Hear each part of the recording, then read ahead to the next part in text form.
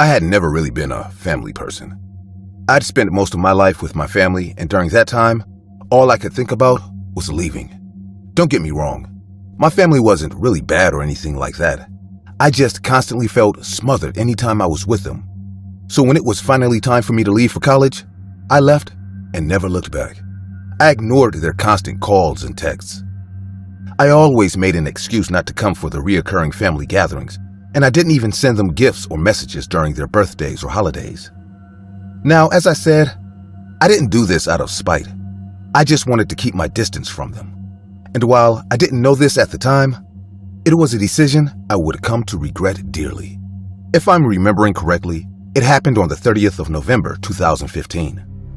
The Christmas holiday was coming up, and as usual, I made excuses not to come home for the holidays. My mom spent an hour trying to convince me on the phone, and I remember telling her that I had to work and I wouldn't be able to come home. Now, I worked at a nearby joint of the popular Denny's restaurant. Most of my coworkers had gone home for Christmas, and it was just a few of us left. I remember my manager being shocked when I told him I was going to work throughout the holidays, even on Christmas. He asked if I was sure about that, and I told him that it was fine. After my conversation with the manager had ended, I quickly got back to work. I was taking the night shift that night, so it was just me and my coworker Jill. Jill lived in the area, so she normally worked the night shifts with me. It was a very slow night, and I knew it was because of the holidays. With no customers around and not much going on, Jill and I just talked to each other. During our conversation, I remember her asking me, "Why didn't you go home for the holidays, Todd?" So I responded with, "Well, I weighed my options, and it was either going home and spending time with some overbearing people or making a couple of bucks." She laughed before responding with, "Overbearing? Your family is really that bad, huh?" I then told her, "To be honest, they aren't that bad, but sometimes they just get a little too much for me to handle. Besides, there's no other place I'd rather be." I was about to say something else when a strange couple walked into the restaurant. The man was wearing a black shirt with three-quarter denim shorts, and he was holding a green bag in his right hand. His wife, or at least the woman I thought was his wife, was wearing a black and white shirt with black shorts. We immediately stopped our conversation to attend them, as I looked at the man and said, "Welcome to Denny's, sir. How can I help you?" The strange man totally ignored me as he started to make his way behind the counter. Confused, I said, "What are you doing, sir? You're not allowed back here." But before I could do anything, I felt a gun pressed against my skin. I was about to scream when the man said, "Don't you dare make a sound." Jill soon arrived at the scene, and she screamed when she realized what was going on. The man then looked at her with cold eyes as he said, "I'm going to paint your floor red with his insides if you don't stop screaming." His menacing threat worked instantly as Jill stopped screaming. He then told her, "Now, I'm going to take your friend here to the back of the restaurant and keep him hostage. And if you want to see him again, all you have to do is take out all the money in your cash register and give it to my partner here." When he was done speaking, I was then ushered to the back of the restaurant. I remember being so scared that it was hard to breathe. I felt myself getting an anxiety attack, but I tried my best to keep it under control. I could tell Jill was also panicking, but she did everything they asked her as she started to clear the cash register. My eyes started to dart around now as I checked to see if there was anyone nearby that could help us. My assailant noticed me doing this, so he said, "I don't think you've ever been shot before, because if you had, you'd think twice about doing anything stupid. I don't need to tell you that anything you do or whatever it is you're thinking of doing won't work. Don't be a hero, kid, because the heroes always die in the end. I really don't give a crap about your pathetic life, and I'd kill you without a second thought." His words pierced through my soul, and it didn't take long before I smelled urine. I had peed myself, and my assailant, who had noticed this, started to laugh. The cash register was empty now, as Jill had given the woman all the money. The man then ordered her to go hide in the back of the restaurant before saying, "You better do as I say, or I won't let your friend go." Jill didn't complain as she did exactly what he asked. I was still crippled with fear, but I managed to stutter the words, "We've done what you wanted, so please, can I go now?" The man who was shocked that I was able to speak looked at me and said, I see you found some courage, but it's too late for that now, and I'm afraid we won't be able to let you go. We aren't done using you yet. When he was done talking, the woman who was working with the man quickly walked out of the restaurant. The man then ushered me towards the door, and with my hands raised in the air, I walked out of the restaurant. When I was outside, he brought out his gun again and told me to face the wall. I did what he asked me to do, as I held on to some hope that I'd come out of this alive. The man then whispered the words, Now, I want you to close your eyes and count to 10. Do as I say, and hopefully, at the end of that countdown, you won't wake up in hell. I started to count, and my heartbeat increased with every number I said. It was the longest 10 seconds of my life, and numerous thoughts began to fly through my head. I cursed myself for not taking the holiday break to spend time with my family, as I knew I wouldn't have been in this situation if I did that. I also knew that if this crazy man shot me here, no one would care, as I had constantly shunned the only people who would have cared. I then felt nothing but immense fear and regret as I prayed to come out of this situation alive.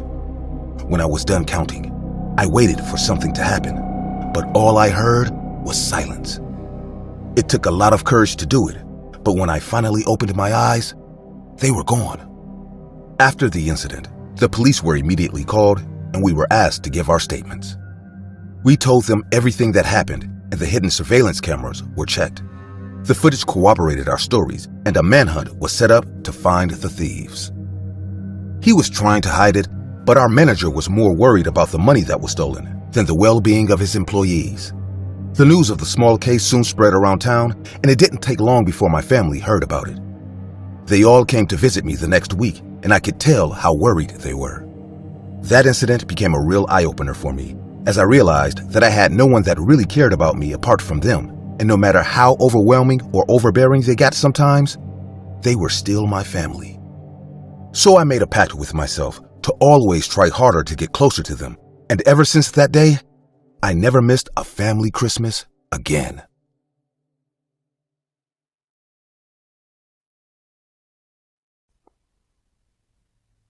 I used to enjoy my work at Denny's. I would wake up by 8 and get to work by 9, serve customers and leave work by 4:30, but everything changed when the boss introduced the 24 hours policy. Workers would have to work on shifts. Some workers would work in the morning, everyone would work in the afternoon, and some would stay behind at night till the next morning. Everyone disagreed with the boss's decision at first, but after he offered to increase our salaries, we yielded to his offers. Many of us didn't have options. Things were hard enough, and we couldn't risk being jobless for any period. A duty roster was introduced, and everyone knew when they would be working during the 24 hours that our Denny's branch operated. It was a Friday afternoon, and my coworker and friend John called me to the back of the restaurant to inform me about his mother's illness and how he planned to visit her the next day. She stayed very far away, so he would have to spend at least a night at his parents' house. He asked me if I could cover for him and work his shift in his stead. He had asked the boss for permission to leave, but the boss refused to permit him to leave for even an hour. I thought about it for some seconds, but I yielded to his request when he offered to cover for me whenever I needed help too. I agreed and told him not to worry. We went back into the restaurant. A few hours later, John told me he was leaving and exited the restaurant. It was 4 o'clock and the day shift was finally over. Those who worked the day shift with me were preparing to leave, and those who would work the night shift, I checked the roster to see when John would be getting a break. It was then I realized that John was supposed to be working during the midnight to dawn shift. I panicked for a minute, but gathered myself and decided to go home and come back to work the midnight shift. A promise is a promise, I thought to myself. I went back home, did the needful stuffs, and came back to work to cover for John. I arrived at 11:30 and was ready to work as soon as I got to the restaurant and reached for the door. A gang of people came, pushed me to the side, and walked into the restaurant. They were all dressed in similar black t-shirts with a white design on the shirt. The design looked like an anchor. I walked in after them and finally took a good look at them. There were 5 men and a woman. They all had tattoos and their faces looked scary too.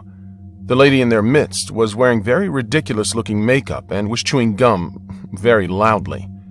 One of the men had his hand around her neck, and they would smooch each other every minute. You could tell they were in a gang of some sort. I kept staring at them as I walked towards the kitchen. I took my uniform and put it on, and went on to take orders. There were only 3 people in the restaurant, apart from the gang of people that sat in the booth by the window at the extreme end of the left side of the restaurant, very close to the door. The other people were already attended to, and I didn't want to be the one to take orders from the scary-looking people, but I didn't have any other choice. I went ahead and took their orders. "I'm here to take your orders. What would you like?" I asked with a shaky tone. They all burst into laughter, and I wondered what was wrong. They started to mimic the way I asked the question. "Looks like Server Boy over here is scared of us," said the scariest looking of them all. He was the one who had his hand around the lady amidst them. You could tell that he was the leader, and they all burst into laughter again. I felt humiliated and asked again, this time more courageously, "Can I take your orders?" They stopped laughing and looked at me. Their glares sent shivers down my spine, and I took a step back. It felt like they wanted to attack me. The leader looked at me and said, "Don't worry, you'll take our orders soon." I went back to the kitchen to assist my coworkers. 30 minutes had passed, and the gang refused to order anything. Nobody was willing to go and ask again. We were scared of them.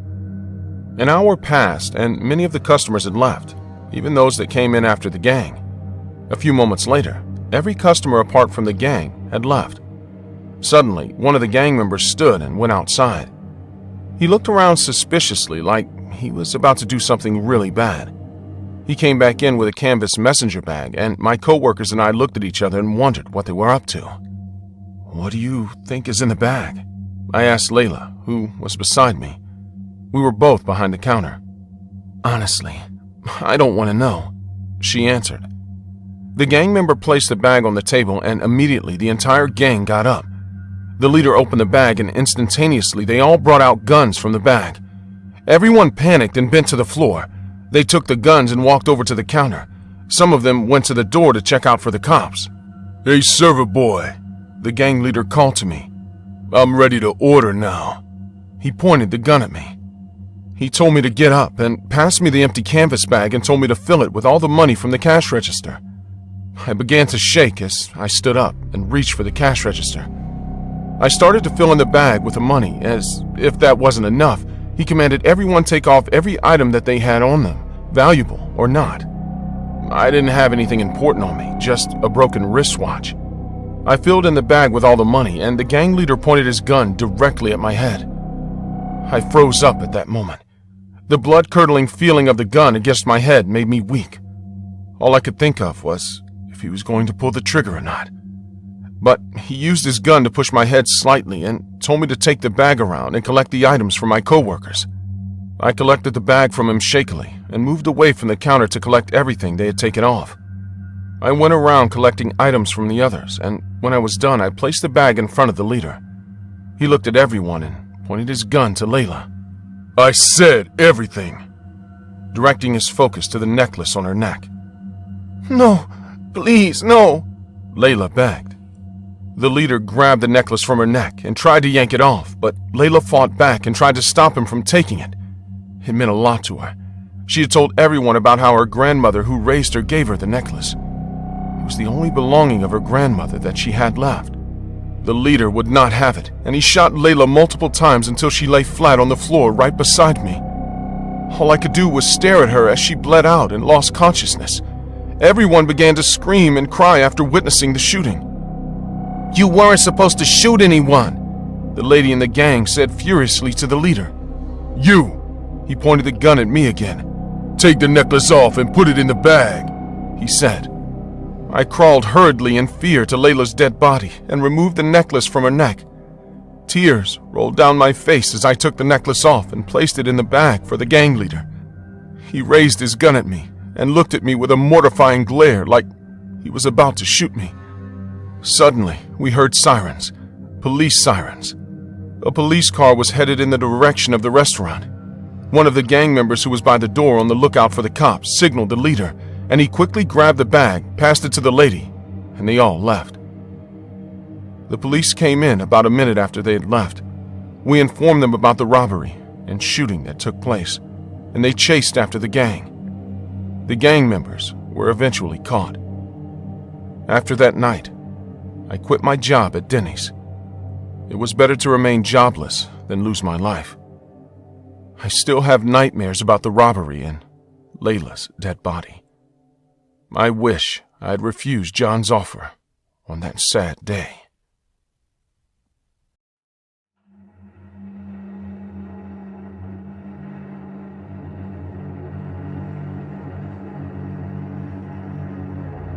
You know, as a kid, I was always afraid of creepypastas.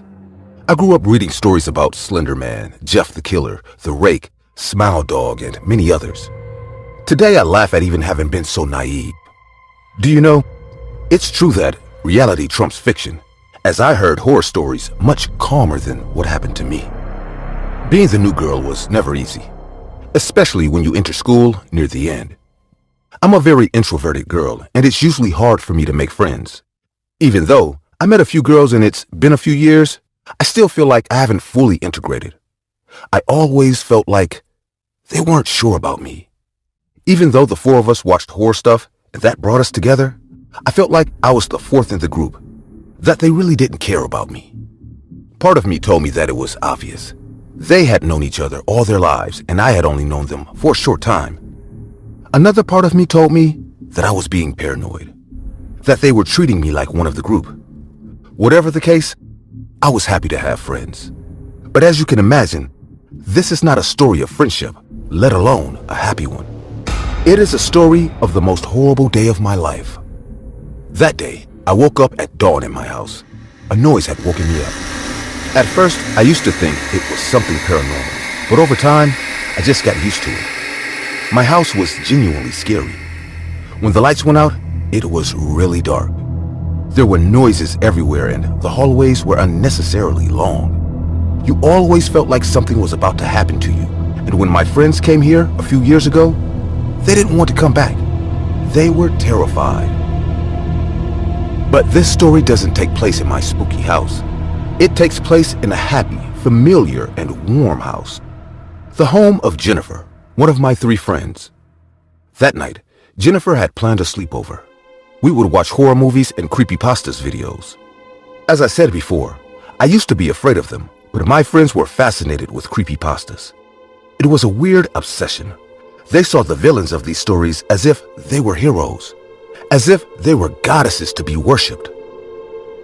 I left my house and went to Jennifer's house. The first thing that surprised me that night was that even though I had arrived 15 minutes early at the sleepover, I was the last one to arrive. All my friends had arrived much earlier. Why had they invited me so late? Had they talked about me? I wanted to ask them, but honestly, I couldn't bring myself to ask. Maybe it was a mistake, or maybe they all arrived earlier. I didn't really question anything and avoided getting angry or confronting people. We spent the evening quietly watching movies. Jennifer's parents had gone on a trip, and she had the weekend off at the house, so we could be quiet without anyone bothering us with noise. Little did I know what that would mean soon after. One of my friends went to the bathroom while we continued to watch Hellraiser on TV. Then suddenly, we heard a scream. It was our friend's scream. It was coming from Jennifer's room. We all ran to see what was wrong, and when we entered the room, I turned on the light, and I was shocked. Jennifer's room. It was full of creepypasta posters of Jeff the Killer. There were red marks all over the floor and bed, and all the furniture was off to the side. In the center of the room, there was a drawing. It looked like a pentagram, but it had another shape. Was it the mark of Jeff the Killer? After seeing that horrible image for a moment, I couldn't see anything. I felt an impact on my head that knocked me to the floor. Kneeling down, I touched my head. There was blood on it.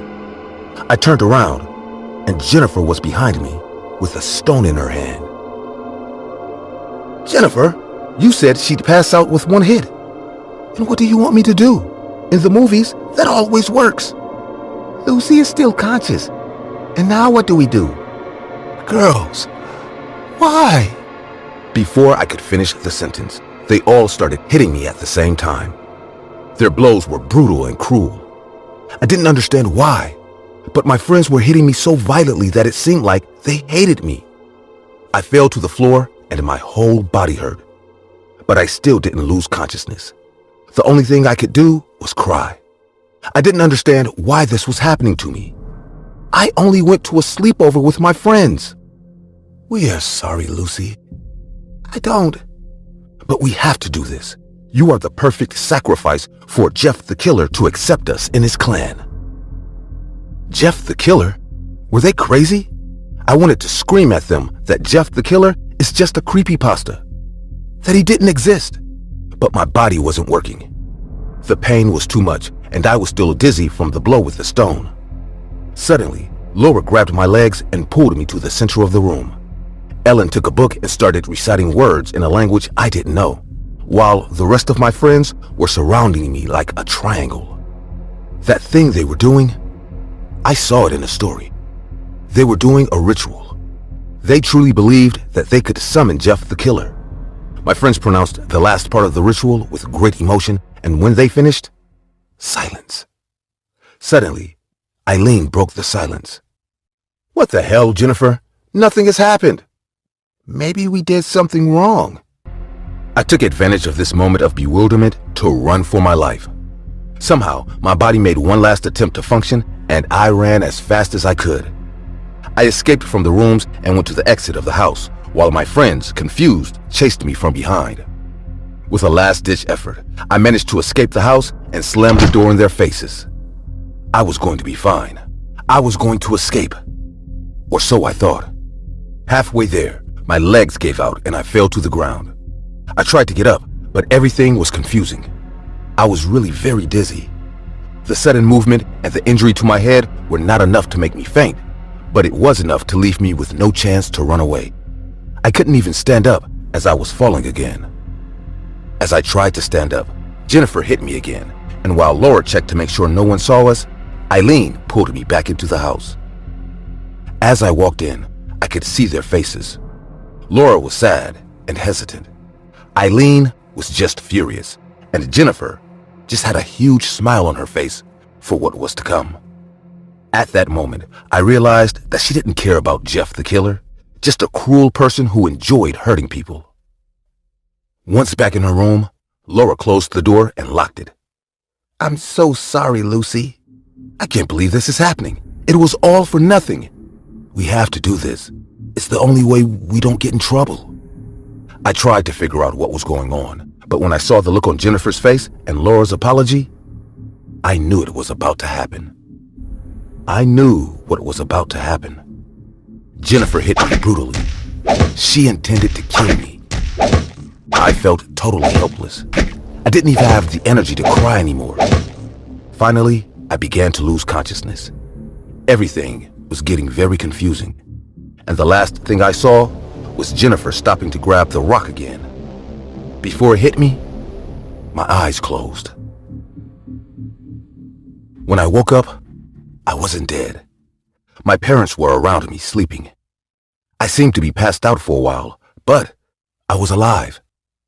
My parents woke up and the doctors came to me, running a bunch of tests and asking me if I remember what happened. I stayed in the hospital a while longer. During that time, the police asked me a lot of questions. Shortly thereafter, I learned the reason I had survived. Just before Jennifer hit me with the rock, Eileen stopped her. She was willing to sacrifice me for Jeff the Killer. But when she saw the eyes of Jennifer, who had convinced them to do all of this, she understood that this had all been Jennifer's plan, an excuse to kill someone. Quickly, Laura sided with Eileen, and she was detained long enough for the police to arrive. Jennifer tried to lie, but my other two friends told me everything that had happened. I never saw them again, and they are all facing a terrible trial. But at least I received their apologies, and I accepted them. Jennifer, on the other hand, never apologized. Today, she is the most complicated in the eyes of the law. And since we all recently turned 18, she will be sentenced as an adult. As time went on, I got better. Little by little, I came out of my shell and began to socialize more. But what I experienced that night will leave me scarred forever. Today, I have lost my ability to trust, and I am always alert. I am no longer afraid of the dark, nor of my house, much less of Jeff the killer. To tell the truth, humans are much worse.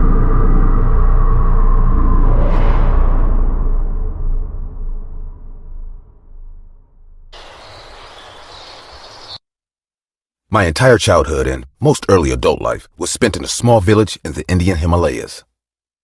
I was born in the shadows of those mountains. The small village I grew up in was mostly occupied by the families of farmers who grew crops on the slopes of the mountains. My family, however, wasn't into farming. My mother was a housewife, and my dad was a head postman of our village.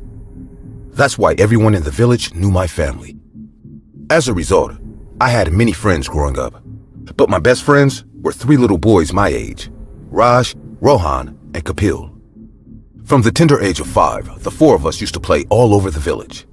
We went to school together, studied together, played together, and even got scolded by the elders of the village together. Those were the best days of my life.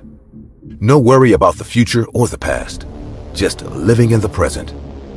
Kapil's family was one of the wealthiest families in the village. No, they didn't have a supercar or a big mansion by any means, but they had a lot of cattle and vast expanses of land on the mountains to farm on. This was considered to be rich in our little village. Now that you know the background of our small village, you will understand my story better, as this incident happened when we were 16 years old. As teen boys, all we wanted to do was run around and play cricket, and be in the outdoors as much as possible. So when Kapil suggested having a sleepover at his place, we were all super thrilled. However, this sleepover would not be at Kapil's home. Rather, there was a big watch post right in the middle of Kapil's field. We would be sleeping there for a night. This was back in the 1990s, so even though the village had electricity, there was no connection in the middle of the field. So we had to carry lanterns to light up the watch post. No cell phones, nothing. Just 4 kids lying under the star-lit sky. We picked a weekend for the sleepover so that we could sleep in without bothering about school. At around 7 in the evening, Kapil's mother served us food. Nothing special, just some curry and rice. She packed some snacks for us, 2 big water bottles, and some heavy bedding, as the temperature dropped to single digits at night. However, before we could leave, Kapil's grandfather, who was a frail old man of 80, called us. "You boys come here." He motioned for us to come near. He was always the grandfather I never had, a really loving, happy old man. Before Kapil's father, he took care of the fields and the cattle. But now, due to his weak bones and old age, he mostly just sat on the porch and watched as life went by in the village. "What is it, Grandpa?" Kapil asked. "Your mother told me that you boys are going to have a sleepover at the big watch post in the field." "Yeah, that's right." Have fun, but remember a rule of thumb. Once you get to the top of the watch post, no matter what happens, do not get down before the sun rises." "What if we have to pee?" asked Raj mockingly. "Pee before going up there," he replied in a stern voice. "But why, Grandpa?" This time it was me asking the old man. "Nothing that bothers you boys. Just listen to me and do not climb down the watch post at any point during the night, no matter what happens and what you see." Definitely, Kapil's grandpa had spooked us. As we walked towards the field, Raj and Kapil were quick to lighten the mood. Before going up, we relieved ourselves, and then, one by one, climbed the steep ladder leading to the top of the watch post. The sky wasn't cloudy, so we could see millions of stars from up there. We quickly made our beds and settled into them.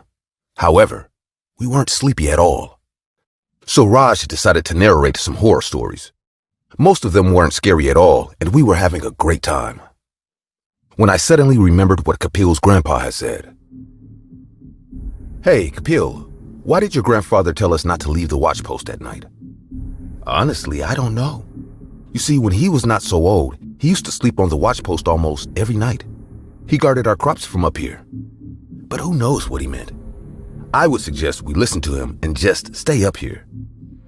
Sometime between the jokes and laughter, all of us fell asleep under the sparkling sky and cold breeze. However, sometime in the middle of the night, Kapil, who was sleeping beside me, woke me up. He was tapping on my shoulder and whispering something. When I paid attention, I heard him say, Sonny, wake up, wake up, look at that, wake up. When I was completely awake, Kapil was standing by the railing of the watch post, and somewhere, far in the distance, there was a movement in between the crops. We could not see anything except the rustling crops. What is it? It must be an animal. Maybe a wild boar, perhaps? I suggested. No, you must look. Kapil seemed thrilled and scared at the same time. So I kept on looking at the spot in the field where the crops were rustling. Something was moving within the crops. The field was divided into square blocks, and there was a small walkway between two parallel squares of crops. Suddenly, a deer emerged from one of the squares and leapt into another square of crops. I and Kapil were awestruck, as it wasn't a normal deer. It was as if the animal had an unnatural glow. There was rustling in the crops again, and we fully expected to see the deer again, when instead of a deer, we saw a wild boar come out. Mind you, there was no other animal in the field, just the deer. I and Kapil exchanged a look as if asking each other, how is this possible? The wild boar went into the crops again, and there was some more rustling. And it was a horse. This horse had glowing yellow eyes, and he was looking straight at us. But then, I and Kapil were terrified. We had no clue how one animal could turn into so many different animals. The horse walked a few meters on the walkway towards us, and then the horse walked into the crops again. This time, however, there was no rustling. Instead, a beautiful peacock walked out of the field towards the forest. The peacock spotted us and then quickly disappeared into the forest. I and Kapil were just looking at the wonder we had just seen. We had no clue what or who it was, just that it was something paranormal or supernatural. We checked our watches and it was 3:45 in the morning. So instead of sleeping, we ate the snack we had with us, all while Raj and Rohan snored peacefully, unaware of anything unfolding around them. As soon as we could see the first ray of sun, I and Kapil climbed down, leaving our two friends fast asleep behind us, and walked towards Kapil's home. As soon as we reached his front yard, his grandpa was already awake and having his breakfast and tea on the porch. His face had an all-knowing smile on it, as if he was well aware of what we had witnessed at night. I couldn't hold myself and narrated everything we had seen to the old man. He looked at us, smiled a kind smile, and said, "That's the protector spirit." "What do you mean?" "You see, when my father got this land, he prayed to the village god for prosperity and a good yield of crops every year. In turn, a protector spirit appeared on our field. The spirit can be seen in many forms. It may sometimes be an animal, a bird, or even a human. Depending on what the intention of the watcher is, the spirit changes forms. You meant no harm to the field. That's why you saw animals like boar, deer, and horses, etc. To people who are there to destroy the crops, this spirit can appear in another form. Maybe a wild cat or something like that. The reason why I did not allow you to step down is that this spirit could perceive you as a threat and attack you." With that, he went back to sipping his tea. After that, Kapil and I saw the protector spirit twice more when we had similar sleepovers. However, to date, I remember the chills I got when I saw the spirit shapeshift into different animals. We never told anyone other than his grandpa about this, but it sure was a thrilling experience.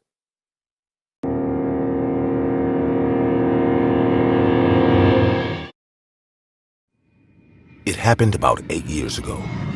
I was in my 4th and final year of college, and all I could think about at that time was partying. I wasn't what you would call a typical college student, as while most of my friends found a good balance between studying and partying, I spent all my time in bars, clubs, basically any place the party was. At that time, all my friends used to call me Trevor the Party Monster. I carried that title like a badge of honor, as I made sure I was always the first person at every party, event, or get-together that was going on. Don't get me wrong, I didn't just party for the sake of it, and it wasn't because I didn't like to study. I partied because it made me feel free, and I was happiest whenever I was jumping up and down to some loud music with a drink in my hand. However, the freedom I felt from partying all the time turned into nothing but crippling fear after my fateful experience at the Midnight Bar. It was the 23rd of November 2015. I'd gotten a text earlier that day saying there was going to be a lit party at the Midnight Bar. I'd been to basically every single bar in my vicinity at that point, but I'd never heard of the Midnight Bar before. I assumed it was a new place that had just opened up, and this party was their attempt to get some publicity. Since they were a new bar, I didn't really know the people behind the party, but just like every party I heard about, I didn't hesitate to go. I started my preparations by telling all my friends where the party was located. I then called my friend Jimmy, who was a DJ, and I told him to get his set ready, as I had already talked to some people to get him to play the music at the party. After that, I called my drug guy, Nash, to get some pills that we could party hard with. There were a few other things that I had to do after my calls, but soon enough, all the preparations were done, and I made my way to the Midnight Bar. The turnout was huge, as I really got the word out there. By the time I arrived, most of my friends were already there, so I joined them. We ordered shot after shot as we started to party hard. Nash had gotten us a wide variety of recreational drugs like LSD, Molly, and angel dust, PCP. There were also some magic mushrooms and vitamin K, ketamine. We each took a small dose of our picks to take the party to another level. I was having the time of my life at that point. The music was blaring, I had a beer in my hand, and I was dancing my heart out. I told myself that things couldn't get any better than this, but that's when I saw her. I can never forget how entranced I was by her eyes. She was beautiful. I watched her as she danced, and I admired every swish and sway her body made. It felt like I was under a spell as my body moved towards her without hesitating. When I reached where she was, I said, "Hi, I'm Trevor. I think you're beautiful." She laughed before responding with, "Hey, I'm Sandra Hill, and I know who you are. You're Trevor Mount, the party monster. Your reputation precedes you." I then smiled and said, "I didn't know drinking booze could make me famous." We both laughed at my joke before Sandra asked, "Do you want to dance?" That was all I wanted at that point, so I immediately said yes. We spent the entire party together from there. We danced, took some more shots, and party drugs. I was enjoying myself, and I could tell Sandra was also having fun. We'd really hit it off as we enjoyed the party. Now, I don't know why I did this. I'm guessing it's because I was so excited at that point, but I took my shirt off and I kissed Sandra. She kissed me back, and it felt like I was on top of the world. I was going to kiss her again when one of my friends, Brian, who was passing by with a camera around his neck, told me and Sandra to smile for a picture. We both looked at the camera for the picture to be taken. Sandra was behind me, and I was up front. I then heard Brian say, "Smile, Trevor," but before he could take the picture, everything went quiet. For some reason, I couldn't hear the loud blaring music anymore. At first, I thought something was wrong with my ears because I was sure they didn't stop playing the music as I was just hearing it a few seconds ago. My loss of hearing wasn't the only odd thing that was happening, as I realized that I couldn't move my body anymore.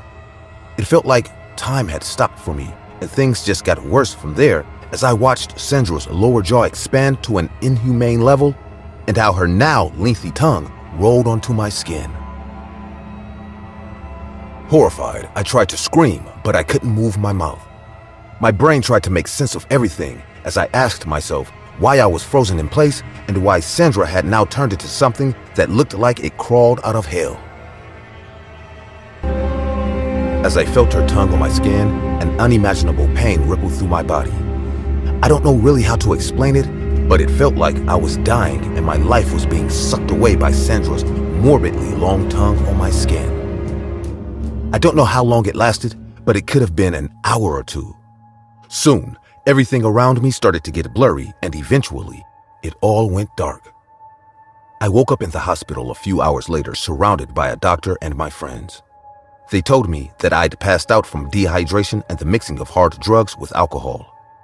I was still scared of the horrific things I'd experienced, so I started to tell them what happened with Sandra, but my friend Brian, who rushed me to the hospital, told me that there was no one named Sandra at the party. Shocked, I told him that wasn't possible, and I asked Brian about the picture he took. Brian then told me that I was alone when the picture was taken. Frustrated that no one was listening to me, coupled with the fact that they were all looking at me like I was crazy, I started to scream and cry at the same time. I remember screaming the words, "She was real! Sandra was real, and she's a monster! She's a demon!" I was soon subdued and given a sedative that calmed me down. I spent another 2 days in the hospital as they wanted to check if everything was all right with my head. No one believed me. All the doctors said I'd hallucinated what I saw due to the hallucinogenic drugs I'd taken, but I knew that wasn't true. I had made sure to take the drugs in small doses during the party, so it was hard to believe that I hallucinated something that lucid. Plus, I never had an episode like this ever since I started doing recreational drugs. I told the doctors this, hoping they would believe me, and even though they confirmed that I'd taken the drugs in small doses, they told me that there was no other possible explanation to what I'd seen. My only hope now was the picture Brian took, but whenever I show the people the picture Brian had taken, they tell me that they can only see me in the image. Things just got stranger from there, as anytime I look at the picture, I can still see her behind me. I don't know why I was the only one who could see Sandra in the photo, but it drove me crazy and I had to undergo some serious therapy. It's been a long time since this happened, but I still haven't forgotten that incident. I have my theories as I look into the morbid experience to prove to myself that I wasn't crazy. It was hard, but I finally found two people, a man in Slovakia and another man in Greece, who said they'd experienced something similar at a strange bar in their countries. At the end of my research, I believed the woman called Sandra Hale was a succubus, a female demon who seduces men and feeds on their life force for sustenance. And the only thing I have to prove it is this picture. I've tried time and time again to get people to believe me, but no one does, as they all say, I'm not right in the head. So I decided to put my story out there. This entire incident has also put me off parties, especially the ones held in bars. So be careful out there, as you never know if it's your favorite bar, where the actual party monsters like Sandra are lurking.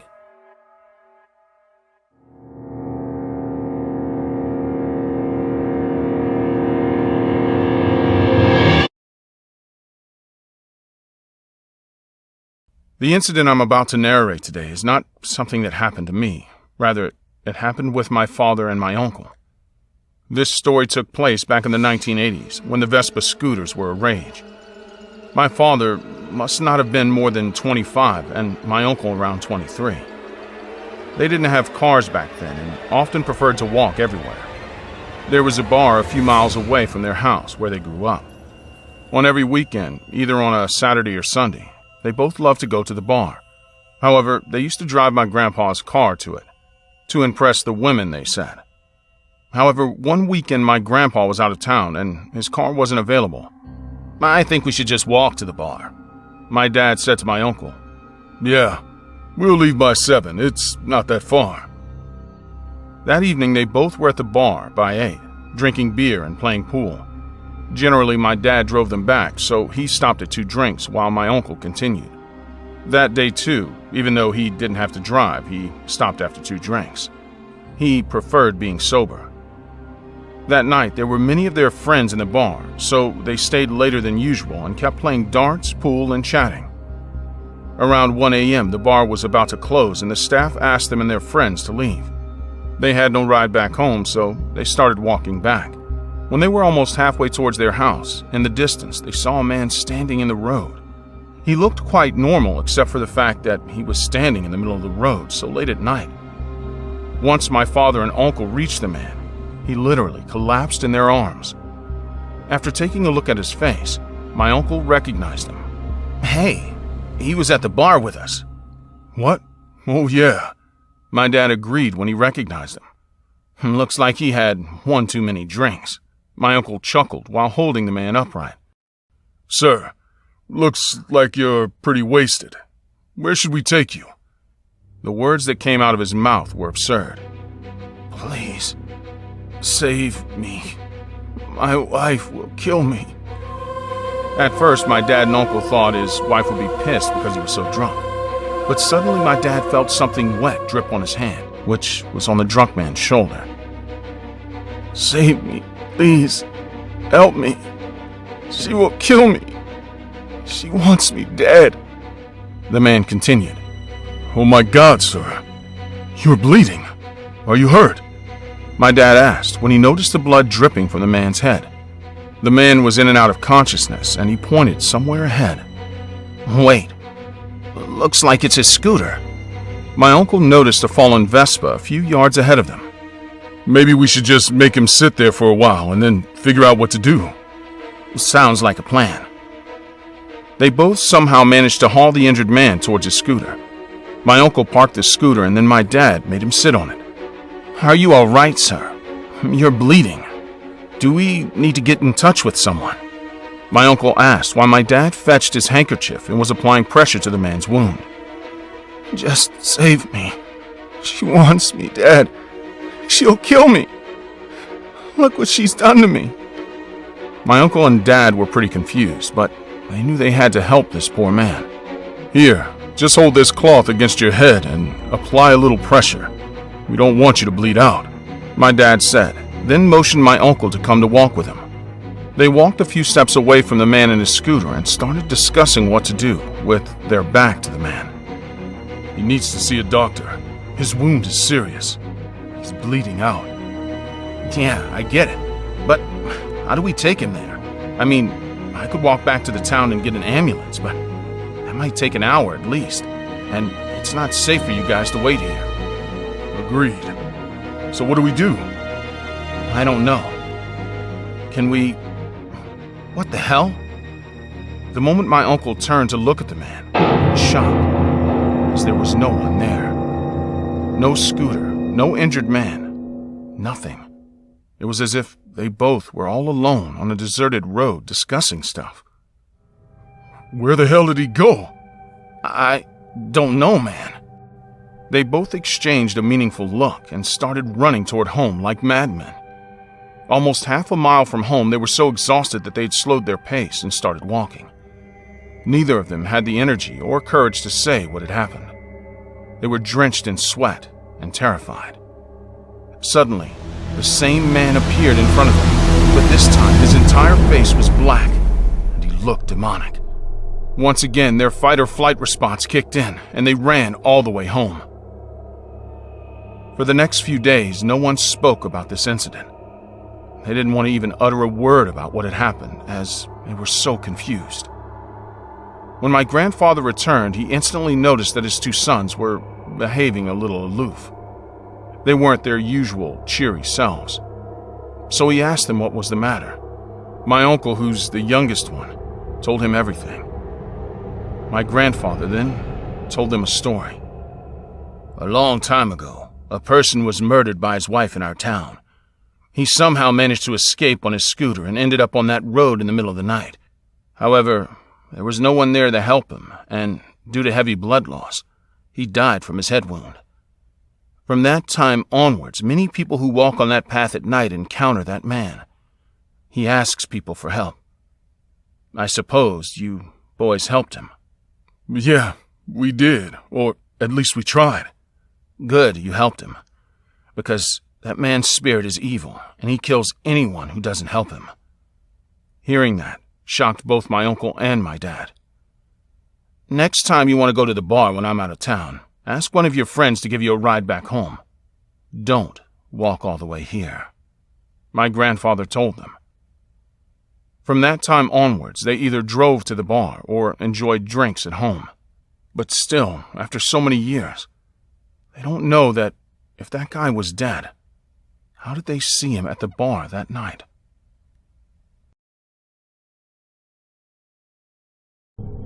My girlfriend and I had just gotten engaged, and we wanted to take a short road trip to celebrate. It was something we'd been talking about doing for a while, but with work and trying to find somewhere to house our pets during the short trip, we just never really got around to actually doing it. Finally, during spring of 2019, we made the plans and figured we'd drive from Southern California, where we lived, to Western Montana. My mom and dad moved to Montana after retiring, so we figured it would be the perfect place to drive to since they'd been begging us to visit for a while. We mapped out our drive and decided on the more scenic route up the 101 north, then eventually passed through Oregon, Washington, and Idaho to get to Montana. What we weren't expecting was to not even make it halfway after the fright of our lives. The night before we left, we spent packing and talking about how excited we were to actually be getting on vacation. We decided to leave pretty early the next morning to try and get as far as possible since driving during the night wasn't something either of us wanted to do. We packed our car with our bags, then first headed to drop off our dogs at our friend's house. We made sure to tell multiple close friends and family members where we were going and how exactly we were getting there, just in case something were to happen. We weren't planning for such an event, but you hear stories all the time about people who could have been saved had they just told people where they were going to be or how long they were going to be gone. We were not going to be those people. At the time, I was 29, I'm 6'4", and I pretty regularly attend the gym. I'm not a small guy by any means, and my fiancée, on the other hand, was 23, tiny, and just under 5 feet. Safe to say that if either of us needed protecting, it would have been her. She always said having me around made her feel safer in a world where vulnerable people are preyed upon. After dropping our dogs off at our friend's house, we started the long drive up to Montana. We made some casual stops along the way. First in a small city only about an hour into the trip called Camarillo. We got some snacks and drinks at the grocery store, then hopped back into the car and we were on our way. The drive along the California coastline is one I recommend to everyone. It's absolutely gorgeous. My fiancée kept begging me to pull over to get pictures, so we weren't exactly making it as far as we had originally planned for our first day driving. What should have taken us about 6 hours to get to San Jose had eventually taken 10. We got off the freeway in San Jose and the sun was starting to set. I was tired and I knew my fiancée absolutely did not want to drive, so we settled on finding a place to eat and looking for a hotel. We drove by a sports bar and both agreed this would be a fine enough place to eat considering we were both tired and eager to get out of the car and eat real food, not just chips and soda. We pulled into the parking lot and the first thing I noticed was a large pickup truck parked right out front. Only a few other cars were in the parking lot, but we took that as a good sign, thinking the place would have been packed and we'd be able to get our food faster. We hopped out of the car and quickly locked it behind us before we walked inside. I quickly realized this wasn't your typical fun-loving, football night sports bar. This was a locals-only spot. From the second we walked in, it felt like every pair of eyes in the building were on us. And not just because new people had just walked in, but because outsiders had just walked in. It had the same vibe as we had just walked in on a major drug deal. The bar itself wasn't too nice either. You know the saying, never judge a book by its cover? Yeah, well, think of that, but backwards. The outside said fun and inviting atmosphere within, but the inside said clutch your purse and don't look anyone in the eyes or else.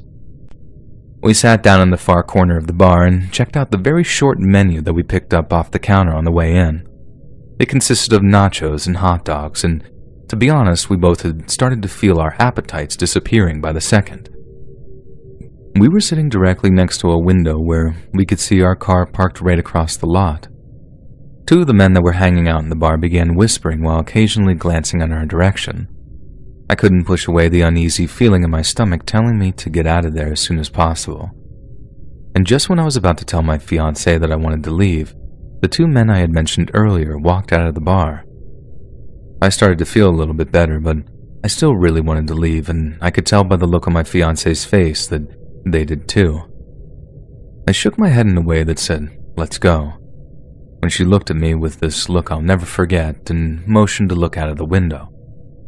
I looked outside and saw the same two men grabbing a bat and crowbar from the trunk of the large pickup truck, then headed towards our car and began looking inside.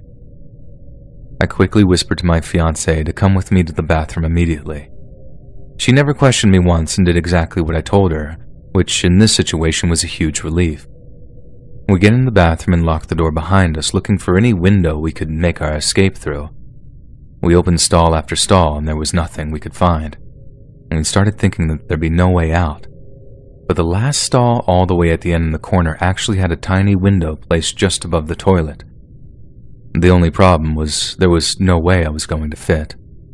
And I made the quickest plan in my head, and it was really the only option we had.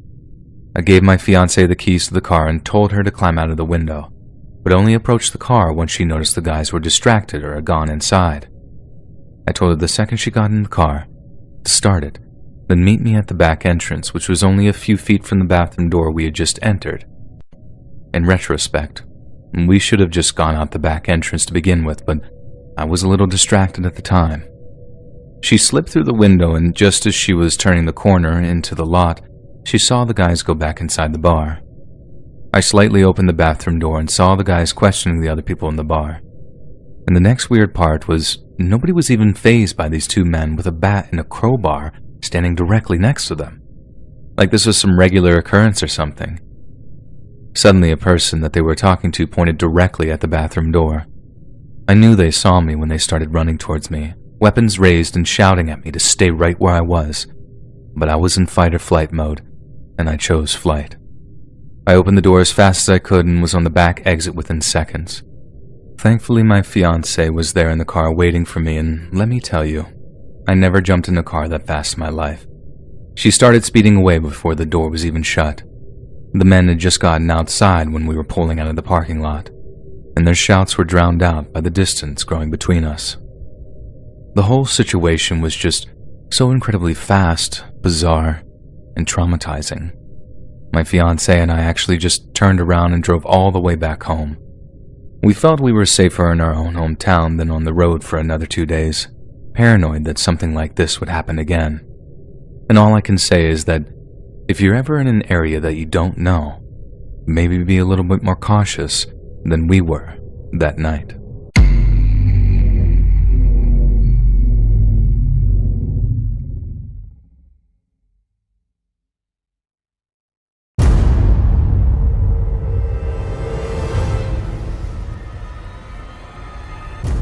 My name is Jeremy Cole, and for about 5 years, I worked as an accounting manager for one of the largest business firms in the country.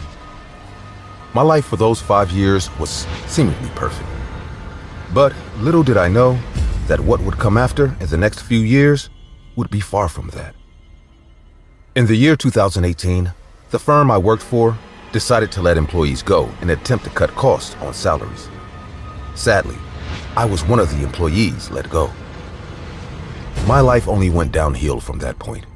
Attempts at getting a new job seemed pointless at the time, but the pandemic that came in 2020 made an idea of getting a new job impossible. And in just 3 years, my wife had divorced me and taken the kids, leaving me with regular child support payments while unemployed. And suddenly, by 2021, I found myself in nearly crippling debt. I owed banks and family members huge sums of money, while at the same time being behind on almost all my bills. It was this situation that led me to make one single life-changing decision. A decision that could have gone horribly wrong. The date was November 13th, 2021, and as I said earlier, I was behind on a lot of payments, and so I decided I needed to find another way to make money and fast. I looked on the web for fast ways to earn large sums of money, and was bombarded immediately with numerous sites advertising freelance jobs and how much I could earn from them. I ignored these sites as I had previously attempted freelancing during the quarantine. Now, looking for something a lot more serious and promising. After scrolling for some time, I eventually found a site that wasn't necessarily what I was looking for, but intrigued me as it gave detailed examples and instructions on ancient rituals used to make money and fast.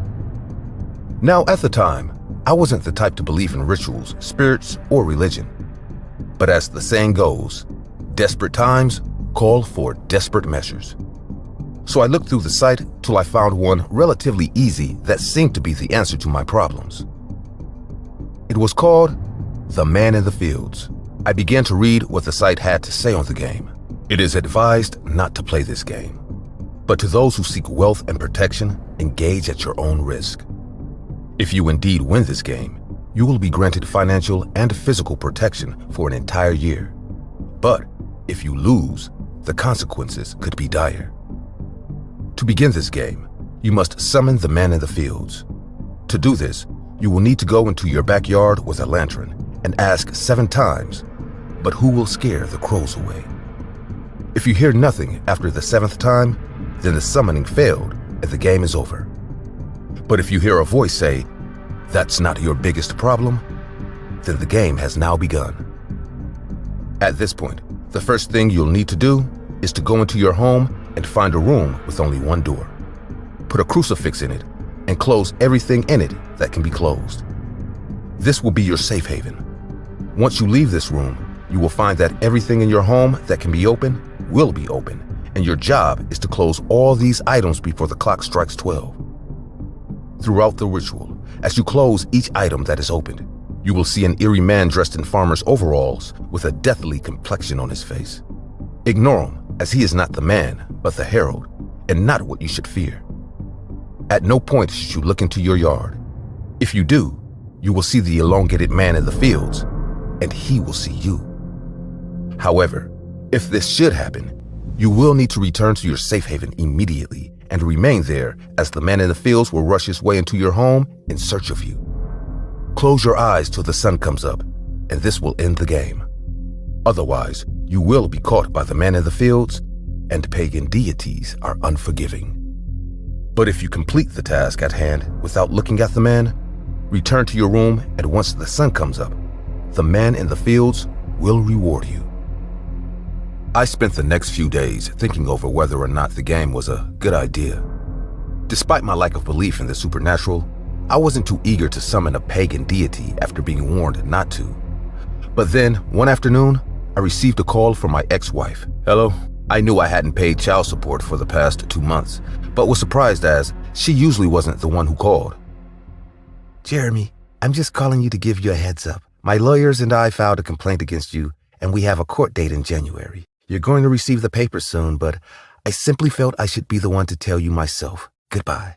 She hung up immediately after that, and I slowly felt myself being filled with confusion and disappointment. Soon enough, I felt nothing but anger, and without any further hesitation, I knew what to do. I decided to play the game at my parents' house, as they barely stayed there on weekends and were the only people I knew personally who had a backyard. It started getting dark around 6 p.m., and I began looking for the room I would use as my safe haven. My childhood bedroom turned out to be the best option, as it was basically empty and barely had anything in it that would need to be closed. So I took my mom's crucifix and placed it in the center of the room before heading out to start the game. The time was 11 p.m., and it was now completely dark out. The thought of what I was about to do made the yard look scarier than it ever had, and despite having made up my mind on what I had to do, I could feel a lump form in my throat as I lit the candle and stepped into the yard. With every step I took deeper into the yard, I said the words, "But who will scare the crows away?" After the 6th time, I stood with my hands shaking slightly as I wondered if I should stop and walk back in. But I simply took a deep breath and said for the 7th time, "But who will scare the crows away?" The silence in the yard was almost deafening. I could feel my heart beating, and after a while, not hearing anything, I blew the candle out and began walking towards the house, partly relieved. It was only then that I heard a voice that sent shivers down my spine say, "That's not your biggest problem."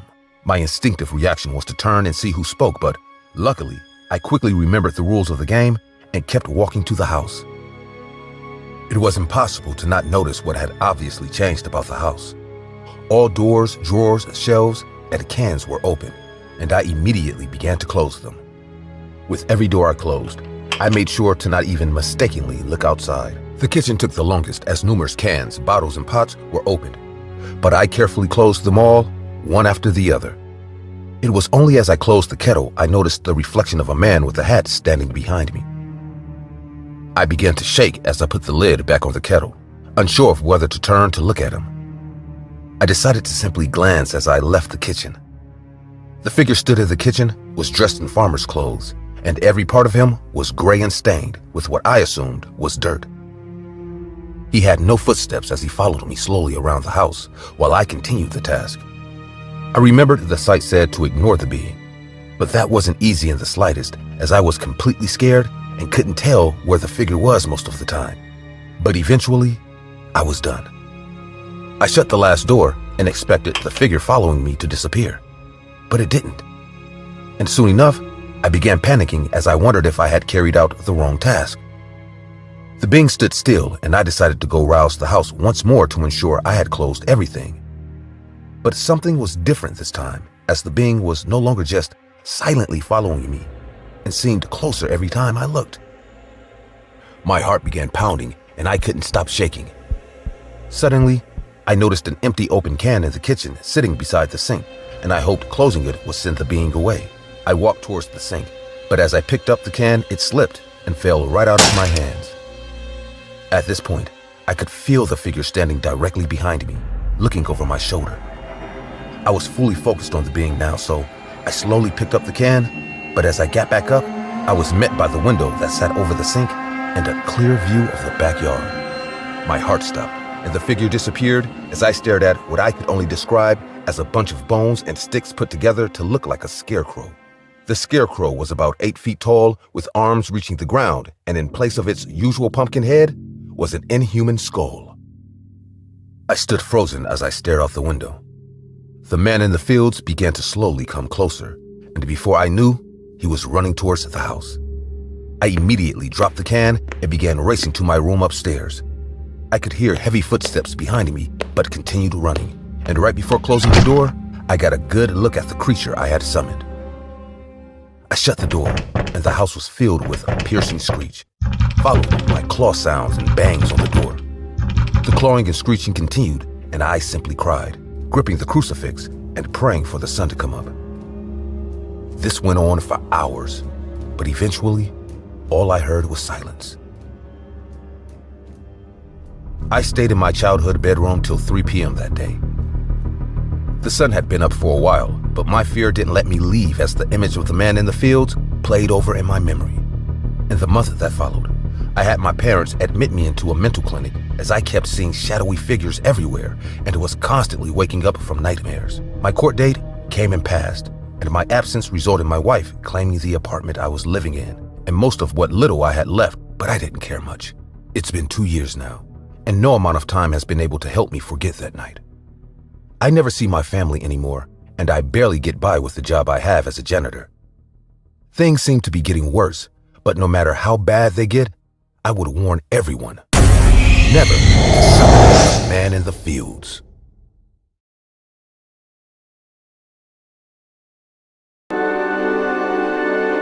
When I was a teenager, I had a friend who lived near the forest. Our small town in Colorado had a mountain on one side and a thick forest on the other. Henry and I grew up together. His house was big and built sometime during the 1800s. A full wooden house with a wine cellar and a basement. Once, while playing in his backyard, he stumbled over something and fell. It wasn't a rock, because we always made sure that there were no rocks in the backyard while we played. Cole, see? It looks like a metal box. There in the middle of the backyard was a corner of a metal box peeking from the ground. Yeah, let's dig it and see if we find some treasure.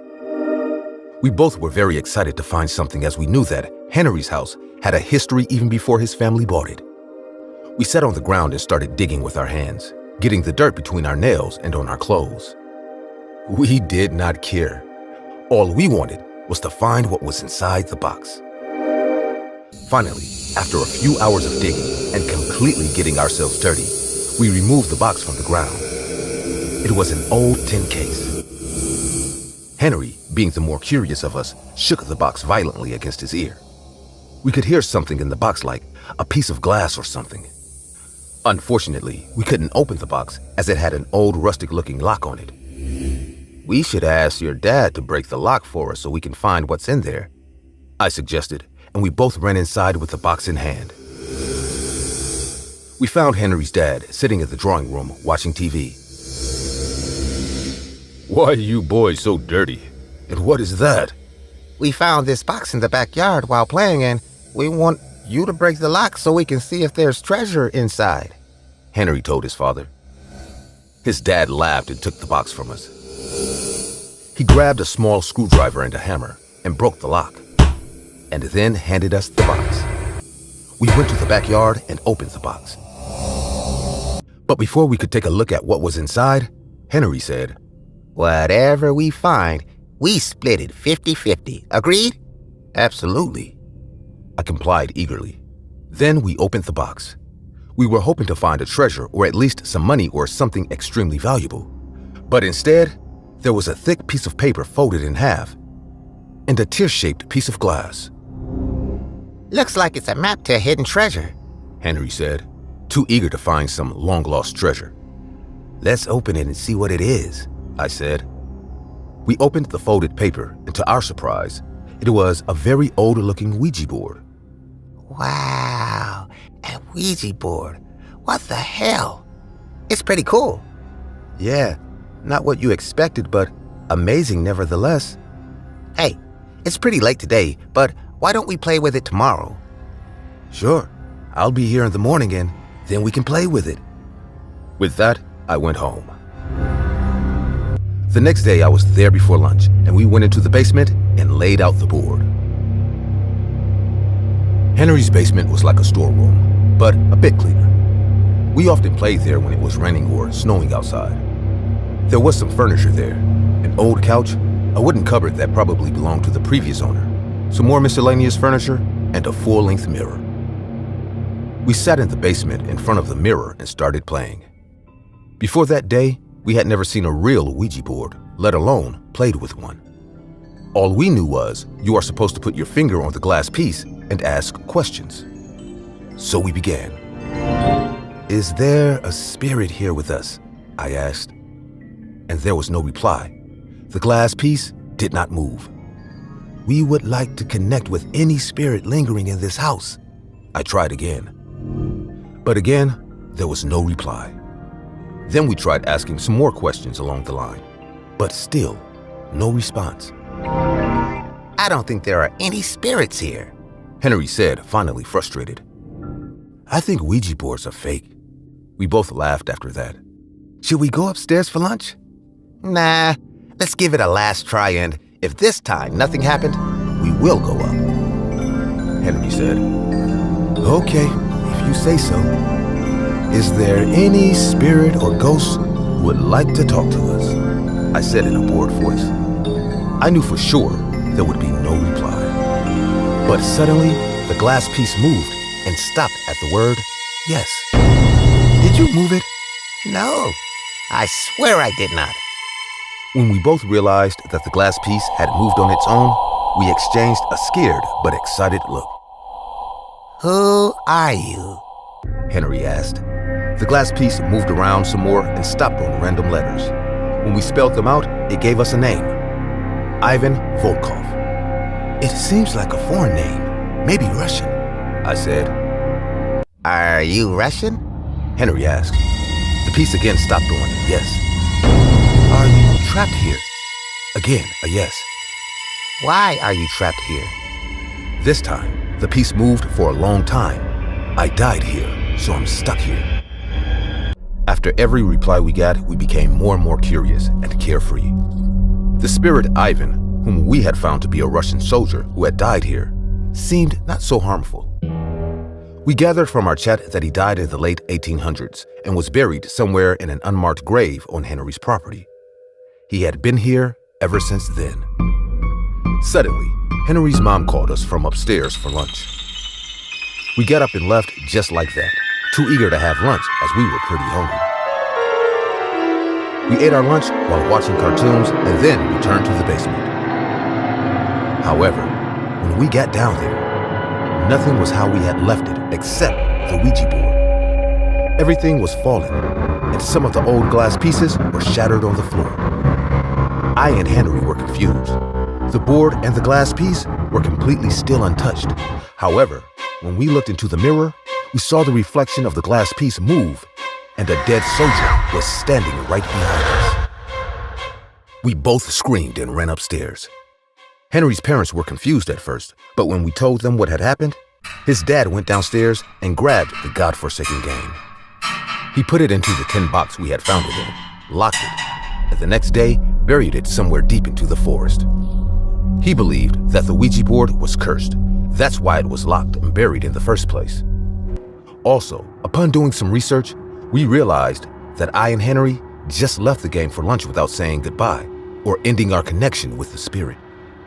After that day, I never played with a Ouija board in my life and steered clear of any such cursed games. Urban legends and myths have always been something my friends and I used to have a lot of fun with while growing up. We would occasionally scare or prank each other, but apart from this childish interest, we never really took any steps to find out if these myths were real or not. That was until our last week in high school when we decided it was time to take the next step. My friend Jason and I had watched a couple of YouTube videos where people played games summoning myths and demons. From Charlie Charlie to Bloody Mary, the idea of encountering a supernatural being or spirit intrigued us and left us asking if these myths were truly myths or actual reality. A question that would eventually leave us all wishing we never asked. It was our last week of high school, and while most people our age were out partying and planning, I decided what my friends and I needed to do together before leaving for college was something we'd always wanted to do. My parents were out of town that week, so I figured there was no better time. I got on my computer and looked up some of the most popular urban myths to summon, but most instructions were either unclear or too complicated to carry out in my home. Eventually, I found a site that had listed numerous urban legends, stories, and instructions on how to summon, although warning against it. I spent a while on the site till I eventually found a game I had never heard of. One man hide and seek. The next day I told my friends about the plan. Sophie was skeptical at first, but Jason and I helped her relax, and I told them to come over later that day so I could explain the rules and what I would need from each of them. Okay guys, this is called One Man Hide and Seek, and the rules of the game are simple. I continued. First, we need a doll that doesn't look human but has limbs. So Sophie, I think one of your rag dolls as a kid should work. Next, we cut the doll open with a needle, removing its stuffing and filling it with rice. I was interrupted by Jason saying, "Sorry, did you say rice?" I replied, "Yes, the rice attracts the demon." Then we clip our nails and put them in with the rice. We aren't supposed to put the nails of other people or else they might get hurt. After that, we take a piece of red thread and sew the doll back up without cutting off the extra length. Instead, we take the extra length and tie it around the doll before tying the two ends together. The site said this represents the doll's blood vessels and traps the spirit in the doll. I was interrupted again by Sophie and Jason laughing, but I couldn't understand why they found it a bit funny, so I continued reading the instructions. We filled the bathtub with water and put the doll in there to separate the spirit world from the real world. Then we found a room with a TV to hide in. So I was thinking the living room. We purify the room we're hiding in. Jason, your mom still has those incense candles she uses for yoga, right? Jason simply nodded and I continued. We'll place a cup of salt water and the needle in the room. Then we give the doll a name. Not ours and not anyone we know. Jason raised his hand before saying, "Lucia." Sophie and I didn't seem to have any issues with the name, so I continued giving instructions. It was getting a bit late now, so I decided to hurry up. After that, we turn off all the lights and devices apart from the TV. Then we say to the doll 3 times, "We are the first it." Then we run to the room, turn on the TV, and stay as quiet as possible. Sophie then said, "Hold on, why does the TV have to be on and what happens if we aren't quiet enough?" "Are you scared?" he said, laughing. I responded with, The room went silent for a while, but I continued. We close our eyes and count to 10. Once we're done, we get the needle, go back to the bathtub, and say to the doll, "We have found you, Lucia." Then we cut the thread, binding the doll, and say 3 times, "Lucia, you are the next it." Return the doll to the tub and hide in the room. We remain as silent as possible, fill our mouths with salt water, and search for Lucia. Most times, it remains in the bathroom, so no need to worry. When we find the doll, we spray the salt water from our mouths on its face and say, "We have found you." Then we burn the doll and discard its remains. I looked up to see a worried look on Sophie's face, and she eventually said, "So what happens if it's not in the bathroom and we can't find it?" I didn't have an answer to that, so I responded with, "The site doesn't say anything about that, but that's why we have to keep the salt water on us as protection. That's it." The concern on their faces became more obvious, and a part of me began to think, maybe it wasn't such a good idea. But I brushed the feeling off, and they simply went home agreeing to be back at mine by midnight. Sophie returned around 11 p.m., as she said. She didn't want to be out on the streets by midnight, while Jason, on the other hand, didn't arrive until 1 in the morning. I wasn't sure we had enough time to set up, as the game had to be played at exactly 3 a.m. But immediately, Jason arrived, we had it all set up in around 30 minutes. The rag doll Sophie had gotten was green and was also missing one of its button eyes. But we didn't think that would be a problem, as the doll didn't look human at all, and that was all that mattered. Eventually, it was almost 3 a.m., and it seemed Jason had gotten over his paranoia, if he had any, as no one was more excited than him to play the game. At around 2:58 a.m., we turned the lights off, turned on the TV, and before we knew it, it was time. We all walked into the bathroom, and the sight of a floating rag doll in a bathtub filled with water wasn't as creepy as I thought it would be. Jason walked up to Lucia, picked her up, and said, "Jason, Sophie, and Mark are the first it. Jason, Sophie, and Mark are the first it. Jason, Sophie, and Mark are the first it." He returned the doll to the tub, and we all moved back to the living room. Nothing out of the ordinary was happening, so we closed our eyes and began counting. 1, 2, 3, 4, 5, 6, 7, 8, 9. Before I could say 10, I heard a thud, followed by a light scream, so I immediately opened my eyes to see Jason holding on to Sophie and laughing. We stayed laughing for a while before eventually deciding to finish the game. I returned to the bathroom to see the doll still floating in the tub. At this point, I was feeling more comfortable now, so I picked up the doll and cut the thread with a needle before saying, "We have found you. You are the next it, Lucia." It was only as I said those words I realized something strange.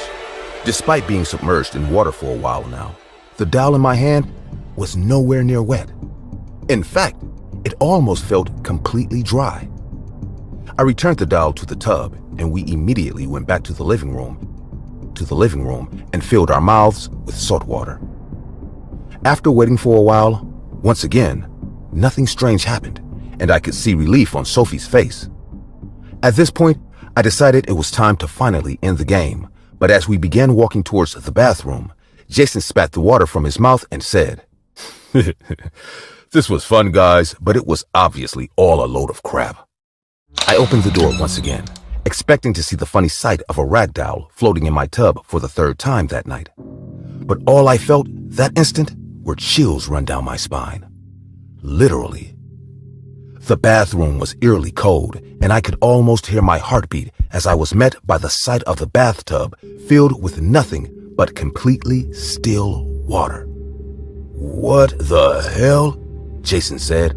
But before he could say more, we heard a loud sound come from the living room. We slowly walked back into the living room to see the TV randomly changing channels from one to another before eventually losing audio and then switching off, plunging the room into darkness.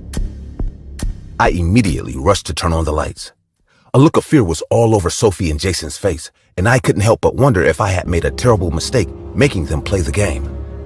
"Guys, let's just calm down, find the doll, and spray the salt water on its face. As long as we stay together, we should be fine." Sophie responded with, "Why can't we just leave and go home?"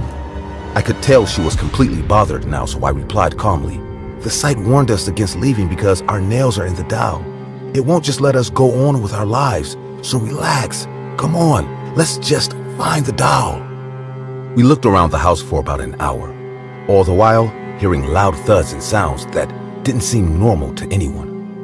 The phones had lost all signal, and leaving the house wasn't an option.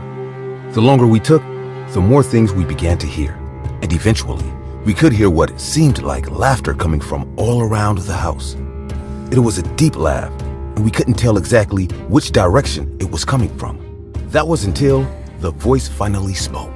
Mark, Sophie, Jason, if what you seek is to return me to my realm, then come find me upstairs.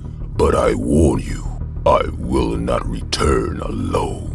A soul must come back with me. The voice was strangely deep, and the house felt extremely cold now. What does that mean? Sophie said. Jason responded with, You know what it means. They looked at me as if asking what next to do, but I was completely scared now, and I could tell they were too. Let's go find it. Here, I said, handing them the glass of salt water. No matter what, don't let the salt water out of your mouths, and let's stay together. Immediately, we walked upstairs. We could feel the temperature drop, and more laughter filled the house. Only this time, it was obviously coming from my parents' room. Jason began walking towards the room while we followed behind, and as we arrived at the door, everything went completely silent. Jason slowly pushed the door open, but before we could walk in, he was pulled in, and the door slammed behind him. I immediately began banging on the door, but it was as if someone was holding it firmly in place. I kept kicking and kicking till eventually it broke, and I walked into the horrific sight of Lucia seated on Jason. His hands appeared to be pinned to the floor, and although Lucia's hands weren't even close to Jason, huge claw-like marks were all over his chest. I stood frozen, looking at the horrific scene of my best friend Jason being mutilated by a doll. The doll abruptly paused and looked at me for a second. I could almost see a smile on its face, but before I could react, it was immediately covered in salt water from Sophie's mouth. Later that night, I burnt the doll and discarded its remains. The phone started working not long after the doll was burnt, and Sophie quickly called an ambulance. Jason survived the encounter, and no matter how many times we tried to explain the situation, there was no way the police were going to be convinced what we were saying was actually the truth. The police tried for months to make sense of the case, as the marks on Jason didn't seem human at all, and his story correlated with ours, but eventually they closed the case, stating we had been under the influence and Jason was probably attacked by an animal that night. A conclusion I could only wish was true. After that night, our curiosity for urban myths and legends completely faded, and sadly, so did our friendship. I am a father now, and I still spend hours wondering why the demon left Jason alive. The sleepless nights are less now, but I'll never forgive myself for putting their lives in danger, all in the name of an urban myth. Despite my experience, I wouldn't tell you all urban myths have some truth behind them, but I know for a fact that you should never play the game, one man, hide and seek.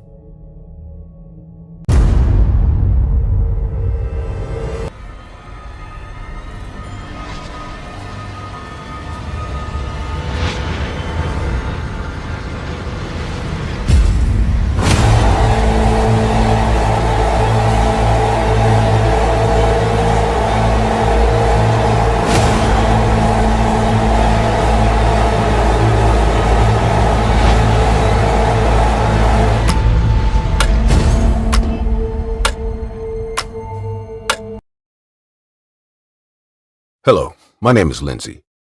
You could say I'm one of those pioneers in urban explorations, although no one ever really gave me credit for that.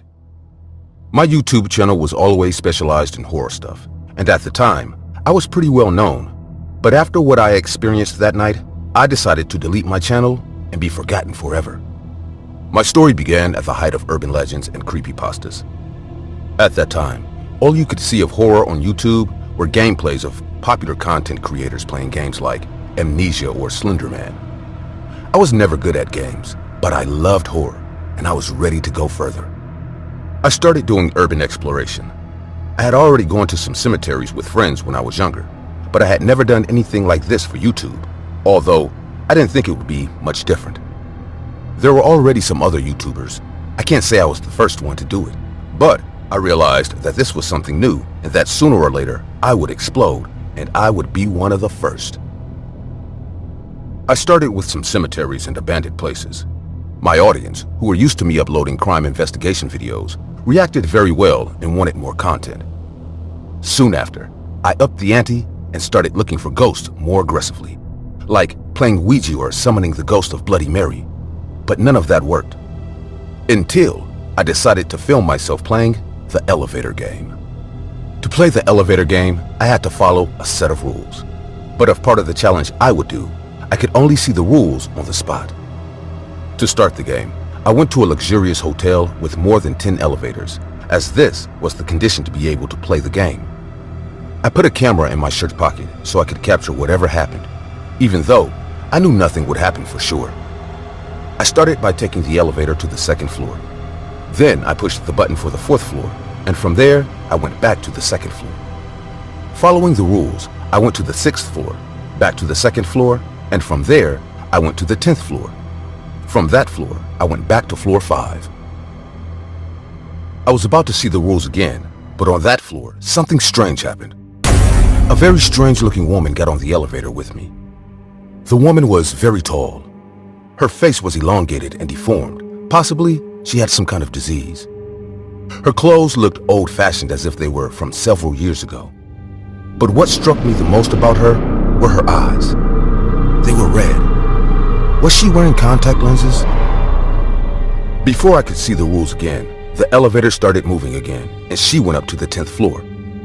Even though I had filmed all this time, the game was ruined by the strange woman getting on the elevator, as I couldn't keep going from one floor to another with another person next to me. Besides, this woman was really very strange and gave me a bad feeling. With her on camera, I'm sure I'd have good content for YouTube by now. I was getting off the elevator, but to my surprise, the woman spoke to me. Where are you going? What do you mean? My room is on this floor. As soon as I told that lie, something surprised me. The elevator doors closed by themselves with me inside. Without anyone touching it, the elevator started to go down to the second floor. The woman didn't answer me. She just stared at me in a terrifying and intimidating way. To avoid the awkward silence, I grabbed my cell phone and looked at the rules, just to make the time pass faster. When I saw the rules, I froze. The rules said that on the 5th floor, a woman I had to ignore would get on the elevator, and on the 10th floor, she would ask me where I was going. The rules said whatever it took, I had to ignore her. I swear, I can't tell you the horror I felt in my whole body. It was as if a current of fear and pain ran through me from head to toe. As I read the rules, I could feel this woman's gaze scanning me up and down. I could hear a giggling coming from behind me. We both knew we hadn't followed the rules.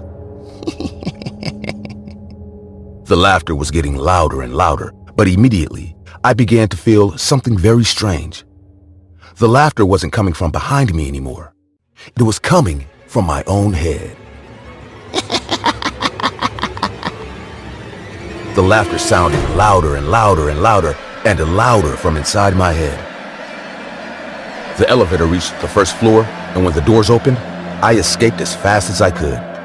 The pain in my head was too strong, and the voice kept ringing and never seemed to stop. Dizzy and full of pain, I fell to the floor, and suddenly I felt something pull my leg with enormous violence. It was the woman from the elevator. When I could see her, something in her had changed. She no longer had eyes, nose, ears, or anything. She only had a huge mouth that covered her whole face. The woman dragged me back into the elevator with enormous violence, and when she had me there, she did nothing. The silence was absolute. It was as if she had left. Only she didn't, because I could hear her breathing behind me. That's not all. From her mouth, I could feel hot saliva dripping down the back of my neck. The woman was behind me, but she chose not to attack me. This was not a wild animal. This was a thinking being. Very sadistic thinking being. The elevator doors closed with me inside, and it began to rise. As it did, I could feel the woman's breath behind me, closer and closer to my neck. All I could do was tear up and hope that someone would find my camera. Hope that no one else would make this mistake that I made and not tempt unknown forces. When the woman was behind me, the elevator arrived at its destination. I listened as the woman opened her mouth. She was about to die. So I closed my eyes and cried harder than ever. "Are you all right, young lady?" When I opened my eyes, there was a man behind me. This was a normal man, and he was looking at me in a confused manner. I turned around, and the woman was gone. The man must have asked for the elevator and broken up the game. This man unknowingly saved my life. When I contacted the police, they looked at the tape of the hotel, but there was nothing. According to it, I was alone all this time, but there was one thing, that the face I could detect. In it, you can see somehow, someone invisible grabbed my feet, proving that something weird had really happened. Do you want to know another curious thing? Once I took the camera out of my shirt, I noticed that it was empty. I had never recorded anything, although I was sure I had initiated the recording. As much as I investigated, I discovered that this woman was surely from another dimension, and I had called her while playing the elevator game. Possibly, that was the reason no camera could detect her. A few days later, I deleted all my ideas from YouTube, and although they say that the files are always left on the internet, I must admit that this worked for me. Eventually, people stopped talking about me, and years later, everyone had already forgotten about me.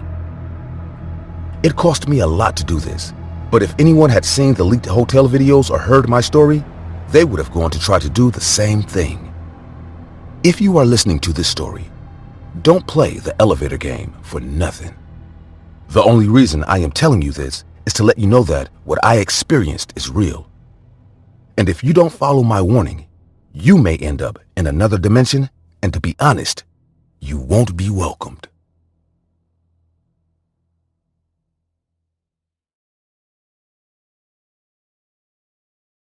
Hey, my name is Helen, and I have a question for you. Do you believe in the paranormal? Do you believe that there are unexplained things? Things beyond our understanding?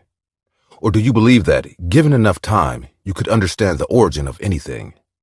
I used to be one of those people. Those people who don't believe in anything.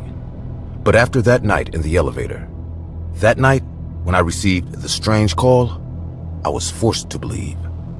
It all started on a Saturday. That day, my grandmother had called me on the phone, but since I was taking a bath, I couldn't answer it. I received the missed call and immediately called her, but no one answered.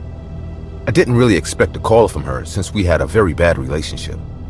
I don't know why I would do it, but I always felt like she hated me. I never did anything but treat her well, but she seemed to have her disdain for me. She never looked at me and always avoided any contact with me. And when we were alone, she would hit me. Once I grew up, I stopped talking to her and cut off any kind of relationship with her. So you can imagine that receiving a call like that seemed very strange to me. Worried, I called my mom to let her know. She told me she had missed a call as well.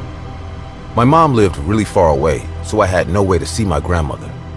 So she told me to go check on her and make sure everything was okay. I really didn't like having to see my grandmother. Since I'm an adult, she treats me with a little more respect, but I still feel like she hates me, since she doesn't do much to hide it. Anyway, I knew I had to go. I was doing this for my mother, not for her. Unwillingly but willingly, I put on a jacket and went to take the elevator of the apartment where I lived. There were people taking it on another floor, so I took the stairs. I started to go down the stairs, but in the middle of my distraction, something happened. Suddenly, my cell phone rang, and to my surprise, I almost fell down the stairs.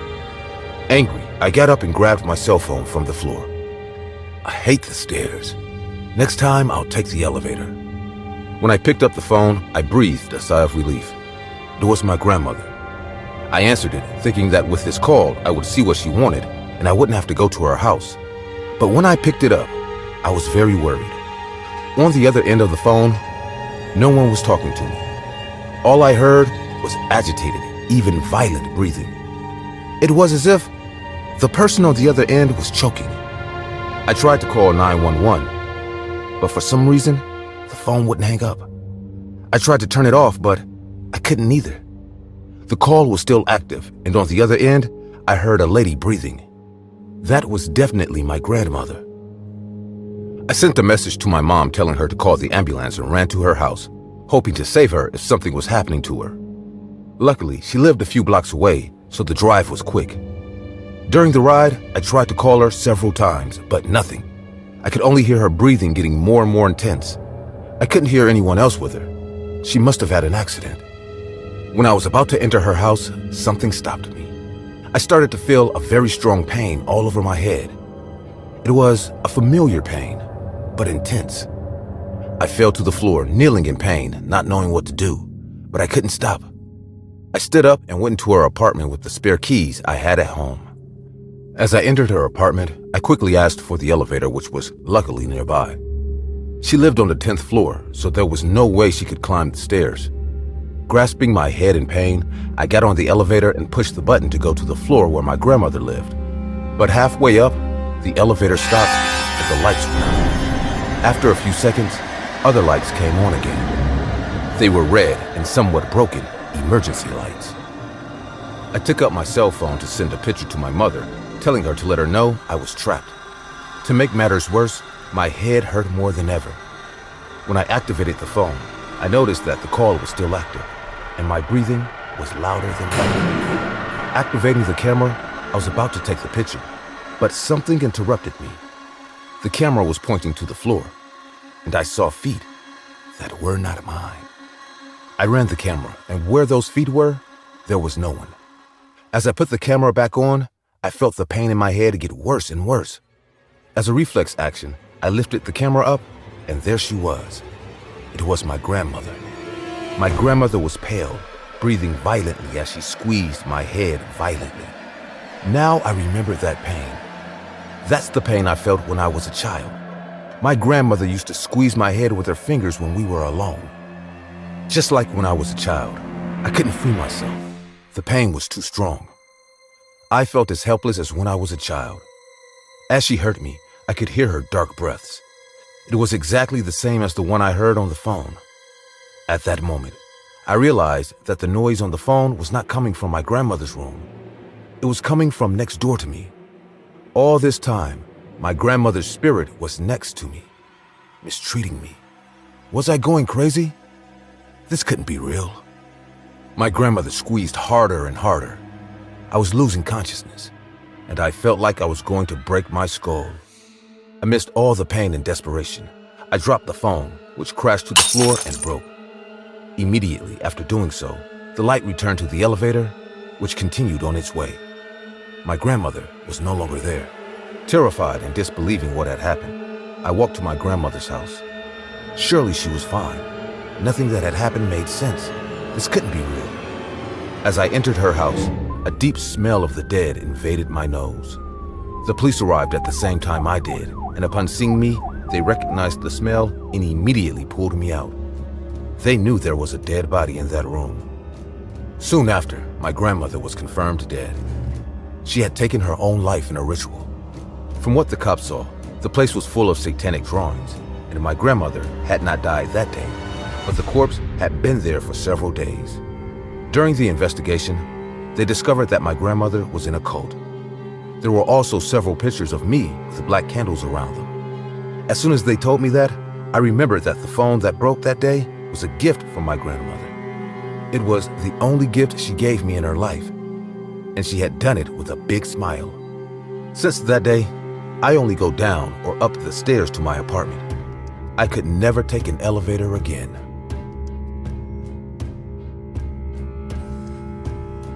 As a hotel receptionist, I get to meet a lot of people. For the most part, it's an easy job. Unlike being into room service or the kitchen, a receptionist's job is straightforward. However, that does not mean we do not deal with our fair share of crazy customers.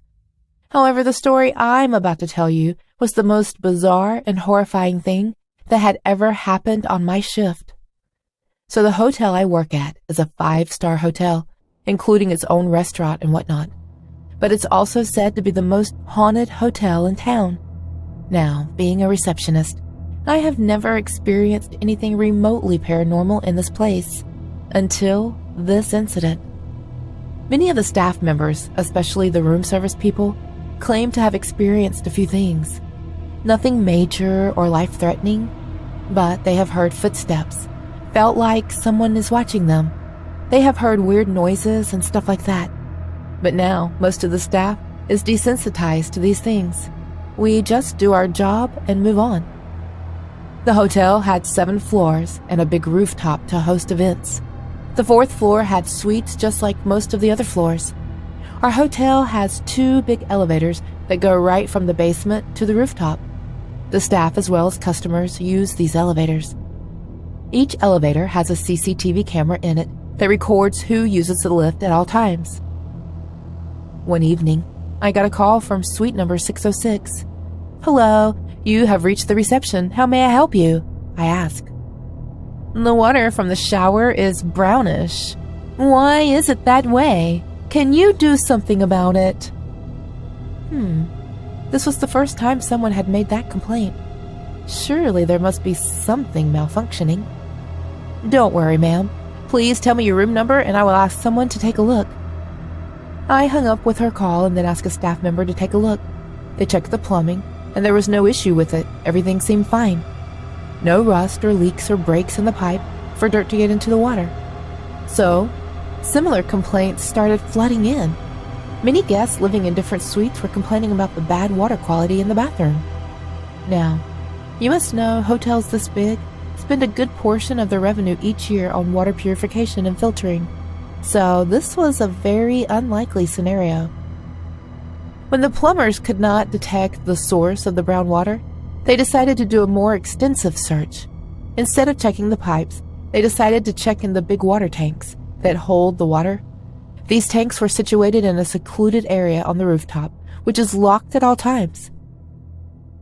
A few staff members accompanied these plumbers to the rooftops, and they began checking the outside of the tank first. When they found nothing out of the ordinary, they called, having decided to open the water tank, which is locked. The moment they opened the tank, the plumber who was going to check it from inside screamed and fell from the ladder he had used to get to the top of the tank. The rest of the people with him were confused. Soon the cops were called, and all the guests staying in the hotel were either moved to another hotel or asked not to use the shower and the bathroom at all. Exactly 4 days before this incident on January 22nd, 2020, Maria Lee had checked in for 4 days. I was the one who checked her in. Like most receptionists, I do not remember the name or faces of all the people who check in or check out, but I remember checking in Maria, just because she was the only Asian woman in the lobby that evening. Maria was very friendly, and it was her first time staying in our hotel. She was staying there alone and was expecting no company for the duration of her stay. She seemed like any normal guest you see living in a hotel. Whenever any of our guests experience something slightly weird, or should I say paranormal, their first reaction is to either call reception or try to find a staff member as soon as possible. So when Maria's swollen dead body was found floating face first in the big water tank on the roof, there were a lot of questions in the minds of the authorities as well as the staff members. As there were no calls made from her room to the reception, neither had any staff member seen her going towards the rooftop. Everyone was wondering how she got there. More so, when the tank was locked at all times, except while conducting regular maintenance. The reason for the brown water was her dead body, which was leaking bodily fluids into the water in the tank. But discovering her dead body wasn't the scariest part. The scariest part was the things that were revealed during the investigation. Initially, all of the staff members, including me, were called in for questioning who had worked in the hotel during Maria's stay there. When the cops found no leads, they decided to check all the CCTV cameras in the hotel. Not much was found on the CCTV camera installed in the corridors or the main lobby, but the CCTV in the elevator had some solid footage. Many staff members had complained for ages that the elevator was probably the most haunted part of the hotel. In the CCTV footage, you could clearly see Maria entering the elevator on the 4th floor. She looks visibly scared and a lot shifty. She's in her pajamas and her hair open and barefoot. This was odd. When she got in the elevator, unlike normal people who press the floor they want to go to, Maria kept staring at the buttons for a few seconds. Then she pressed the button to the 7th floor. Suddenly, as the door to the elevator was about to close, she hid behind a metal panel, as if someone was after her. She was terrified, judging by the expression on her face. When the elevator doors closed completely, she started staring at her own reflection in the mirror. Suddenly, she crouched down in one corner, as if she had seen something terrifying in the mirror. When the elevator reached the 7th floor, as soon as the doors opened, she ran out of the elevator. She was captured by the CCTV cameras on the 7th floor, but that was the last time she was recorded. No camera had recorded her going to the rooftop, let alone the water tank. And then, her dead body was found. The forensics predicted that Maria died on the 23rd, which means a day after her arrival. To date, the case is open, and no one knows how Maria died, or what she was scared of and running away from. And the worst part was, how did she get into the locked water tank on the rooftop? Not even the best detectives were able to solve the case. However, some staff members who have worked in the hotel for over a decade say that this was done by the spirits that haunt the hotel. On the one hand, I personally do not believe anyone who says the evil spirits did it. But, on the other hand, there is no logical explanation as to how she might have died. Every day I work in this hotel, I keep wondering, what must have happened to Maria Lee?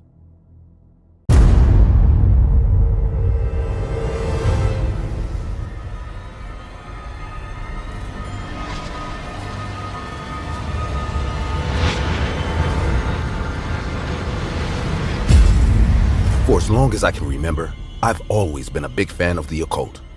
I love paranormal stories. I watched all the horror movies you can imagine, and obviously, I even opened my own YouTube channel. Nowadays, I have to admit that I'm a bit removed from horror. I used to think nothing was scarier than the paranormal, the occult. Ghosts and ghouls seemed genuinely terrifying to me, and nothing could be worse than having a ghost haunting your family. Until one night, I realized how wrong I was. That night, I realized that reality trumps fiction.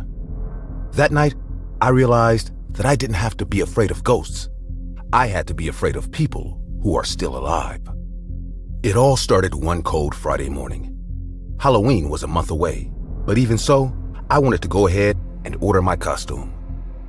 I didn't have a lot of money on me, so I wanted to do something simple. So I chose to dress up as Freddy Krueger.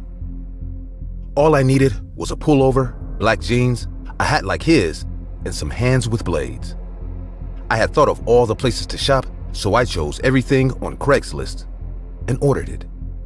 When the order arrived, I was overjoyed. I would have a perfect costume for very little money. My wife is a special effects makeup artist, so I could make myself look a lot like Freddy. I went out to get my stuff, not knowing what I was about to find. The Craigslist delivery man was a normal man. No feature of his face was striking. His hairstyle was nothing special, and his physical build was unremarkable. Nothing about him was remarkable. So why he scared me so much was inexplicable. It was as if something around him gave him a bad feeling, as if a terrifying aura surrounded him. Trying to ignore my feeling, I went to get my things, and he spoke to me. You having a costume party, aren't you?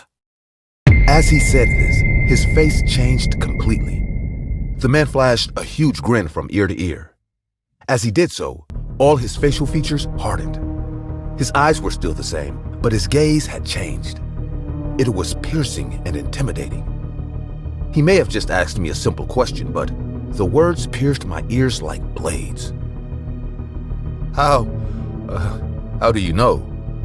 Without answering me, he looked at the bag in the direction of Freddy's glove. Oh, of course, silly me. I am preparing in advance my Halloween costume, that's all. You know, my friends and I like Halloween very much. We usually dress up as clowns. That is cool. Although for us, Halloween is all year round. Someday, I'll show you my costume. I'm sure you'll be delighted. Yes, someday. Have a nice day. The man didn't answer me. He just kept staring at me with his huge smile. As I opened the door to my house, I could see him slowly raise his hand and waving it back and forth. He waved at me. I locked myself in the house and looked out the window. But when I did, he was gone. Uncomfortable, I showed my wife the things, and she was happy. I let her joy rub off on me and pretended nothing had happened. I let this encounter pass as something rare, something that would never happen again. Little did I know, that was far from over. A few nights later, my wife had left with her friends, so I was going to spend the night alone with my 4-year-old son. I was sitting there watching a horror movie when suddenly I heard a car pull up to my house. I thought my wife had arrived earlier, so I looked at the Ring camera, and there it was. A scary man dressed as a clown was walking slowly towards my house, making strange head movements and staring at my camera as he walked. This man was the Craigslist driver. The man quickly arrived at my house and immediately rang the doorbell over and over again as his ghoulish grin grew bigger and bigger. He knew I was home. He knew that each ring scared me more than the last. In desperation, I called the police and told them to come urgently, that there was a scary man dressed as a clown at my door. They told me to stay on the line, but I cut the phone to get my son, who was in his room. Before I went, I looked again at the Ring camera, and the clown was no longer there. I couldn't believe it. The man dressed as a clown had broken into my house. I didn't even try to fight. My only reaction was to go upstairs and into my son's room. The man on Craigslist may have caught up with me, but he didn't even try to chase me. He just followed me in slow motion, enjoying every step I took up the stairs. After covering the door with a piece of furniture, I locked myself in the room and hugged my son. The clown started banging violently on the door while laughing frenetically. My son and I stood hugging each other, crying. He didn't know what was happening, but he knew it was something bad.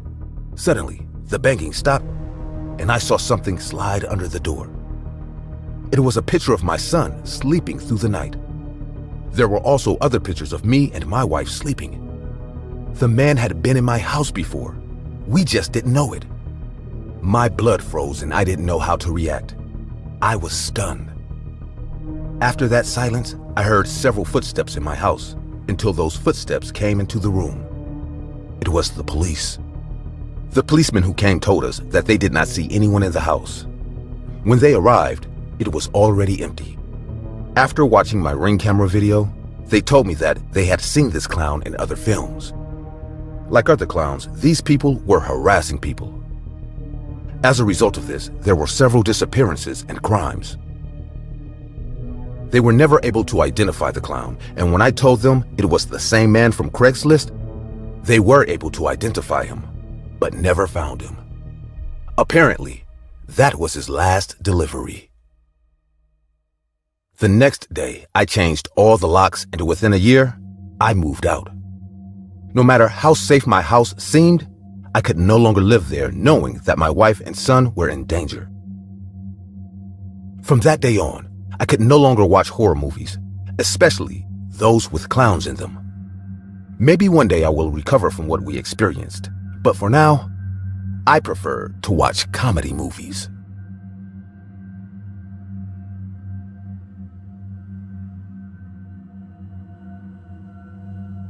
This happened to me and my family when we were living in Kansas City, back in 2016. Clowns were all the rage, and scary clowns were a hot topic across the country. My wife Abby and I, and my son Nick, all lived in a nice house in a safe neighborhood. Every day in the news there was at least one piece of news relating to a scary clown. It was either a prank or a serious crime or something along that line. However, around Halloween of 2016 and 17, there were a lot of people dressed as clowns.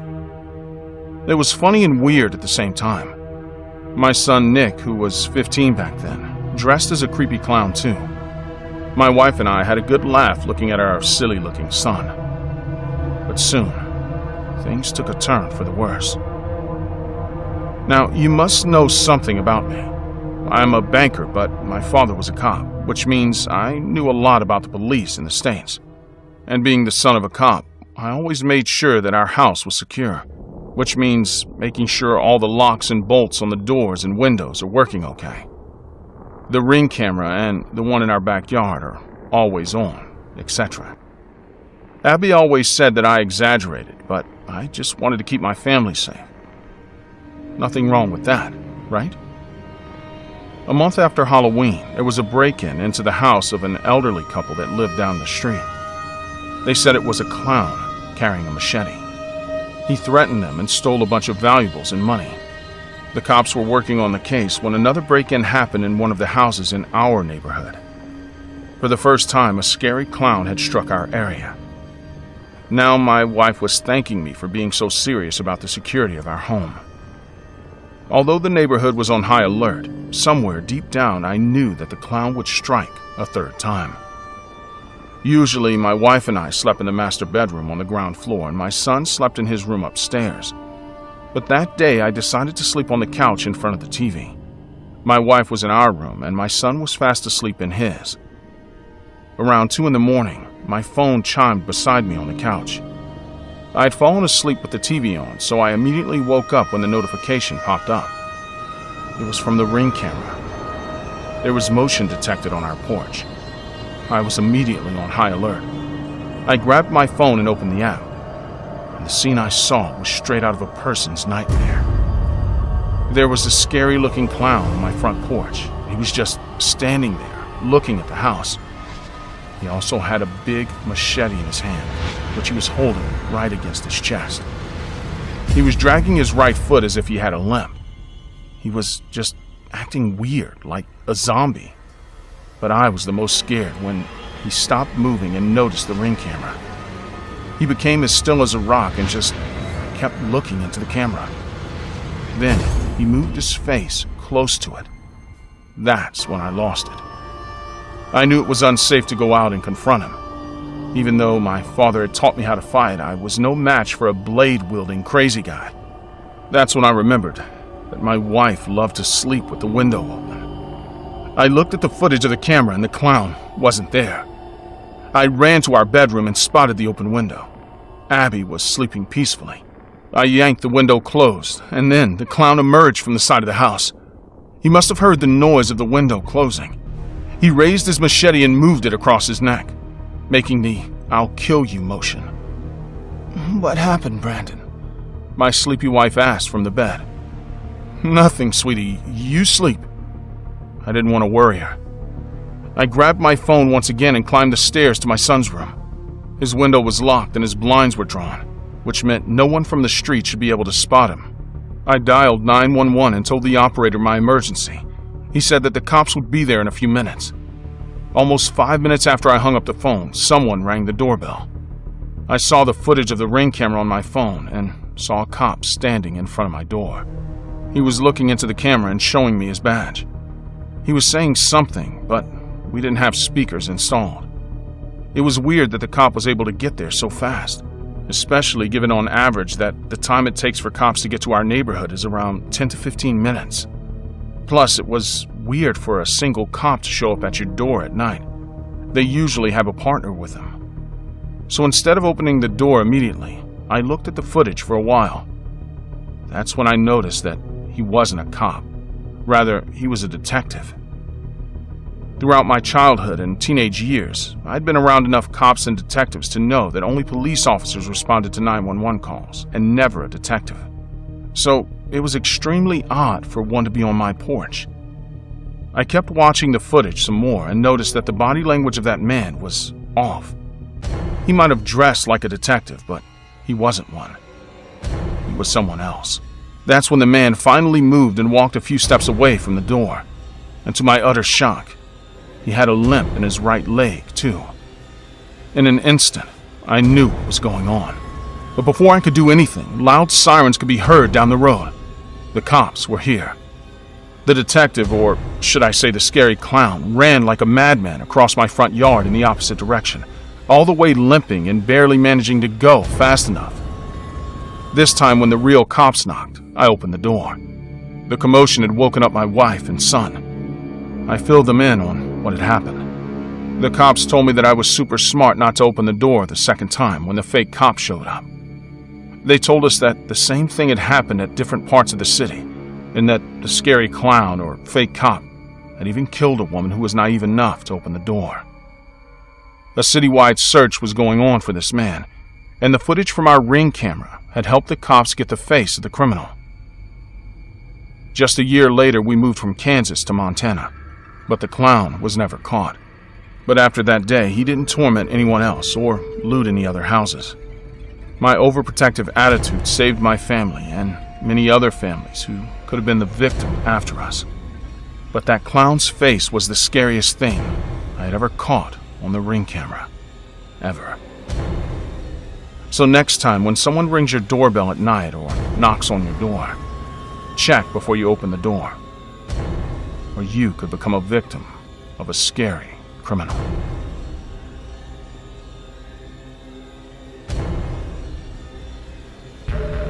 Being a single mom of 2 twin boys is tough, especially if your kids are 3-year-old toddlers. They are hyperactive and are always in need of supervision. So just to be safe, I installed cameras all around the house. I'm a working mom, and I have to make sure the kids are safe in the house with the nanny while I go to work. Being a single mom also means between work, looking after the kids, and chores, I hardly get any time to shop for groceries or do anything for myself. So I mostly rely on food and grocery delivery services. DoorDash is one of my favorites. They are quick and deliver whenever I need stuff, no matter what time it is. Oftentimes, I order stuff from DoorDash while I'm at work, and the nanny takes the delivery for me. My twin sons, Alex and Adam, love home-cooked food, so I try to make meals from scratch as frequently as possible. They also like to play a lot, so I have a small park in the backyard for them. It has a kiddie pool, slides, a set of swings, and a trampoline.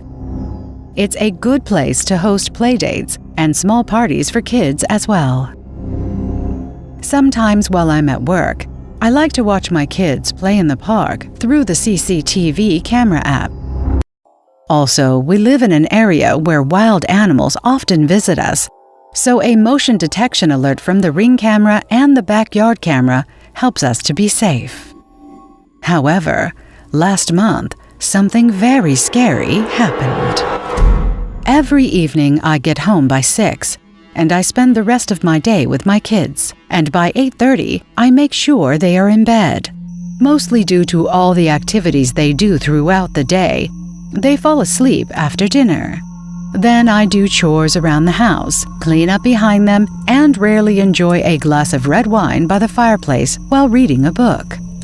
But that day was especially exhausting because the nanny had left early and I had to rush around the evening traffic to get back home to my kids. I made us dinner and made sure they were asleep. Afterwards, I hardly had any energy to do anything else, so I went to bed. Sometime around 3 a.m., I suddenly woke up.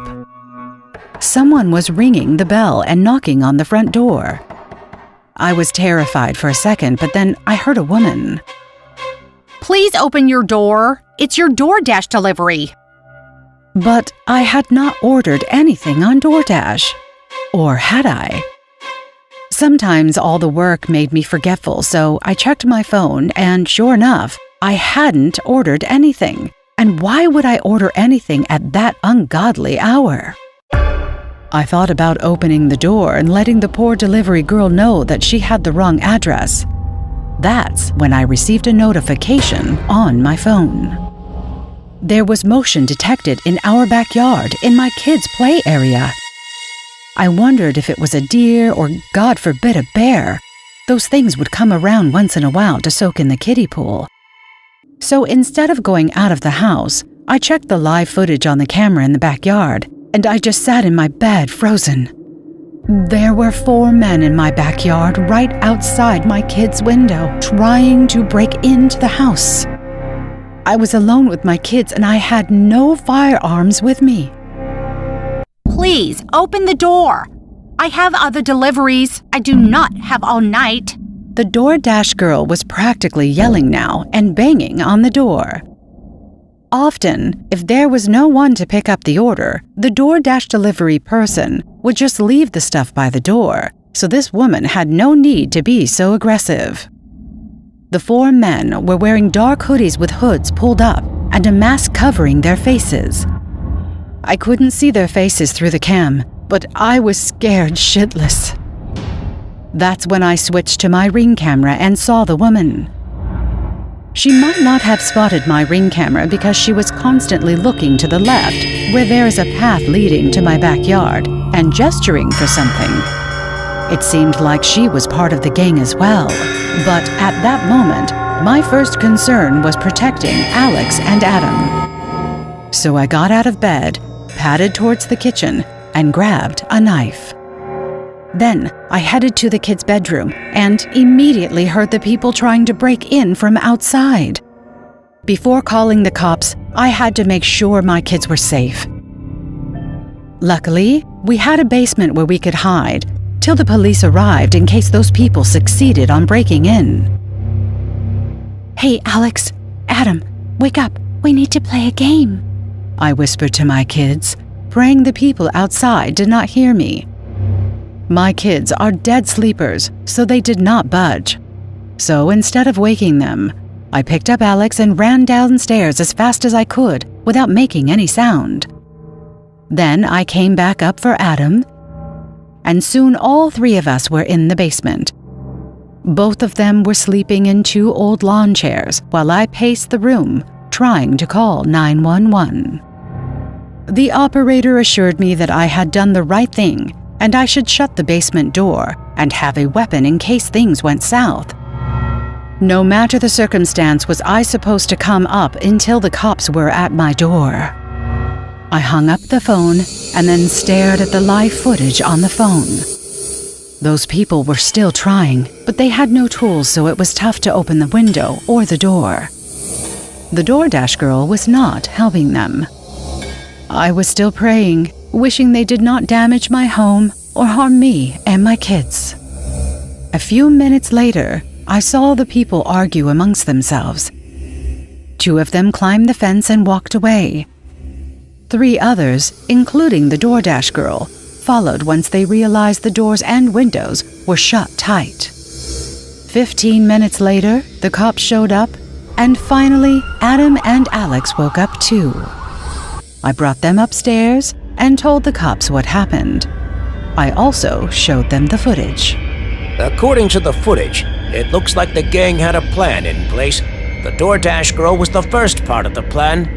If you opened the door for her, the rest of the 4 people would have ambushed you and force-entered the house. But when you did not open the door, the people started to find alternative ways into the house. But when they realized the locks were unbreakable, they abandoned the mission and ran away. From the looks of it, these people are novices at this. They may have even been teenagers trying to cause some chaos. Nevertheless, it's best you hid in the basement. You never know what those people wanted. Also, henceforth, be careful. And good thing you invested in a good security system. With that, the cops did a perimeter check and left.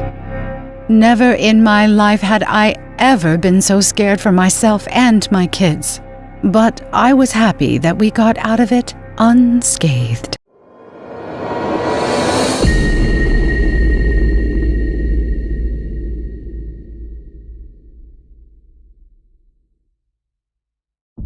Hey, my name is Gene. Like most of you, I love pizza. There's nothing better to eat on a Saturday than a huge pizza, right? Well, now I'll tell you something we certainly do not have in common. I never order pizza delivery. I always go to pick it up because since that rainy day, I don't want anything to do with pizza delivery guys. That day, it was a normal day. Don't confuse me. I was looking forward to Saturday. Those days I stayed home watching horror movies and started pizza. But then again, that's what I did every Saturday. I have a lot of friends, but after a week of studying and working, I usually want to relax. That rainy day, I did the same thing I always do. I ordered pizza and prepared a horror movie. I was waiting for the pizza to arrive, but to my surprise, a few minutes after I ordered it, the delivery guy was already at my door. When I went to open the door, I had a very bad feeling. There was something wrong with the pizza delivery guy. His eyes were focused on me. He was staring at me in a very nervous way. The man was breathing very heavily and wasn't even looking to protect himself from the rain. He was just standing under it, staring at me. Before I opened the door, I asked the man to wait for a moment as I had forgotten my keys. He didn't answer me. He just stared at me in a frightening way, smiling a big smile. Once I entered my house, I quickly called the pizzeria and asked him if my order had gone out. If this was one of his delivery men. I was shocked by their response. The girl at the pizzeria said no. She told me that they are running late. She told me that they are running late because of the rain, and they didn't even start making it. Before I could answer her, the phone was cut off along with the power. I was totally in the dark. I looked out quickly to see if the man was still in the rain waiting for me, but no, there was no one outside. There was no one outside. I went to look for my cell phone, but it was totally out of charge. I always had this terrible habit of letting the battery run out and just charging it at that moment. But this time, I would really pay the consequences of that. I went to the kitchen and looked for a knife to defend myself. Was I being paranoid? Was it all just a huge coincidence? No, it couldn't be. The man tried to deliver a pizza that wasn't meant for me. He knew I had ordered it, but still, it could be a joke. Surely the light would be back soon. As if to answer my question, I heard glass breaking and ran into the dining room. The window was open. Someone had smashed it with a rock and used his hand to open it. In the darkness, I could see parts of my dining room wet. Someone came in from outside. I was not alone. I thought about going outside and running out into the rain. But what if it was a trap? What if that scary person was waiting for me outside? I began to ask myself what I should do, and I paid for that doubt dearly. A man came out of the darkness and started choking me from behind. Why was he doing this to me? I had no problems with anyone.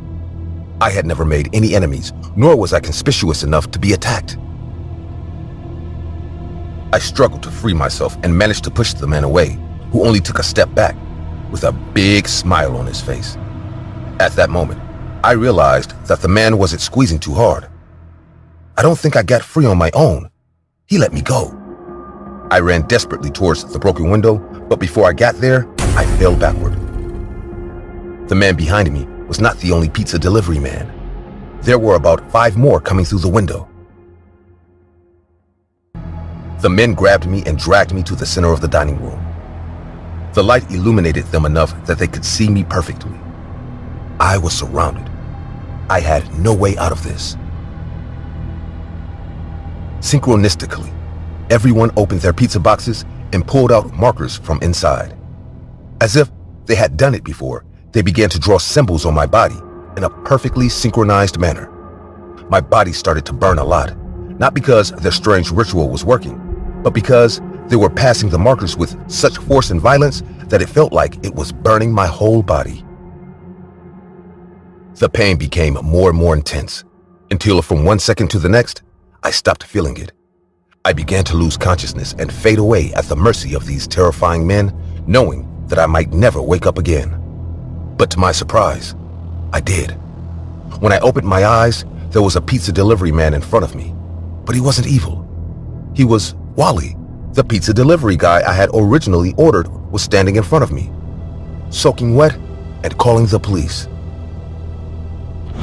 Once the police arrived, there was no sign of the men. Although I had no ring door camera, many neighbors filmed these people, but the police could never find them. From that day on, I never felt alone again. I feel watched at all times, and sometimes I know I am. Sometimes I see people spying on me in the street. They don't even try to hide that they see me. They just do it. Unfortunately, this is not the worst of my worries. Since that day, I feel that something else is stalking me. A presence that appears in my house when I am in the dark. Something that takes more and more shape and is getting closer and closer to catching me. I try not to think about it, to always be with people and never be in the dark. But every time someone wants to order pizza, I remember that horrible rainy night and I tell them no. We can order pizza, but I'll be the one to go get it.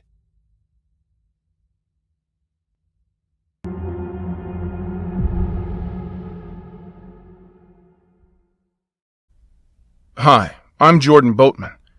I'm a nurse and a part-time pizza delivery boy. As I'm studying medicine, working in a hospital as a nurse and also delivering pizzas at night, I barely get time to do anything else. My job as a nurse is to gain experience, whereas my job delivering pizzas for a 24/7 pizza house is to earn money. I have to pay my student debt and also continue studying medicine. I mostly work from 11 p.m. to 4 a.m., which means I'm all night driving around town delivering pizzas. Now, it's surprising how many people order pizzas at odd times. In a nutshell, it's too many. And if you work at the only 24/7 restaurant in town, it means you work a lot at night. It's mostly partying teenagers, people who do remote jobs for foreign companies, or sometimes people craving a midnight snack, or should I say a meal. However, whenever I have a rough day at my college or in the hospital, I prefer to operate the phone and the order app instead of driving around town delivering pizzas. I've been working in this restaurant for over 2 years, so it's safe to say I can do everything here, right from delivering pizzas to making them. Recently, we hired a new kid. He must be, 18 or 19 years old. He's new in town and drives pretty well, so we decided to let him do the night deliveries. He insisted he would be okay with driving around in order to get to know the town. For the last 2 months, he's done a great job. Not a single complaint. No late deliveries, just happy customers. He'd quickly become everyone's favorite. Mine personally, as he more often than not let me study at the counter and did my deliveries for me. However, a week ago, everything changed. That night, as I was on the counter picking up the phone and checking the apps for orders, the phone rang. "Hello, SSG Pizza Palace. What's your order?" I said. "Hi, I'm Stacy, and I'd like to order a large pepperoni pizza, a regular cheese pizza, and garlic bread and mustard dip on the side." "Sure. Your delivery will be there in 30 minutes. If it's late, it's on the house. Would you please give the address where the food is to be delivered?" "Yeah, house number 87, near the post office, on 4th Street. When I heard her say 4th Street, I was a bit worried, but quickly concealed my discomfort and replied, "Thanks, your order will reach you shortly," and hung up the phone. I forwarded the order to the kitchen and decided to deliver this order myself. It was clear that there was no point in letting Luke, the new boy, deliver this order. Although I had a few assignments pending and was exhausted after my shift in the hospital, the order was ready in about 10 minutes. "Hey, is the order ready?" Luke asked. "Yeah, it is, but I'm taking this one. You can wait for the next one." "Why? Do they tip well?"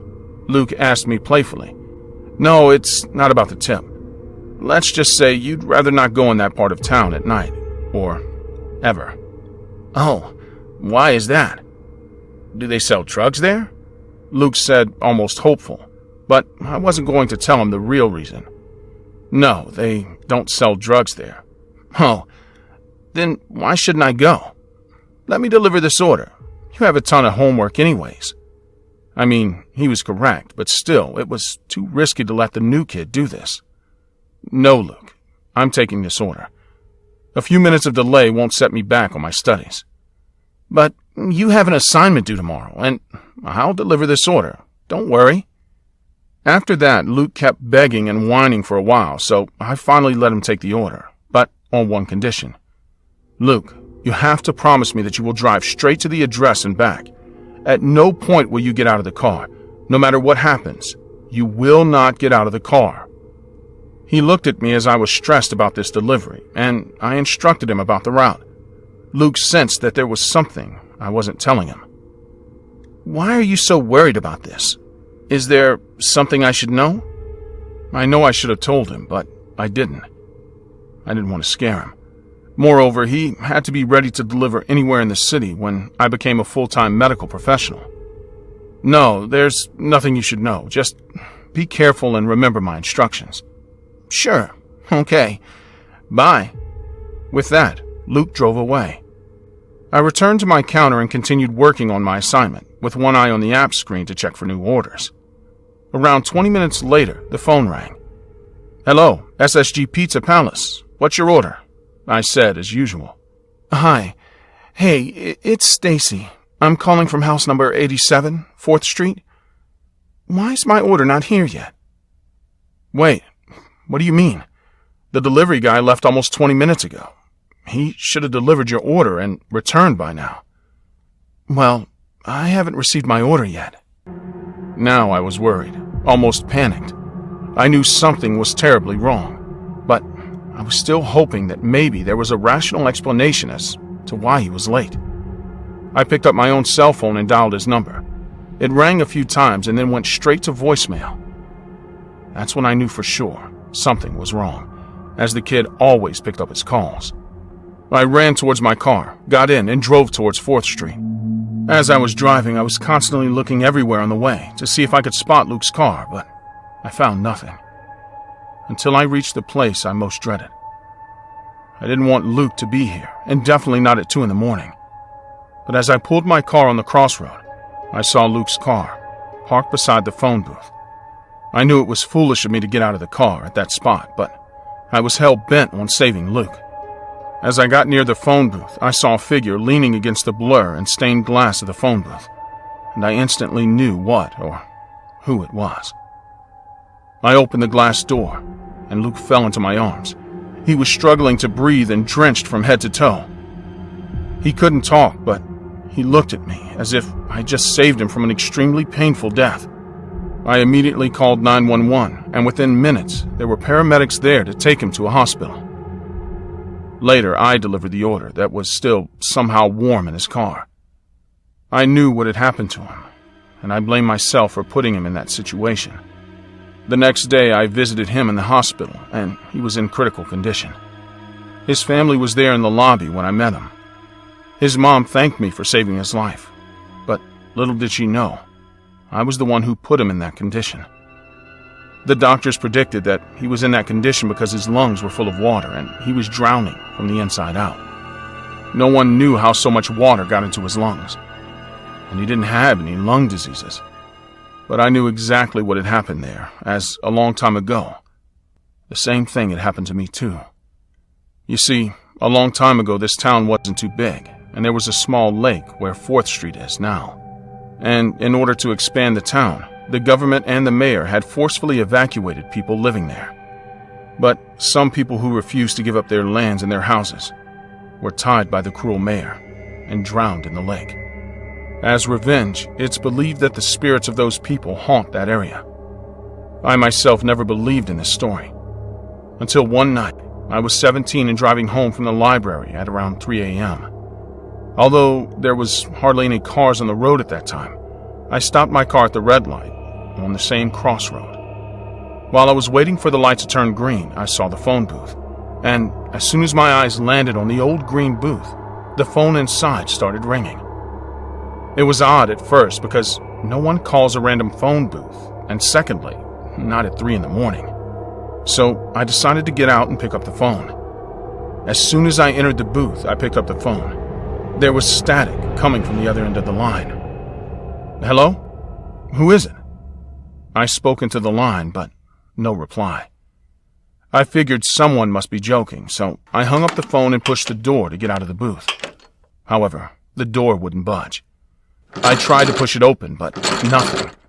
I was stuck in the booth. I tried to break the glass, but it seemed bulletproof.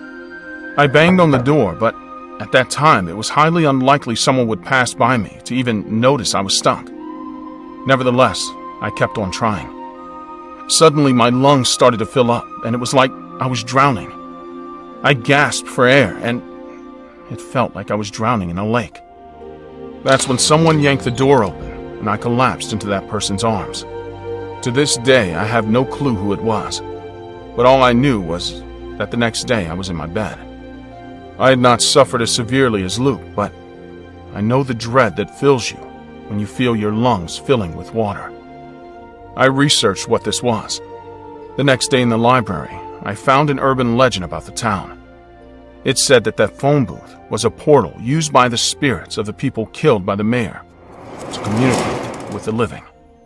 And they want to punish the people living in this town. The phone rings at random hours, mostly at night, and when someone enters the booth to pick up the phone, that person's lungs fill with water, and he drowns from the inside out, the same way those people died. Although I never shared this with anyone to date, but throughout the years, multiple people have died in the same booth and in the same way.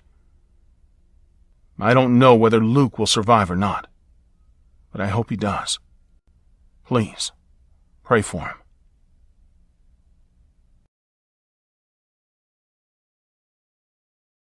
Pizza delivery horror story. Do you know what it's like to live in a family of people who love pizza? Well, if you don't, let me tell you, they eat a lot of pizzas. And because of that, when I got a chance to work at a pizza place during my summer in high school, my whole family was happy. Usually, once my shift ended at around 11 or 12 in the night, I used to carry some leftover pizza home for my family. Sometimes I used to work in the kitchen, and on other days I used to deliver pizzas. I love doing both. Making delicious pizzas and then being able to hand over the order to the waiting hungry customers. What could be better? I live in a small town, which means I know most of the people living here. The people who order pizza from our place are the locals whom I probably already know. So it's always a pleasure to see a familiar face when delivering the pizzas. Once my shift is over, I take a bus home, as I don't own a car, and it's nice to just sit quietly after my shift. The bus service has been going on in our town since the early 1980s. The driver is the same person, Mr. Anderson. He's almost 60 years old, and he's been the driver of the bus since it started. Although at night there are hardly any passengers on the bus other than me, Mr. Anderson still stops the bus at every bus stop on the route. Many times there is no one getting down or getting on the bus at several stops. Still, instead of driving right past those stops, Mr. Anderson makes it a point to stop at every bus stop on the route. The thing about this bus route, though, is that there are a lot of cemeteries on the way, and most of the stops are in front of these cemeteries. I admit, as a 19-year-old man, I'm a bit scared when the bus stops in front of a dark old cemetery. Mostly you just see trees and the headstones of the graves. But hiding behind all that is a darkness that you feel within you. It was always creepy when Mr. Anderson stopped the bus for no one on each and every one of those bus stops. Initially, I always sat alone, but a few months ago, a young guy around my age started getting on the bus too. He got in a few stops after mine, and although before it was awkward, we soon became good friends. Given that most of the time we were the only two passengers on the bus, it was easy. I learned that his name was Neil. He studied engineering at Caltech and was back in town due to summer vacation. He was working at the local library, and his shift ended around mine too. Every day he used to get on the bus in front of one of the cemeteries, which was closest to the library, and sit on the seat opposite of mine. We used to talk till my stop arrived. "So, how was work?" Neil asked me that day. "You know, same old. What about you?" The library is usually slow after sunset. Only students come in. "That must be nice, having less work to do." "I'd rather work at the pizza place, for all the free pizza I can get." "Anyways, why are you carrying these big boxes?" "Today my parents and siblings wanted to throw a pizza party at our house, so they decided to just call my pizza place and place the order for a bunch of pizzas. And as I go home, I'm also delivering the pizzas to them." After hearing my story, Neil laughed out loud. "Man, your folks are hilarious. They're making you work even as you come home. Also, you must be the first pizza delivery boy delivering pizzas by bus." It was indeed funny that I was delivering pizzas to my own home, and that too, it was by bus. That's when the bus stopped at another stop and an old man got into the bus. He had a walking stick in his hand and sat way ahead of us on a seat closer to the driver. He didn't punch a ticket, which was weird. He just sat there, still as a rock. What's an old guy doing on the bus so late? Neil whispered to me what I was thinking. I don't know. I've never seen him on the bus before. Maybe he wants to go somewhere urgent. It's possible, I confirmed, and we both just sat there whispering about the old man. Suddenly, Neil asked me, "Hey, do you know why this bus stops at every stop even though there are no passengers?" This was a question that plagued me since the day I started riding on this night bus. No, I don't know. Do you know the reason? Yeah, I actually do. You see, in the early 1980s, when the bus service was started, there was a plague in this town and a few neighboring towns too. Many people died due to this disease, and all of them were buried in these cemeteries. It's believed that this night bus is not only used by the living, but also by the dead, lying in these cemeteries. Instantly, we both looked at the old man sitting in front of us on the bus. While Neil was telling me the story, we had passed a few stops, and as usual, no one had got on the bus, even though Mr. Anderson had stopped the bus at every stop. The old man was no longer on the bus. It was just us and the driver. This scared me so much that I barely managed to go home with my pizzas. For the next week or so, I didn't go to work in order to avoid the bus ride home at night. Even though I missed Neil, it was just too terrifying. Encountering the spirit of the old man on the bus was scary as shit. But duty calls, and I had a job to get back to. That night when my shift ended, I was dreading to get on the bus. But when I got on the bus, and I sat in the same spot waiting for Neil to get on the bus too, so that I could have some company. But he never did. Instead, the old man I had seen a week before got on the bus and sat on the same seat. Too close to the driver, I literally froze. I thought I was seeing the same spirit again, and that it had followed me somehow. However, this time, I couldn't take my eyes away from this man. A few stops later, he got up and prepared to get down from the bus and wished Mr. Anderson good night. But before the bus stopped, the old man turned and looked me dead in the eyes and said, "Who were you talking to the other day? You were whispering the whole time while I was on the bus." This threw me off balance, and that's when I realized that the old man wasn't a spirit, but Neil was. This scared me even more. But this time, instead of being a coward and skipping work, I went to the library Neil worked at and asked about him. The librarian told me that Neil Gunderson worked here for a few weeks but died due to a car accident and was buried in the cemetery a few weeks ago. When I did the math in my head, I realized that it was at the same time that he started taking the bus with me. That means that all along, Neil was a spirit who was using the bus service to get to his destination too.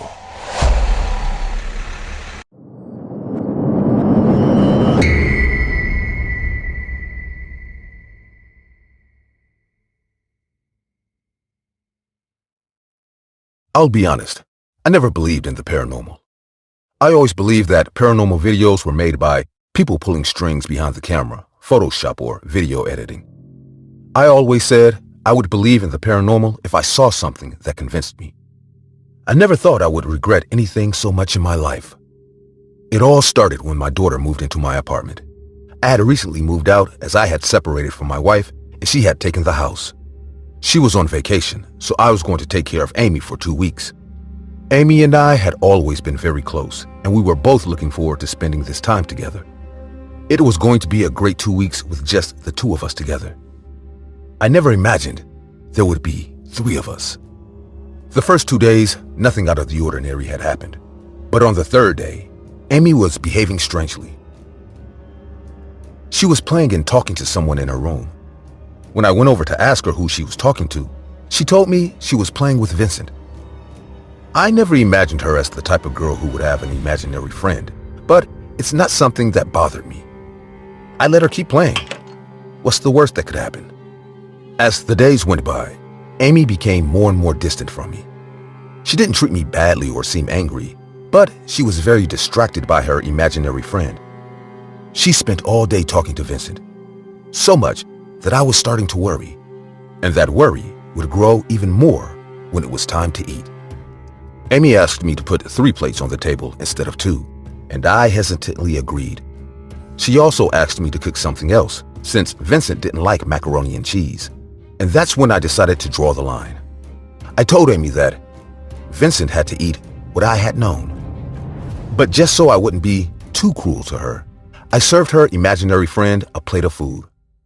I went to get the drink from the fridge, but suddenly, a plate full of macaroni flew next to me, smashing into the wall next to the fridge. When I turned around, furious, I saw that Vincent's plate was gone. I got very angry with Amy, but she told me that she had nothing to do with what happened, that it was Vincent. Angry, she challenged her imaginary friend, which made me even angrier. Despite my anger, I decided not to say anything to her. I would have a talk with her, but since she had been with me so long ago, I preferred to be more permissive. The next day was Friday, and I had promised Amy that I would take her to the video games during the night. I went shopping for just a few minutes. She was taking a nap and could definitely take care of herself for a few minutes. When I came back, I couldn't believe what I saw. The kitchen was destroyed. All the dishes were destroyed. The chairs on the floor and the cutlery scattered everywhere. Furious, I yelled for the first time to Amy. She again told me it wasn't her fault. It was her imaginary friend. I was furious and sent her to bed without going to the games. She, between furious and sad, locked herself in her room to cry. Minutes later, I felt really bad about what I had done. I had never yelled at Amy like that, and I didn't want to start right now. I was thinking about going to her room and forgiving her. I was sure she had learned her lesson. Before going to her, I checked the security cameras in the kitchen. It's not that if I doubted the imaginary friend was true, I just wanted to show the footage to Amy so she would understand not to lie to me. What I didn't know was that she really wasn't lying to me. As I watched the footage, I didn't see Amy. The kitchen was destroying itself. It was as if something invisible was taking out my entire kitchen, destroying it bit by bit with indescribable force. I ran to the kitchen. I needed to see everything again. As I did, I realized that this could not have been Amy's doing. The chairs were broken, and some of the dishes from very high places were on the floor. There's no way Amy could have gotten there, not even by climbing on a chair. As I was going through everything, I found a strange photo on the floor, and I bent down to pick it up. In that photo was a terrifying 6-foot-tall man. Next to him, there was a frightened-looking woman, and in the middle, a little boy. A frightened little boy. Behind the photo, someone had written something by hand. Family photo, Alfonso, Maria, and Vincent. Could it be that child was Vincent? I went to Amy's room and showed her the photo without telling her my suspicions. But she just spoke. Oh, you found Vincent's picture. It was true. That boy was Vincent. This couldn't be true. There had to be a logical explanation. But that video, I had no way of denying that this was happening.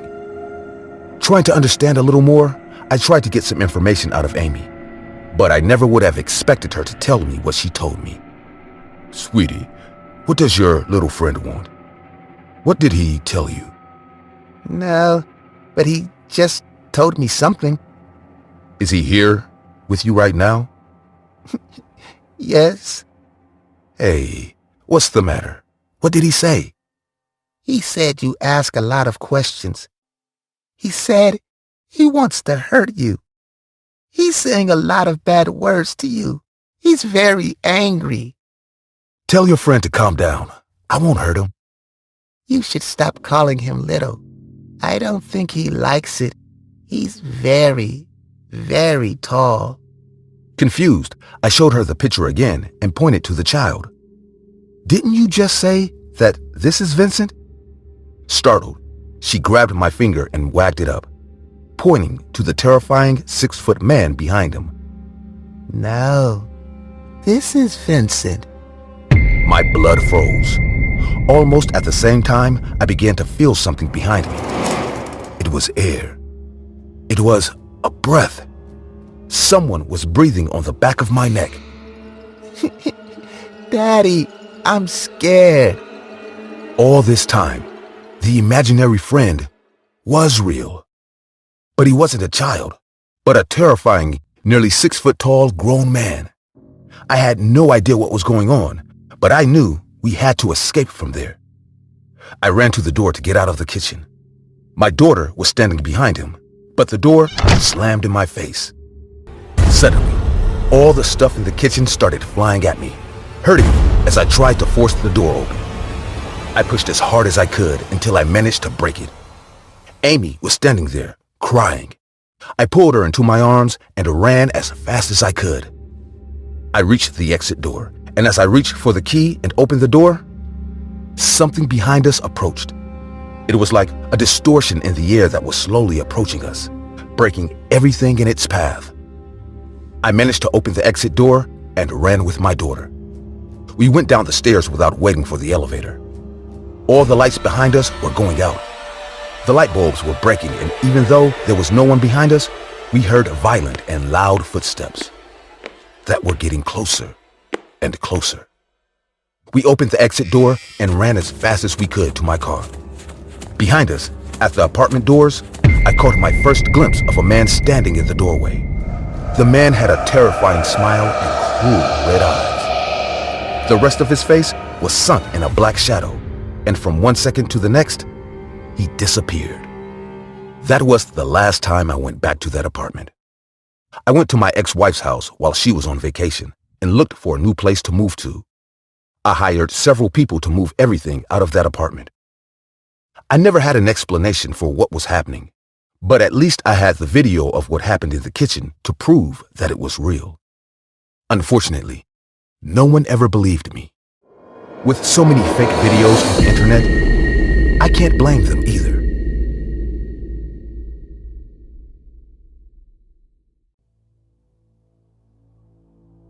Back when I lived in New York, I lived in an apartment with 3 other guys. All of us were working professionals, and our home was nothing short of a bachelor's pad.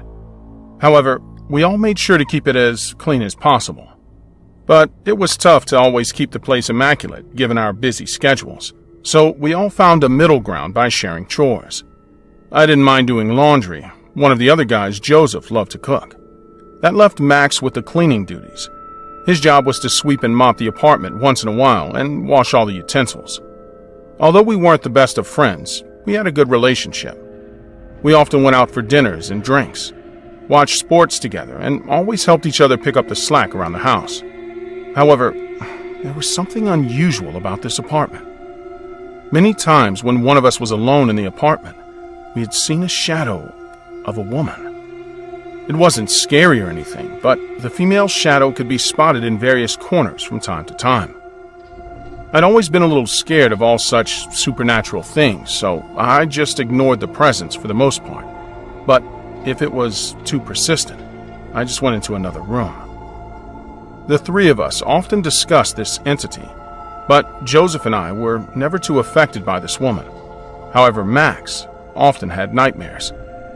He used to wake up sweaty, tired, and sometimes screaming. Joseph and I tried to make him feel better, but nothing changed. Max had nightmares about this dark female entity a couple of nights every week. However, moving into a new apartment wasn't an option as our current apartment had cheap rent. We couldn't afford to move out. His dreams always included this female entity sitting on his chest and choking him. He could never see her face other than big, white eyes. I often thought he was experiencing sleep paralysis, but after visiting the doctor, it was quickly ruled out. There was one more unique thing that used to happen in our apartment.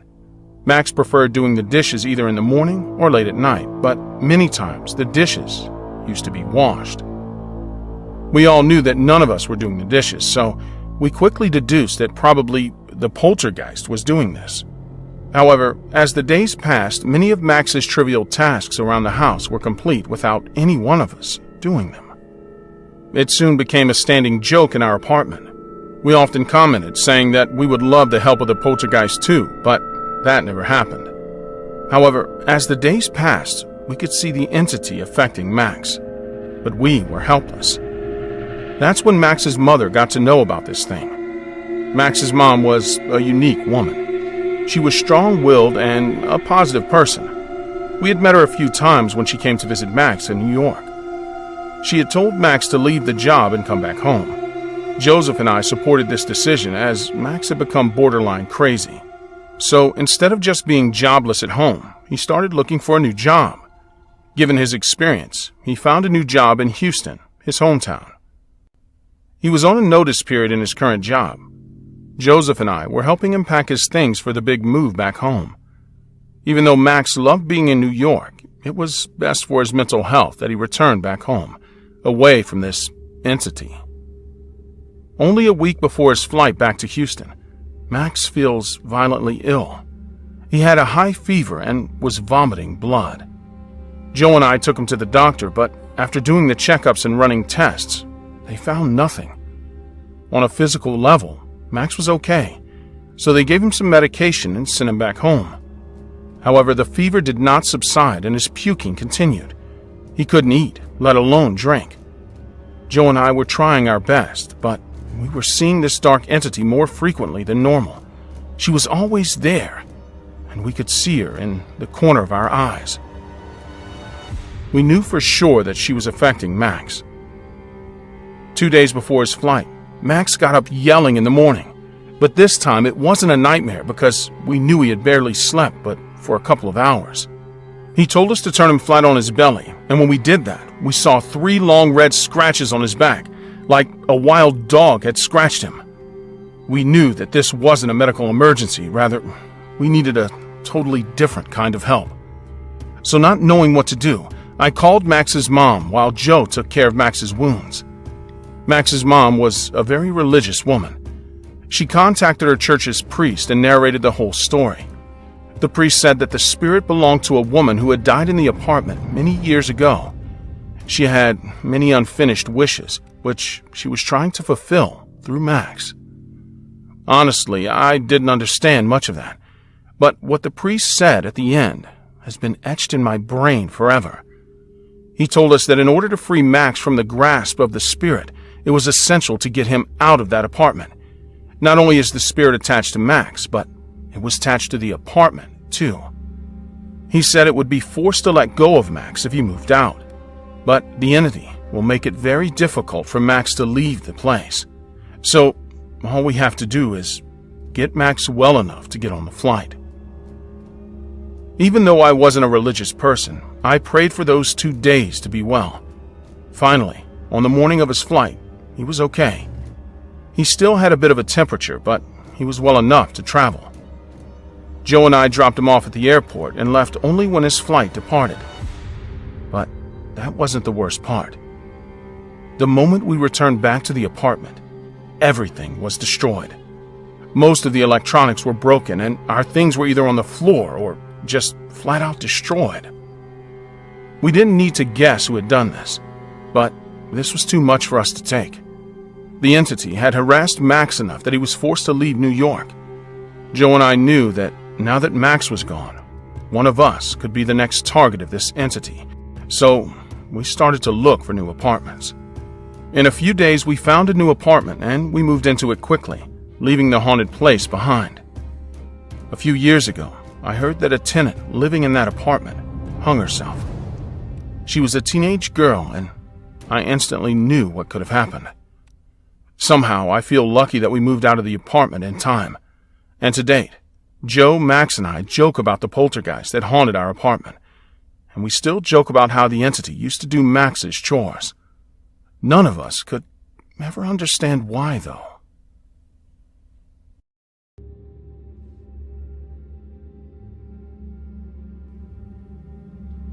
It's perfect. Those were the words that came out of my mouth after I had been shown the tour of my new apartment. I was 22 at the time and I was going to college in the city. Like most big cities, finding a good apartment seemed impossible as I had been searching for months, and it wasn't until the last week of the 4th month that I found something I really liked. To be honest, I was shocked no one had snatched it up already. It had a spacious living room, a usable kitchen, enough bathrooms, and a perfect bedroom. I loved everything about it. Well, almost everything. The air in the apartment was a bit thick. And this was because of the numerous perfumed air fresheners that were situated all over the apartment. I didn't know why the place needed that many air fresheners, but it was the only mandatory thing that my landlord, Mr. Terrence, asked for. My opinions on my landlord, Mr. Terrence, were pretty normal. He was an awkward but quiet guy, which was a bit weird to me as he had a really huge build, so his character didn't match his appearance. As he stood in the apartment with me, Mr. Terrence looked at me and said, "So that's it, Nathan. Remember to leave the air fresheners on every day, in addition to spray a new can in the living room every morning before you leave." He then handed me a box filled with new air fresheners. The obsession with the perfumed air fresheners was a bit weird to me, but I didn't say a word, seeing as he offered this apartment to me for a very low price. To be honest, the low price was another thing that was odd to me, as the apartment was a bit on the fancier side and it clearly cost more than that.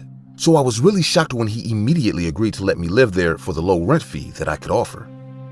And I could recall that during our first meeting, it really seemed like he just wanted someone to live there. But I wasn't complaining because I saw it as a huge win for me, and after settling in, I slept happily that night in my new apartment. So it had been a couple of weeks since I moved into the new apartment, and while I still loved the place, I noticed a couple of strange things that were going on. For starters, I noticed that the other tenant who lived in the building actively avoided my apartment like a plague. I remember spending days wondering why they did that. At first, I thought they were just jealous of my place, but as time went by, I realized that it wasn't jealousy. These people were truly terrified of my apartment, and the look of fear on their faces every time they crossed the hall said it all. Due to this strange behavior, the only people who visited my apartment were my friends from college. On one particular day when I was coming back home, I overheard some of the tenants talking about my place, and through the course of the conversation, I heard them call it the cursed apartment. Now, I wasn't one to believe petty gossip, but I would be lying if I said the strange rumors didn't worry me. That night, I went to bed trying to get some sleep, but I kept thinking about what I heard earlier. So in order to get more comfortable, I turned in my bed to assume a better sleeping position. But as I was turning out of the corner of my eye, I could see the silhouette of a huge man looming over me. The terrifying sight made my heart skip as I tried my best to muffle a scream. From the slight glimpse, I could tell the man was a lot bigger than me, so a direct confrontation would surely end badly for me. But I also knew that lying still and pretending to sleep wasn't a smart idea, as the intruder was bound to attack sooner or later. So I planned out the last best option in my head, and I put it into action. With no hesitation, I threw my blanket towards the intruder. Stunned that I was awake, he made an attempt to grab me, but the blanket I threw at him bought me some time, and within seconds, I ran at full speed towards my bathroom. Once I was safely inside, I locked the door and called the cops, screaming. While the cops were on their way, I listened at the door to see if the intruder was making his move, but all I heard was silence. I assumed it was a play made by the intruder to make me lower my guard, so I stayed in the bathroom till the cops arrived. When the cops arrived, they searched the apartment before letting me out of the bathroom. I was then asked a couple of questions, and I told them everything they needed to know. But after looking around and carrying out a small investigation, the cops began to doubt my claim as the head officer asked me, "Are you sure you saw someone in here? Because from the look of things, it really seems like no one apart from you was here." Confused, I said, "But I'm sure I saw someone watching me while I was sleeping. He also attempted to attack me." The officer then looked at me and said, "Well, we checked the door and there was no signs of breaking and entering." Baffled at his statement, I didn't know what else to say. As if there weren't any signs of breaking in, I didn't have any proof apart from my word. The officer saw I was having a hard time making sense of things, so he said, "Look, kid, I know you are confused right now, but I heard it's finals week, so maybe the pressures of the exam is getting to you and making you see things. Trust me, college finals can do that to a man." The other officers laughed at his joke, but I didn't. I was still in shock, and I wasn't in the mood to laugh. The cops left after a while, and they told me to be sure that there was someone before I called the next time. The week that followed after that incident was horrible, as I couldn't sleep well and I was jumping at the sound of every little thing. Soon the rumors of the apartment being cursed started to seem true to me, and I eventually couldn't take it anymore. So the next day, I went across the hall and begged my neighbor, older Lady Grace, to tell me why my apartment was the subject of many rumors and if those rumors were true. When we had settled in her apartment, she told me a morbid tale about how, for the past 12 years, all 8 tenants who have lived in my apartment had mysteriously disappeared. She said that back-to-back disappearances had caused quite a stir in the neighborhood, and people started getting anxious. But even with all the tension, it was only the people who lived in my apartment who went missing. She then said the cops had opened up numerous missing persons cases due to the rising number of grieving families, but the bodies of all 8 tenants were never found. She then added that Mr. Terrence, my landlord, was always questioned after every one of his tenants had gone missing, but he always proved he had nothing to do with it, and he always walked free. As she spoke about Mr. Terrence, I noticed she had a bit of anger in her voice, so I asked, "Hey, I know this is a bit forward, Miss Grace, but do you have anything against my landlord, Terrence?" The old woman then looked at me and said, "No, I have no problems with him, but there's something about that man. You're young, so you won't understand, but I can see things, and something isn't right with him." Her words struck me as I left her apartment. I told myself that I really didn't find anything wrong with my landlord, Terrence. Apart from the incessant use of air fresheners, he seemed like a nice man, but even then, I wasn't going to take any chances. That night, I stayed up doing research on the cases, and I found out everything that old Lady Grace said was true. So I made up my mind to move. I started making preparations to move the next day. I managed to get a place to stay as one of my friends allowed me to stay with him until I found another place. To avoid any problems, I decided not to tell Mr. Terrence that I was moving till the next morning when I was ready to leave. I can't really remember, but I'm guessing it was due to the abrupt moving process, as I forgot to put on or spray the air fresheners that morning. I spent the whole day at my friend's house, setting up my things, and after a long day's work, I went back home knowing it'd be the last night I'd spend in the strange apartment. But when I got home, a truly morbid and rancid smell filled my nostrils. It was so bad that I found it hard to breathe. I rushed to open a window or get a can of air fresheners when the words, "So I heard you're moving," made me freeze. I slowly turned around to see who said the sentence, and standing there in the dark was my landlord, Mr. Terrence. Fear filled me as I started to stutter the words. What are you doing here, Mr. Terrence?"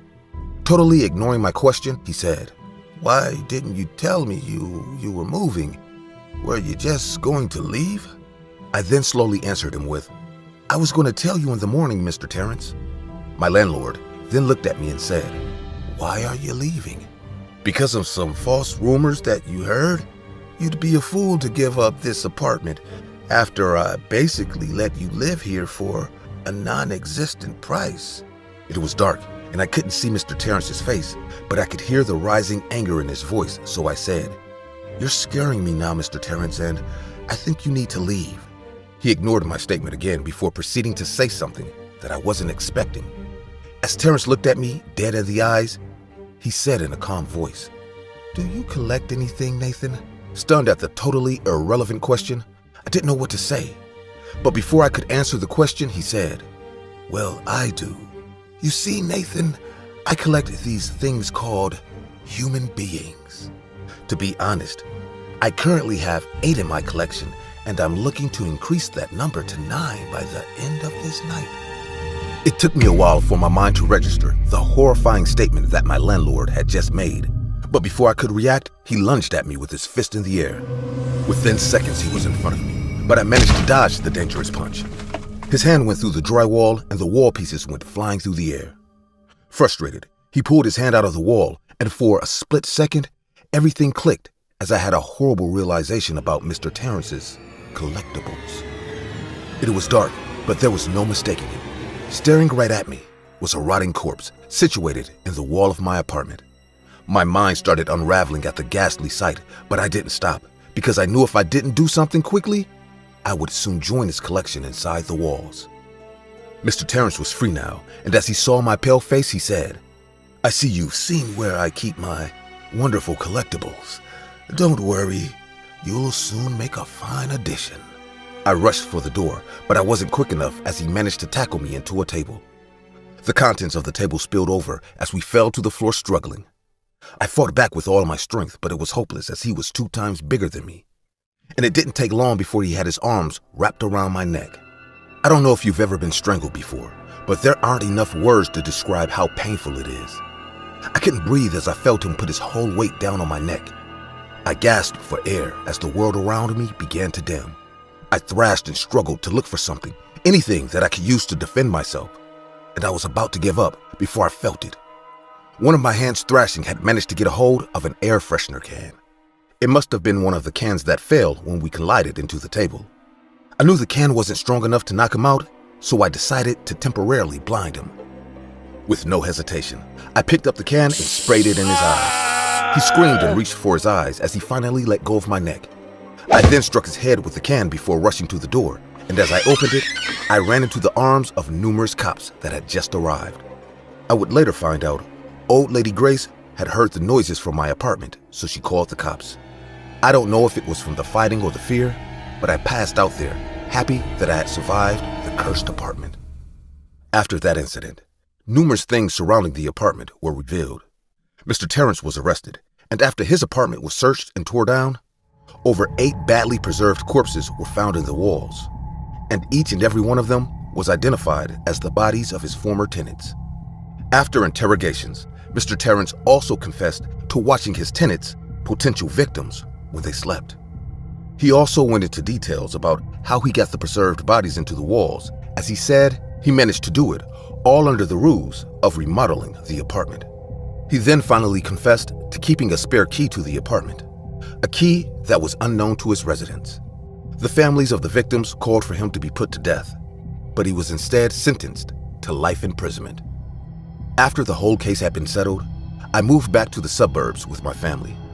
I didn't finish college as I was told I needed time to heal from the traumatizing event. Even after all this time, the therapy still doesn't work, as there's nothing anyone can tell me to make me get over the fact that I slept in a room filled with 8 corpses for over 4 months. But on the bright side, I left the morbid experience with a lesson, as I realized that it's not only people that have stories. Places, too, always have a tale to tell, and those tales should be important to anyone who is deciding to live or stay in those places, because the knowledge of those tales may one day save or end your life.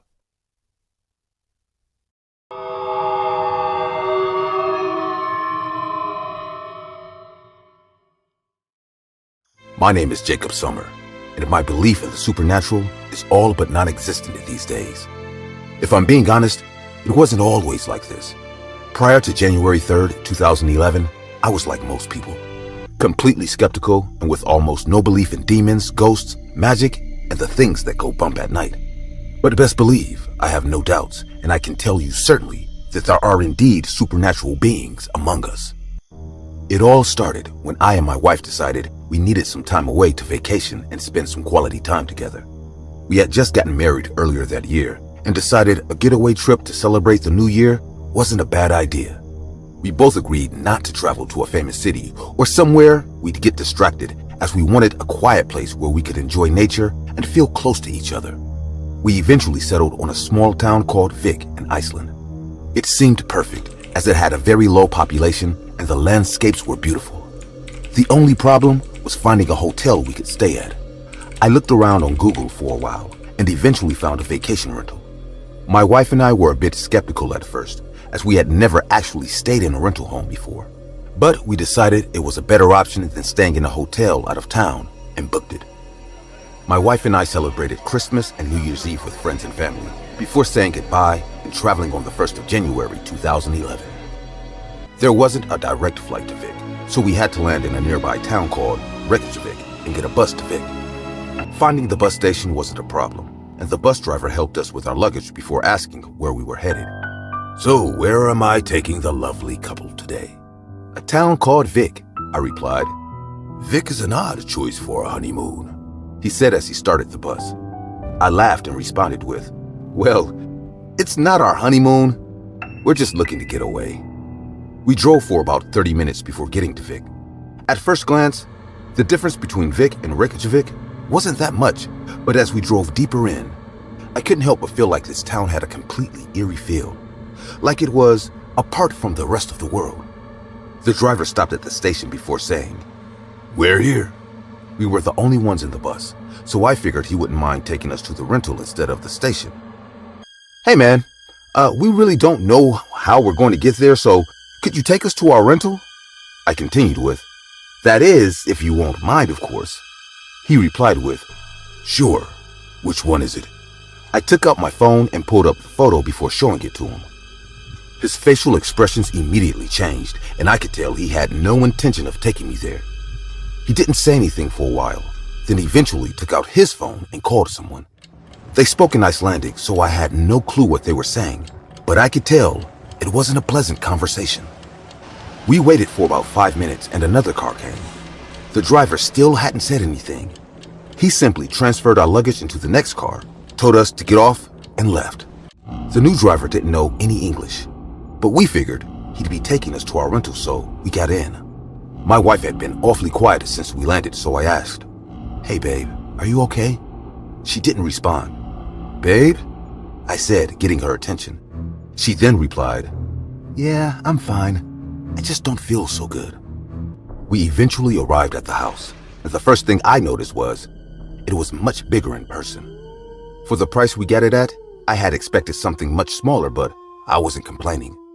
The driver stopped the car, and I removed our luggage. I figured I was supposed to pay him, but wasn't sure as he had been completely still since we arrived, simply staring at nothing. When I was done, I decided to pay and let him know he could leave. "All done, sir. How much do I owe you?" The driver still didn't move, and I decided to check if he was okay. But as I reached out to tap him, he immediately grabbed my hand, looking me straight in the eyes. The situation was extremely creepy, as his grip was painfully tight, and the look in his eyes was frightening. I didn't know if I had done something wrong, but before I could say anything, he simply said, "Bölvivit," and then let me go. I wasn't sure if I still had to pay him, but he started his car and left. The feeling I got from looking into his eyes wasn't a good one. The whole atmosphere felt different. I stood there thinking about it for a while before my wife eventually said, "Hey, I've been waiting for you. Are you going to stand there all day?" I laughed and said, "I'll be right there." But before going in, I decided to find out what it was the driver said, so I took out Google Translate and repeated what he said the best I could. My heart sank as I realized what the word meant. Cursed. The first night at the rental was seemingly perfect, but little did I know that things were about to change the very next day. The next morning, first thing I noticed was that April had moved from our bed last night to another room in the house. I asked her about it casually, but she said she thought I had carried her to the other room and wasn't very happy about that. I decided it was better to let her believe this, as telling her any different may frighten her and ruin the vacation. I also noticed strange little things happening in the house that day. For starters, after taking a shower, I realized I had massive scratches on my chest and back. I could have sworn I didn't have them when I woke up, but I simply applied a cream and went to spend time with April. The next strange thing happened later on in the day. April had gone out to take some pictures for her Instagram not too far from the house, and I was using the time to catch up on some business.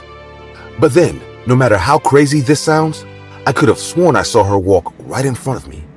At first, I thought it was April playing a game of some kind, so I put down my laptop and got up to follow.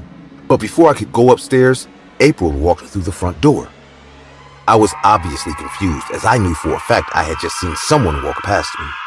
April didn't seem to be playing a prank, and I was beginning to bother about the situation but didn't want to worry her, as she looked like she was finally enjoying herself. I assumed I was probably just seeing things and needed rest. Later that night, about 10 p.m., April and I decided to call it a day and go to bed. Before going to bed, she looked at me and said, "Babe, is everything all right?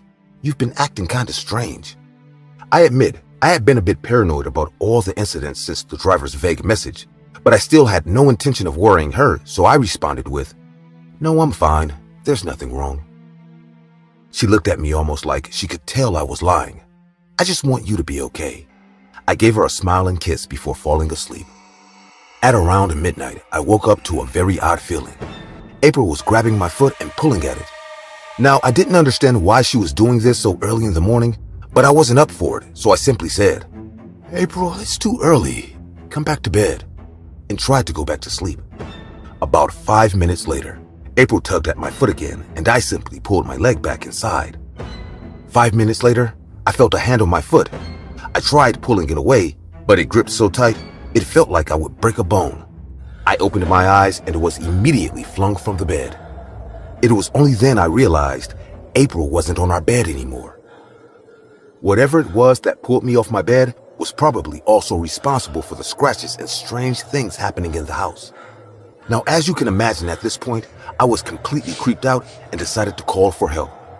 I immediately Googled the emergency number for Iceland and dialed. "Hello, please? I need help. There's someone in my house," I said. "Yes, and what's your address?" she replied. I gave the address, but what followed was silence. Then she eventually said, "Sir, I would recommend you leave the house immediately. Help is on the way, but please leave the house." I was about to inform them of my wife being missing when someone walked by my room door. I immediately dropped the phone and followed. Finally, examining what I was following, I understood why I mistook it for April earlier, as its physique was very similar to that of a woman. She was dressed in all black without any shoes on, and with every step it took, it looked like she wet the ground. I followed her all the way downstairs and couldn't help but wonder if she knew I was following, but chose to ignore me. She walked into a room and I followed, but when I stepped in, she was gone. I turned around to walk back out and immediately felt a hand grip my neck. There was nothing human about this creature. Its face was pale blue and its eyes were almost completely dark. It had marks around its neck and was missing parts of its hair, but the weirdest thing about it was that it was drenched. I tried hitting its hand to free myself, but its grip only tightened around my neck. At this point, I could barely breathe and I could feel myself losing consciousness. That's when I heard the door being forced open. I passed out and hit the floor. I woke up in an ambulance a couple of minutes later. There were a few paramedics and police officers around me. "April!" I screamed as I looked around for her. The officers informed me that there was no one in the house, and despite my best efforts, recommended I stay away from the house that night. I eventually visited the house with officers the following day. But even then, I couldn't find my wife or anything that could help. When giving my statement, the officer didn't seem shocked in the slightest. I found that pretty bizarre, seeing as I was describing a demon to him. After some time on the case, I met with their chief, and he informed me that Vic wasn't that big a town, and if they hadn't found her by now, it wasn't a good sign. There's a story among the people of Vic regarding the house you were staying in, sir. They say a few years back there was a couple who lived in that same house. The story has different versions, but what most people believe is that the husband was very abusive to the wife and eventually killed her and drowned her body in the lake. He continued. The husband denied all the allegations and said the wife had been cheating and must have run off with her lover. Her family did not believe the story, but there was no evidence, so the case was closed quickly. Some believe her family called to the old gods because just a few days later, the husband was strangled to death in the apartment. Normally, I'd disregard the story as bullshit immediately, but after what I'd seen, I very much believed it. "What does that have to do with my wife and I asked. The officer responded with, Well, most believe the soul of the woman still haunts the house after that. Whenever people move in, someone ends up dying, and it's always the husband. They say, in the eyes of the spirit, all men are evil, and this is justice." He continued. So the house was bought and turned into a rental, although no one even went close to it until now. But I'm very sorry to hear about your wife, and I want you to know we'll do everything to find her. The cops didn't have any answers for why my wife disappeared, as it was the first time it was happening. My family came over to stay with me, as I had decided to stay for the following weeks until April was found. It's been 12 years now, and I haven't heard anything from or about my wife. The first years were horrible, and I spent countless days searching, but I found nothing. I can't help but wonder if the demon took my wife because she couldn't kill me. Maybe it was my fault for taking her there. Things are slowly getting better though, and I have fewer and fewer nightmares about the demon. But I will never give up on my wife, and best believe I will never forget the days I spent in a haunted house.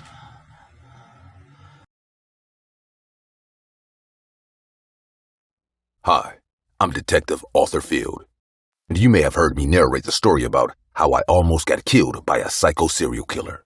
And if you like that story, you will love the one that I am about to tell you. Now, as you know, I'm a detective. But before becoming a detective, I was a normal cop, which meant instead of investigating homicides, I did all the normal cop duties, like patrolling, attending 911 emergency calls, etc.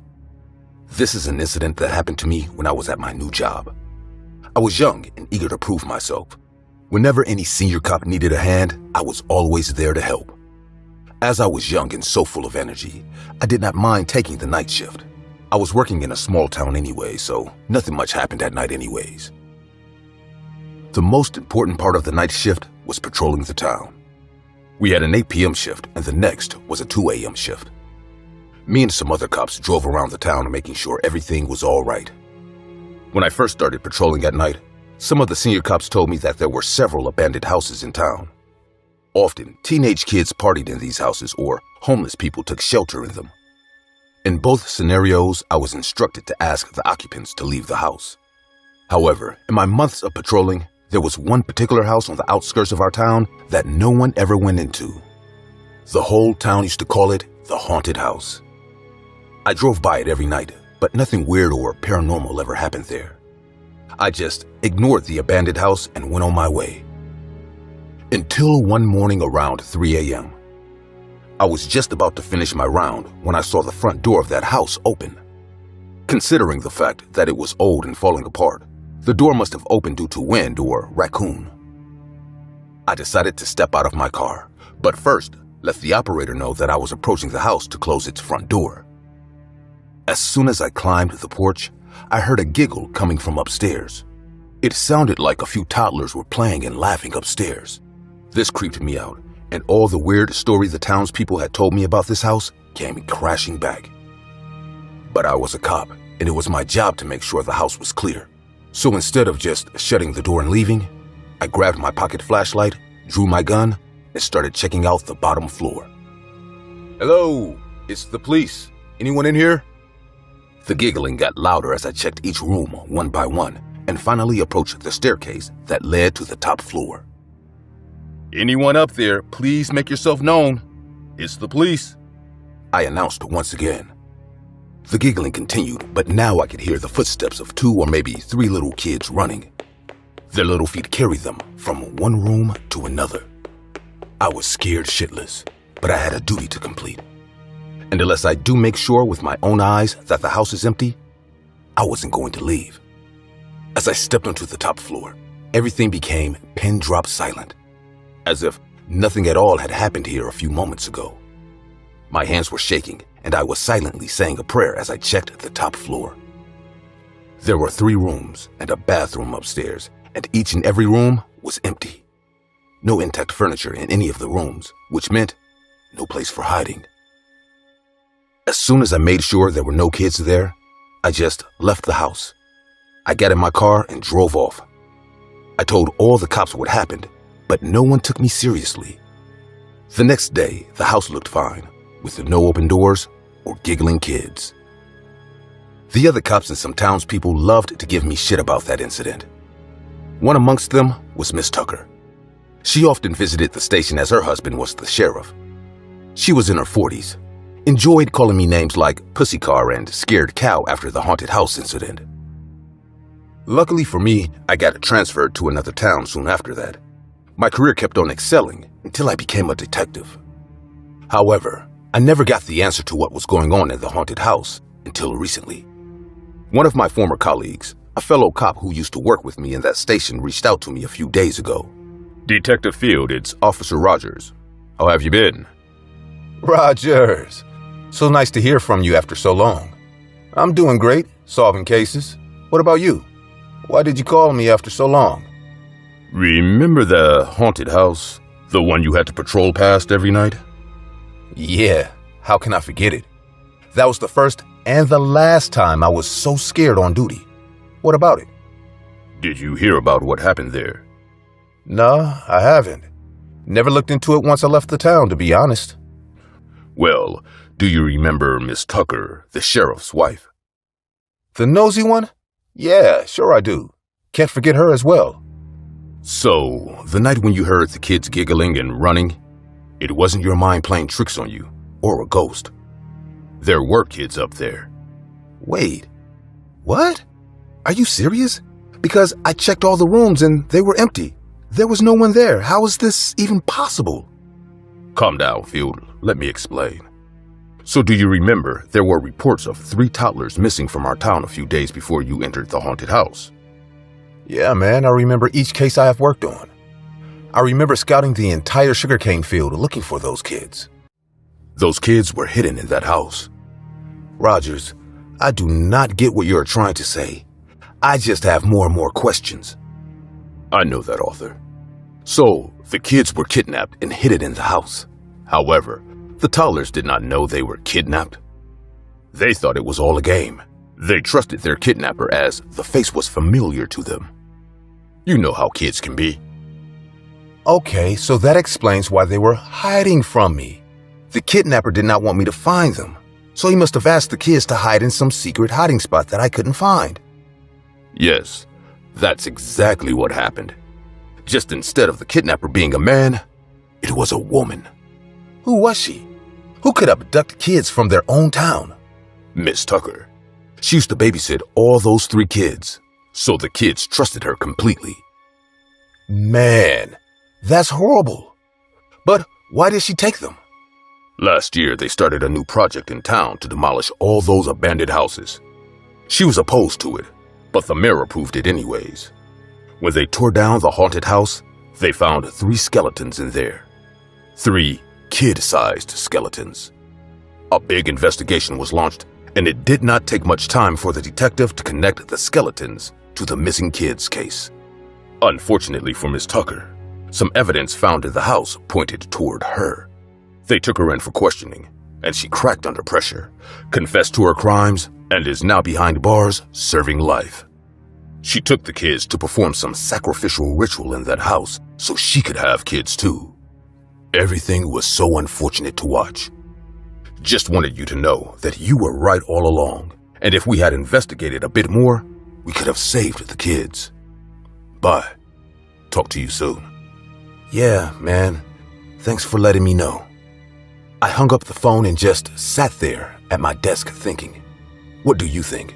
Was it my fault that those kids died? Should I have been a bit more brave?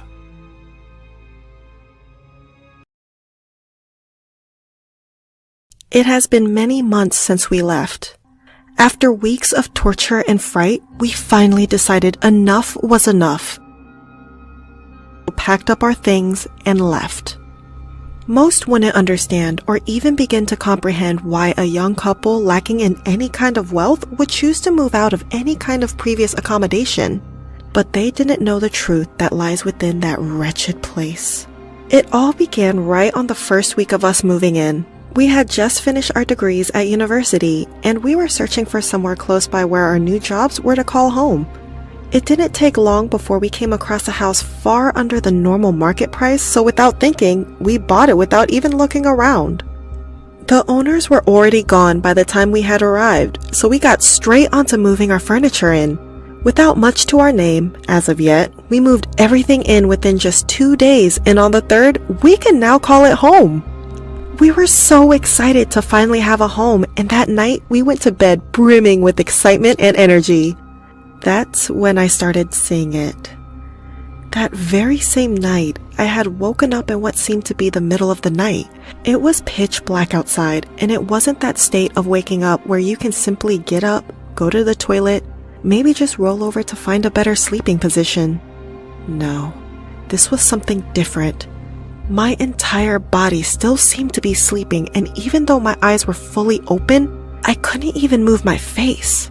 Although I was mildly shocked by this lack of movement, I didn't necessarily feel terrified or scared. That was until I felt something watching me. Suddenly, I felt extremely uneasy, and I tried to call out to Jack, my boyfriend, but my lips stayed shut. Without much point in trying to get up or wake Jack, I managed to close my eyes, and with everything I had, drifted back to sleep. The next morning, we both still felt that rush of excitement from all the moving in, and we just sat up in bed to read for a while before breakfast. As I reached for my book, which was usually located on my bedside table directly next to me, I was surprised to see it had fallen to the floor. I could barely remember the night before, as if it were a dream, so perhaps I knocked it over in my sleep, I thought, while I picked it up from the floor. After about 20 minutes, we both felt our stomachs roaring to be fed, so we got out of bed, popped our slippers on, and headed down the stairs to the kitchen. The kitchen was mostly colored white and black, an attempt at a modern style, but the walls bore cracks and the cupboards all bent slightly off their hinges, clinging to the bearings to stay upright. Over at the sink, several patches of rust and dark stains engulfed the once gleaming metal. As disgusting as it was practically the same filth we were previously living in at our shared dorm rooms, so we didn't care and went to grab some cereal. The rest of the day felt normal after that. We finished breakfast, went to our jobs, came back and got ready for dinner. Instantaneously, we noticed that rusty, stained sink was now completely spotless. Looking at each other with strained eyebrows, confused by its sudden cleanliness, we nervously walked over to continue washing our hands. The water rumbled in the pipes as it struggled to make its way to our waiting hands. By the time it burst out, we jolted back to see the water was brown and seemed to contain specks of muck and filth within it. Jack hastily turned the tap off and pulled the plug. Hoping to drain the sewage-like liquid, as it sunk into the drain, we stared at each other, mouths wide open in disgust. Later that evening, other strange occurrences started happening around the house too. Objects were falling off the shelves regardless of the fact that all the windows were closed, so no gust of wind or drafts could be flowing through the house. The excitement still held on. We were still living in a house, bought below market price, and we could hire a plumber to deal with that rotten pipework connected to the sink. We laid there in bed, staring at the ceiling, preparing ourselves for slumber after a long day of work. After a while, I could start to hear Jack's mumbled snoring, which I giggled at before falling asleep myself. Hungry. My eyelids split open after hearing a raspy voice whispering hungry almost straight into my ear. Horrified by this unnatural noise, I tried to sit up and look around, but my body was once again motionless. This time, however, my head was positioned toward the corner of the room. As my eyes returned back to focus, I spotted a mortifying figure huddled over in the corner, back to the wall, facing me, grinning. I froze in fear. My body started shaking uncontrollably from the horror of what lay before me, but I still had no control over it to escape or warn Jack. Even trying to scream wouldn't work. All that came out was a hushed murmur as that thing kept grinning at me. I couldn't make out its face either. Its dark form meant only the very highlights of its foul jaws could be seen in the darkness. I was petrified. Hours later, still staring into that grinning nightmare, the sun had finally begun to rise, and my eyes were able to rest, even just for a few hours. In the morning, I looked over to see Jack, still asleep, drooling onto his pillow. A faint smile spread across my face before I remembered the night before, exactly like last time. It felt like a dream, a state of total futility and dreadful fear. I shook Jack awake and blurted out everything I could remember, drenching the sheets with tears. I couldn't have been more scared. He took it more or less seriously enough and told me, "Don't worry, I'll stay awake tonight, okay? Then if that thing comes again, I'll deal with it. Sound good?" I nodded slightly, still dripping from the tears, and we once again got up to go downstairs for breakfast. As we walked into the kitchen that morning, I stopped in the doorway as I saw the book that should have been on my bedside table, which was now perched on top of the dining table. Not only was my book now moving on its own in the night, but that also wasn't all either. That sink we saw yesterday evening, which was spotless, well, it was covered in rust and dark stains again. Terror was beginning to set in. We decided it was time to do something about what was going on around the house. So, for the rest of the day, we prepared a camera directly at the sink and bought several cans of coffee so Jack would be able to stay awake that night. The smell of caffeine engulfed my nostrils as we headed back inside after returning from the shops.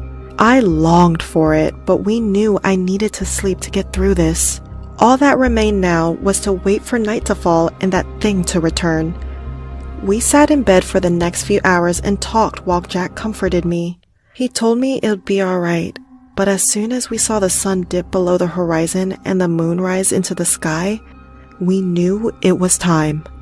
We climbed under the duvet, ready for the night ahead. At least that was what we thought. The hours clocked by one, and soon enough, I had fallen into a deep sleep. Jack sat awake, sipping coffee, and kept looking out the corner that I had told him about the previous night. For hours, the house lay still and silent, almost cautious to not disturb my slumber. Then, all of a sudden, it started. Hungry. Just as I had done the previous 2 nights, my eyes shot open. Everything was completely void of all light. That was aside from one particularly visible patch of light on the ceiling. As my pupils darted around the room, I strained to tell Jack that it was happening. I needed him.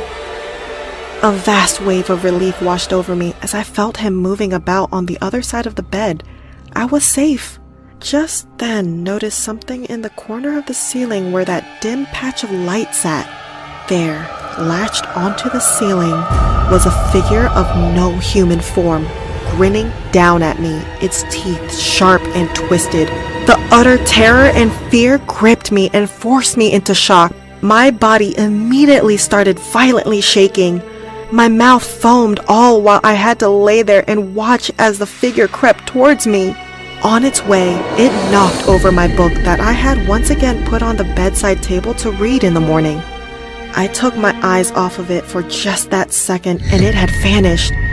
A stroke of luck, it would seem. The noise of the book colliding with the floor also had alerted Jack next to me. I felt him crawl over and lean next to my face. It confused me a bit, until I heard it whisper,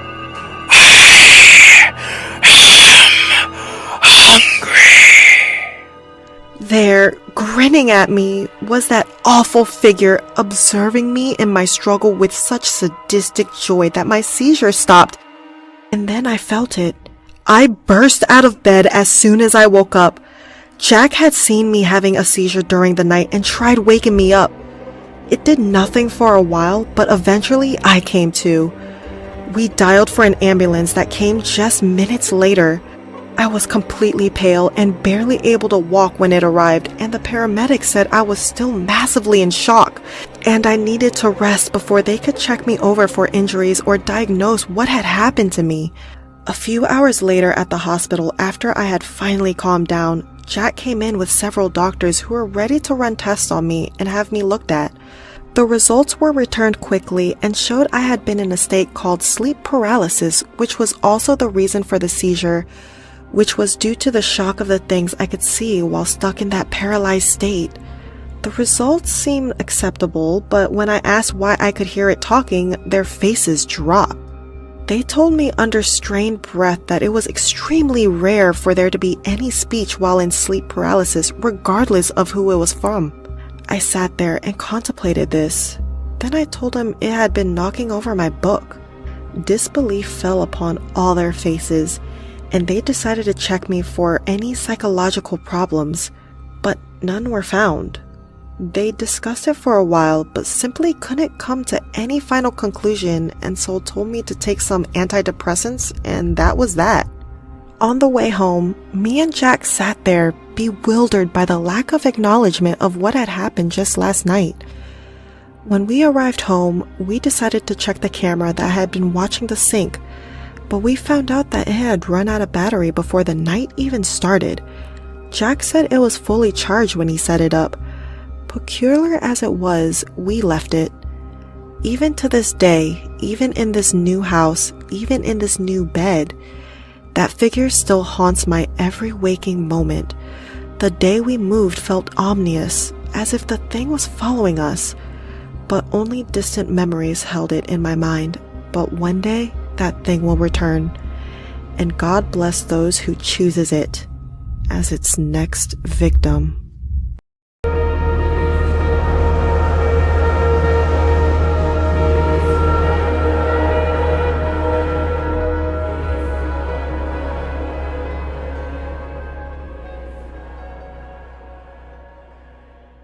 Hi guys, my name is Jasper, and I'm a writer.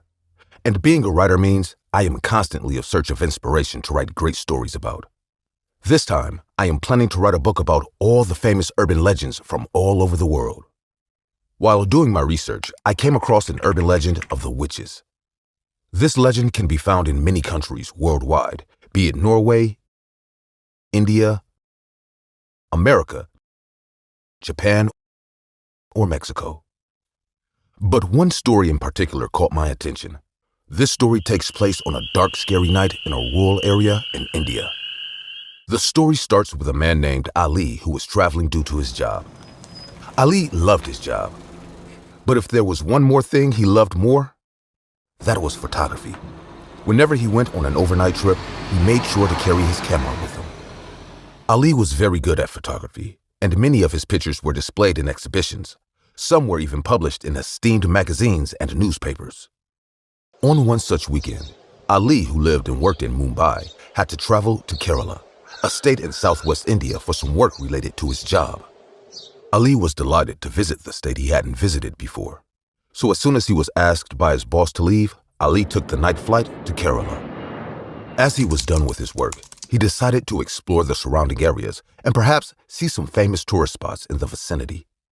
He asked the local people about the places he could explore, and most of them told him about a beautiful large waterfall that was no more than 20 kilometers away from the city he was in. The next morning, Ali took a local bus and visited the waterfall. He planned to get back to the town by evening so he could catch his night flight back to Mumbai. He reached the waterfall and the place was crowded. So many tourists had gathered to see the iconic waterfall that Ali could barely get any decent pictures. Defeated, he decided to return to the small bus stop and wait for a bus back to the town. After waiting for about an hour or so, Ali wasn't able to catch even one bus. He was tired and bored out of his mind and wanted to pee. Without thinking much about it, he stood beneath a nearby tree, hung his bag to a long nail that was sticking out of the tree, and relieved himself. He took his bag, but while taking it off the nail, he removed the nail from the tree by mistake.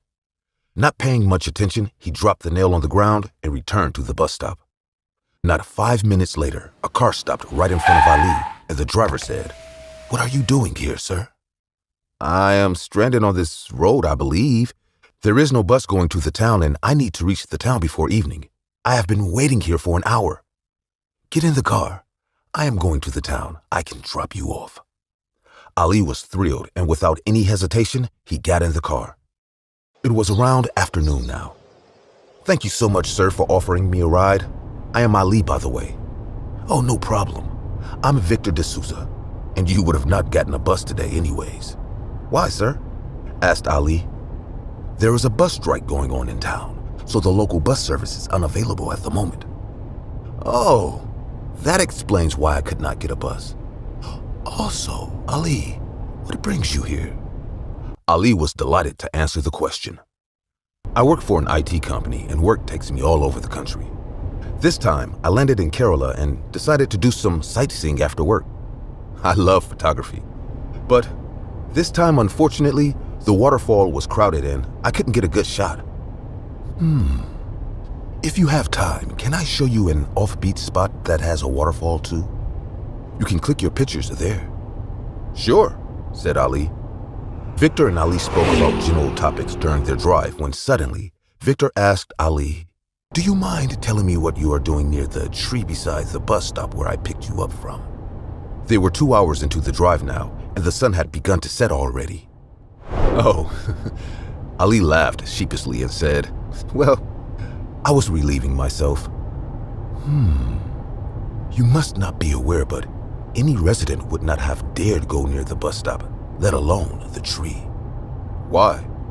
"It's believed that a witch used to live on the tree many, many years ago." Ali laughed out loud. Come on, Victor. We live in the 21st century.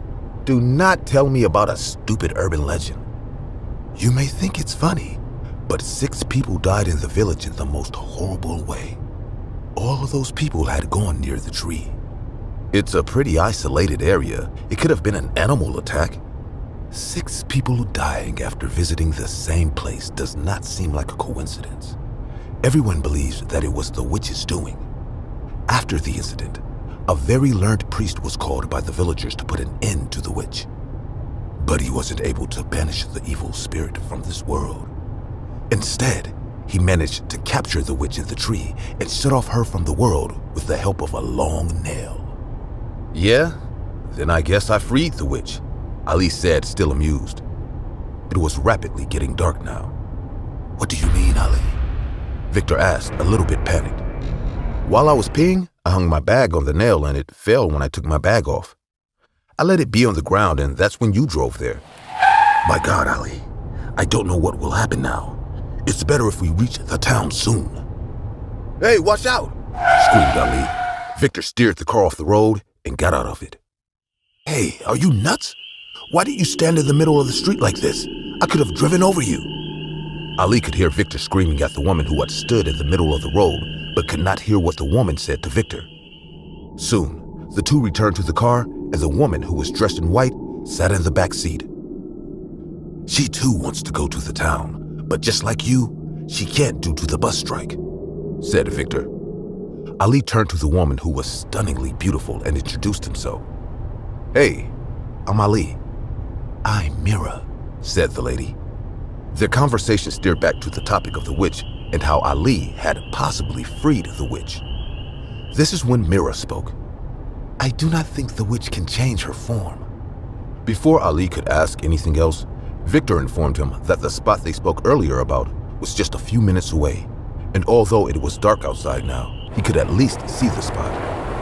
Ali agreed, and the three reached the said spot. Victor parked the car and told Mira to wait inside, as they both will return shortly. Victor led Ali towards the spot, which was in the woods. Hey, there is your waterfall. Victor pointed in the distance. Go ahead and smoke, and I will smoke a cigarette here. Okay, said Ali, and walked ahead with his camera, which could click pictures in the dark as well. That's when Victor got a message on his cell phone. And what the message read sucked the living soul out of Victor. He could see Ali in the distance, busy with his camera. And from behind, he heard anklets, meaning a woman was walking towards him.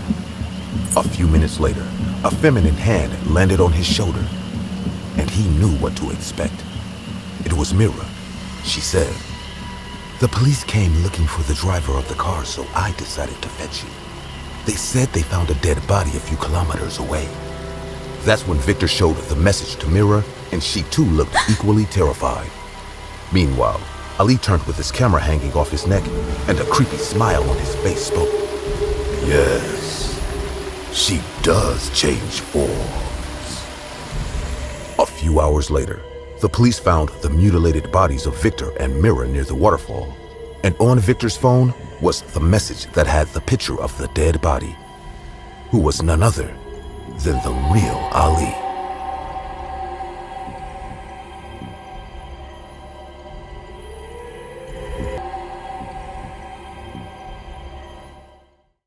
Hello. I woke up yesterday. I know you feel strange when I tell you that, but after hearing my story, you won't be confused. It is me, Willie, and I'm going to tell you my real experience. So, I woke up at 3 a.m. I felt something strange. I heard some weird noises coming from the walls. I thought there must be rats between the spaces. I shouted at them. You bloody rats! You won't let anyone sleep! Stop! After I said this, it stopped, and within a minute, the scratching noises intensified. It seemed like I made the rats angry. I shouted again in anger. What the hell? And I punched the wall. Then the scratches stopped. I said, wow, so weird. Could my words change anything here? Can you hear me? I was asking this from the rats, but then again scratching started with more intensity. It pissed me off. At around 3:30, I heard some sounds from our kitchen. I could tell then that someone turned the kitchen light on and sat on the chair as I heard the sound of the chair moving. I got up and moved through the hallway, but when I stopped there, I saw nothing.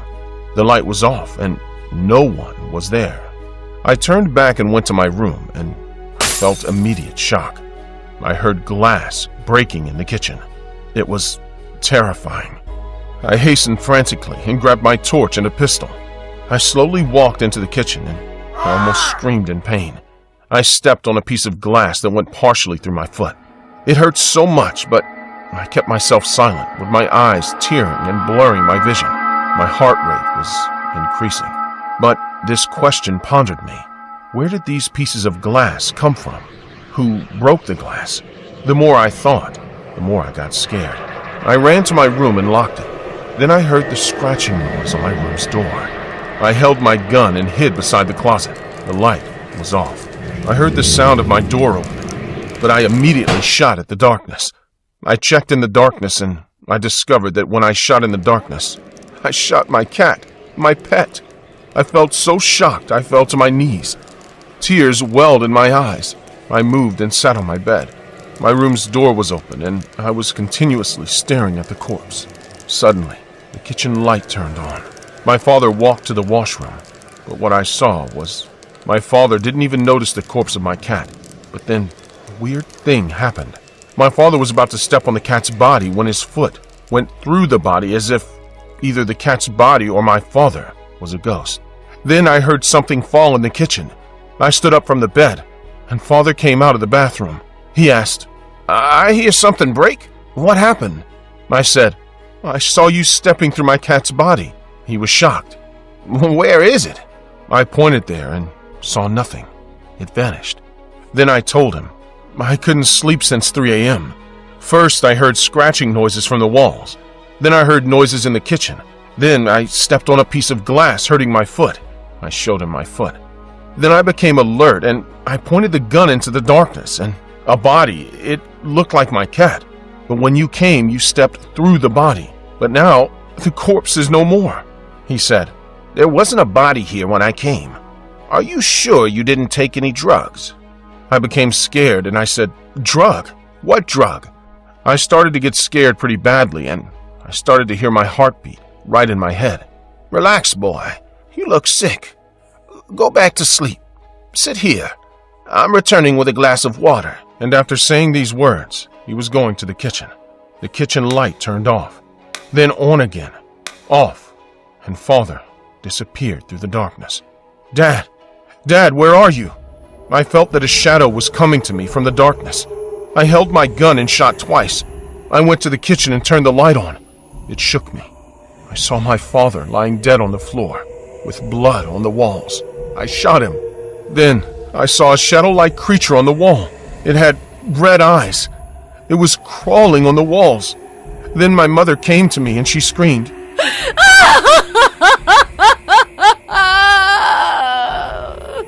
What have you done, Willie? You killed your father! I saw the shadow was now standing behind my mother and staring at me. It entered my mom's body. I ran to get out of the house, but there was no door, no window. I was trapped in the walls. The more I looked at my mom, the faster my heart got. In a second, the creature leaped at me and it hit me in the eye. Then the creature fled. Then I saw the exit door. I tried to reach for it. Then the creature came from the back, and in a fraction of a second, I saw my eyes torn out of their sockets. In an instant, I was in pain and screaming badly. "God, get off! Let me go! Leave!" And then, my parents began to ask me questions. Hey, Willie, wake up, son. "Son, get up. What happened in your dream?" Then I opened my eyes. Something very wrong. It was horrible, Dad. I killed you. And the last thing I remember was my eyes being torn out of their sockets before fading out. Calm down. Relax. Relax. Mom, my heart is beating fast. Please check my heart rate. Yeah, sure. The device showed 125. The letters 1, 2, 5 were carved on the wall in red color. And I fell there and woke up after a year. I woke up yesterday, and today I'm telling you everything that happened at midnight.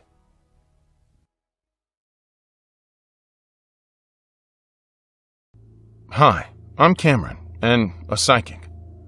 Now, don't get me wrong, I'm not some weirdo who can tell your future or something, but instead, I feel things, and I see things that a normal person wouldn't be able to see or sense.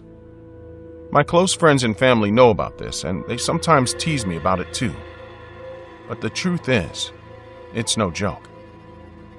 A few years ago, one of my best friends, Grant, got a new job.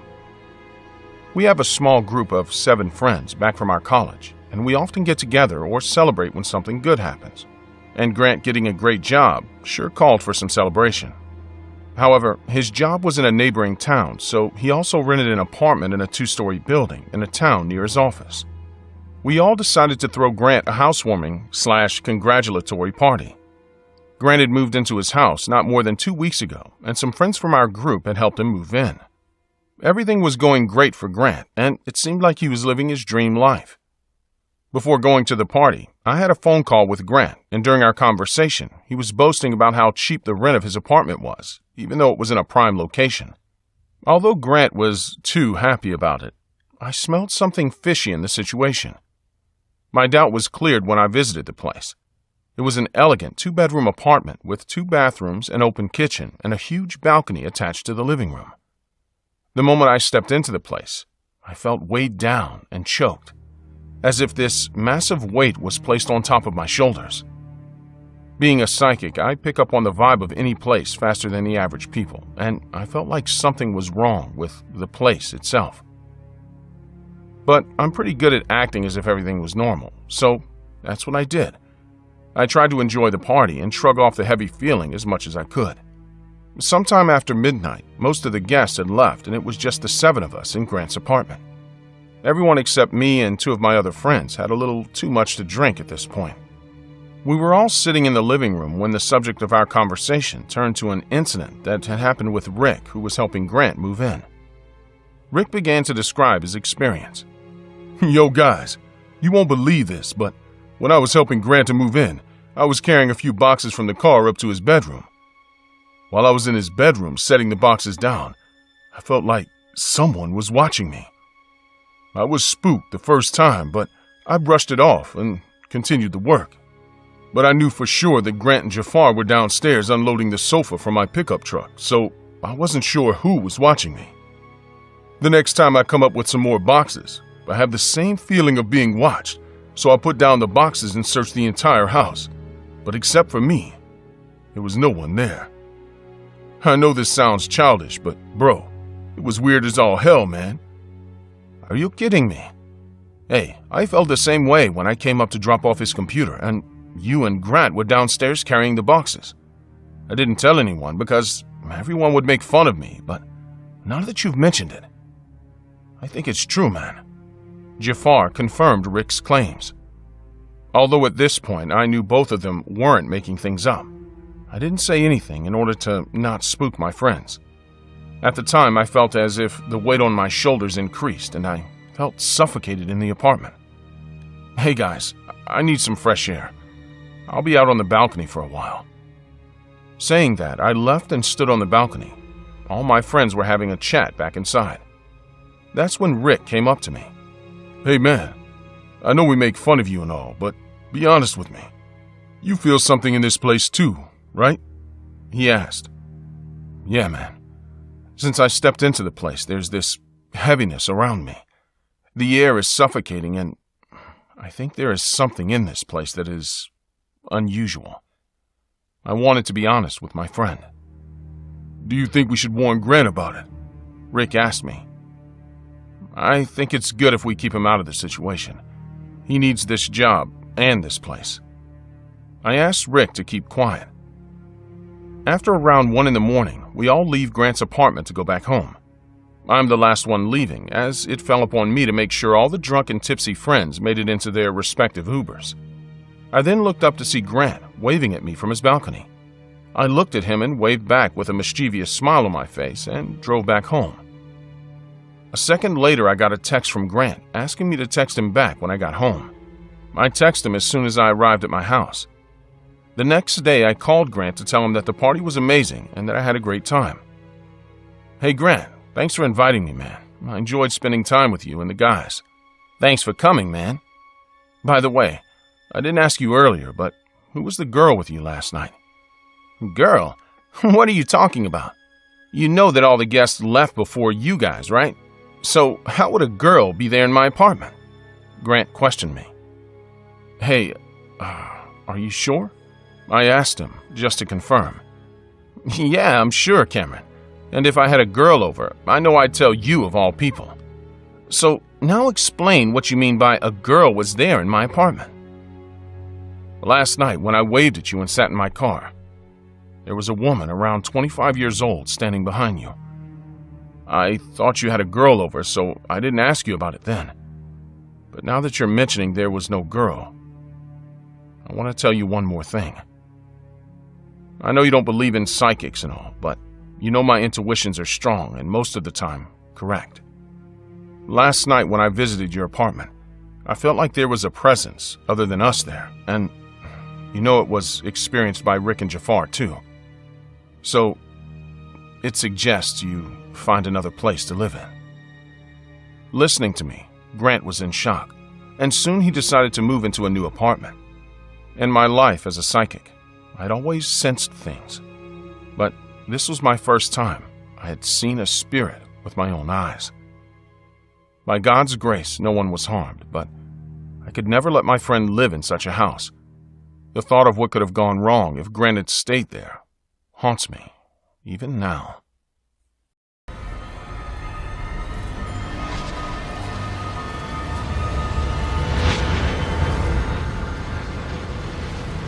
Have you ever been to Horton's? Although it is quite well known here, in the rest of the world, there are very few franchises. And in fact, no one talks about them as much as you might think. I'm a big Horton's fan. There is nothing nicer than the smell of good coffee in the morning.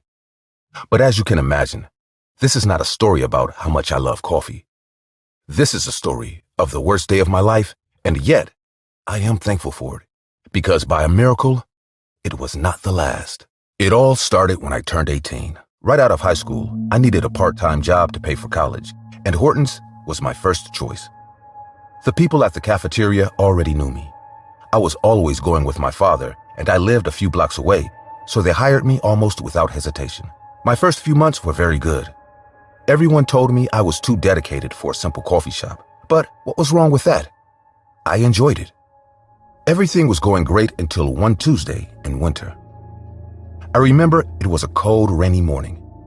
Our place was a bit small, so there were very few people attending it, especially in the morning. We had no security personnel, but we could call the police if something happened. But the place was very quiet, generally. That Tuesday, it was very quiet. There were very few people in the place. One man stood out among them. He was very tall and muscular, but for some reason, he looked absolutely terrified. He was looking everywhere without stopping, and he was already on his third cup of coffee. I wanted to ask him what was wrong, but I didn't want to be too intrusive. Anyway, the answer came on its own. Some men entered the place. Two of them were in suits and were very tall, even taller than the one sitting at the table. Behind them was another man with a cigar, much fatter and shorter than the rest. But nevertheless, he was the most terrifying of them all. The other men looked quiet, but the shortest one, who looked like the boss, had all the appearance of a mobster. As soon as they walked in, I was cleaning up near them and said hello. But not only did they ignore me, but I could see how the boss made a face at one of them in the suit, mocking me, and he chuckled under his breath. The men walked straight over to where the muscular man sat, and as one of the men in the suit grabbed him by the shirt, the boss said something I couldn't hear. In response to this, the muscular man started to cry, but the only thing he managed to do was to get the boss to throw the boiling coffee in his face.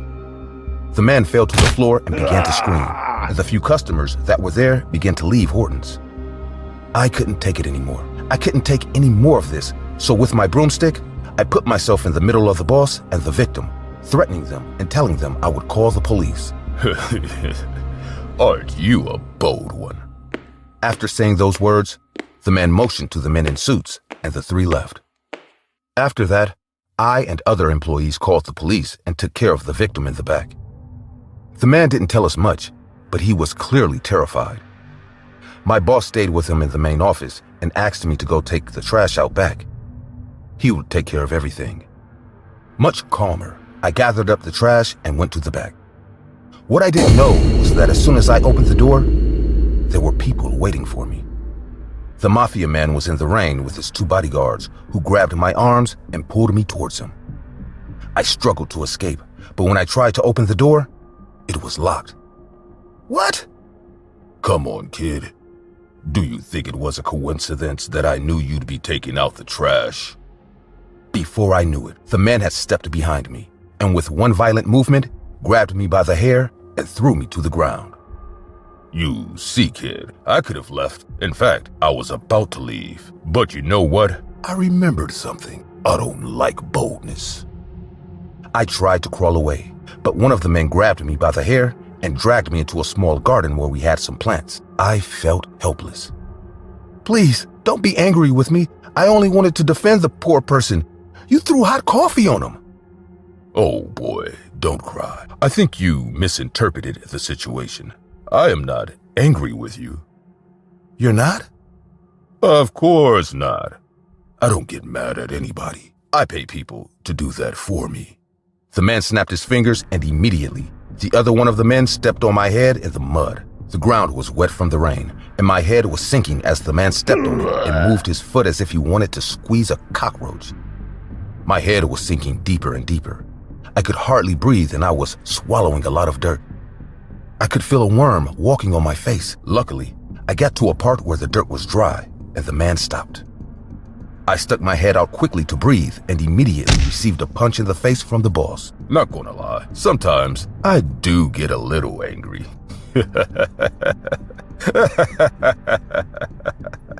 Suddenly, the man pulled out a gun and pointed it at my head. Well, kid, I had fun, but you have to go. Boss, there's people watching us. This is a kid. Maybe we're crossing the line. Angrily, the boss put the gun away and laughed. See, I told you guys you should talk a little more. Both of you are actually right. Sorry, kid. I have some anger issues. I'm treating them with a psychologist. The men walked away from me, walking slowly, almost disinterested. Hey, kid. Tell your boss I'll expect him for dinner on Friday. Tell him I'll bring him some nice wine. Confused, I stood in the rain crying, not believing I was alive. The police came for me, and I warned them that the three men were escaping. The officers ignored me and told me to drop the subject. That was the last time I visited Horton. Soon after, I moved in with the help of my family. After that, I was terrified for years afraid that this man would come to kill me for no reason. But it never happened. Several years later, I found out that I was incarcerated while doing an interview. I swear that prison had more luxuries than my house. Life is sometimes very unfair, but I am thankful to be alive. I am thankful to smell the coffee every morning and not to have died that terrifying rainy day.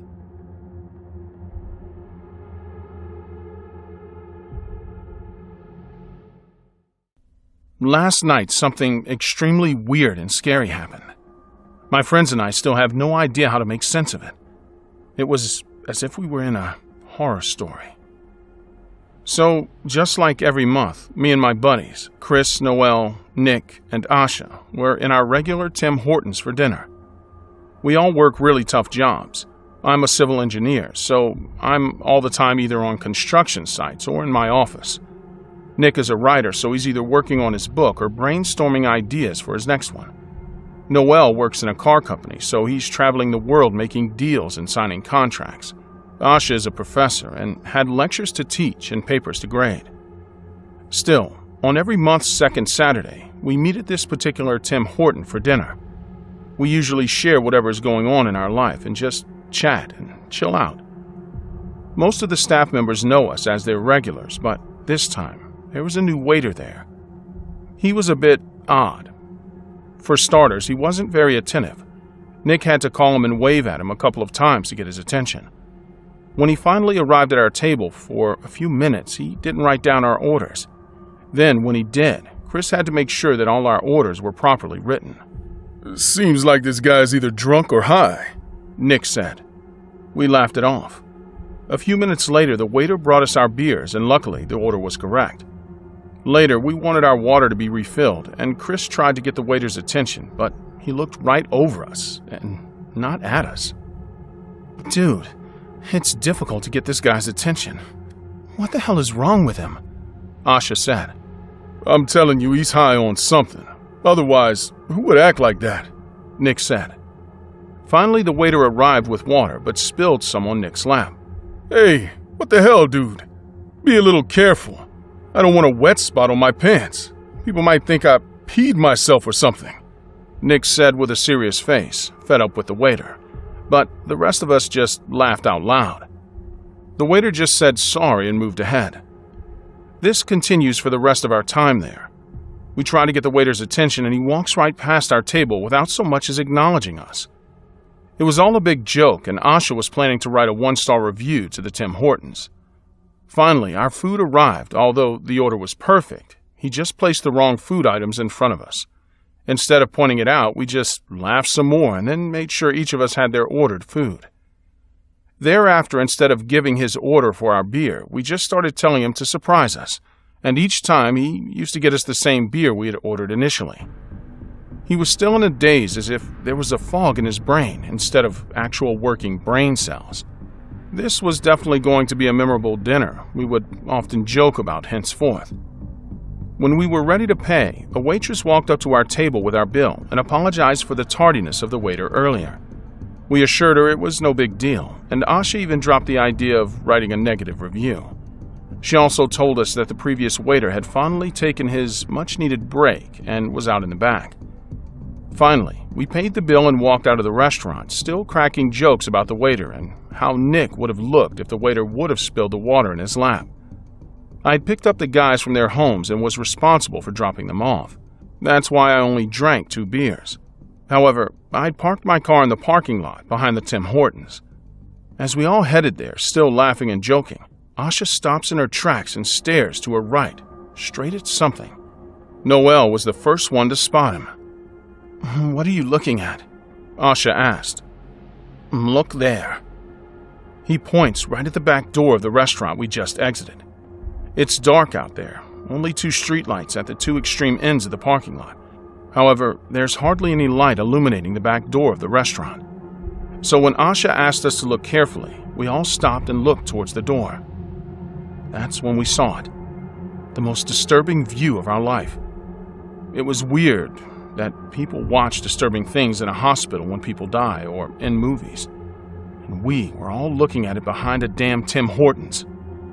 "Is it real, or am I dreaming?" Nick asked in an utterly serious tone. "I think it's real," Chris confirmed. "I think so too," I said. That's when it sees, or should I say he, sees us. We're rooted to our spot when our eyes lock, and no one from the group has the strength or the courage to move. Then he moves and takes a step away from the door. That's when our fight-or-flight instincts kick in, and we all started sprinting towards my car. I already had the keys in my hand, and as soon as I reached the car, I unlocked it and got behind the wheel. My friends too piled up into the car and slammed the doors shut, locking them. I started the car and began driving, the headlights illuminating the road. I drove the car at full speed as my friends huddled in the back and passenger seat beside me. All the buzz they were feeling from the beer they had drank drained out of them. I was soon on the main street connecting to the highway, going towards my home. For several minutes, none of us said a word. We were all shocked, and I focused on driving. "Was it true?" Noel asked, and instead of answering him, we all just nodded. We reached my home and I asked everyone to stay the night, and none of them complained. I live in a big apartment, and I didn't sleep until the wee hours. Today, when I walked out of my room, all my friends were sitting around my coffee table, just staring straight at the TV, which was showing some news. However, when I read the news, the ground beneath my body shook. The news report said that a person's dead body was found in a parking lot behind a Tim Hortons restaurant this morning, the exact Tim Hortons we had dinner at last night. The dead body was missing some vital organs like the heart, the kidneys, and the liver. It was suspected that it was an animal attack, but this restaurant is in the middle of the city, so there's no chance of it being an animal attack, as the largest animals we have are dogs who just bite if they need to, not to eat your selective organs. The news stated that some detectives claimed it was done by a person, but most of the cops had dismissed the theory, claiming who would be so gruesome. The dead person was a waiter who worked at Tim Hortons itself.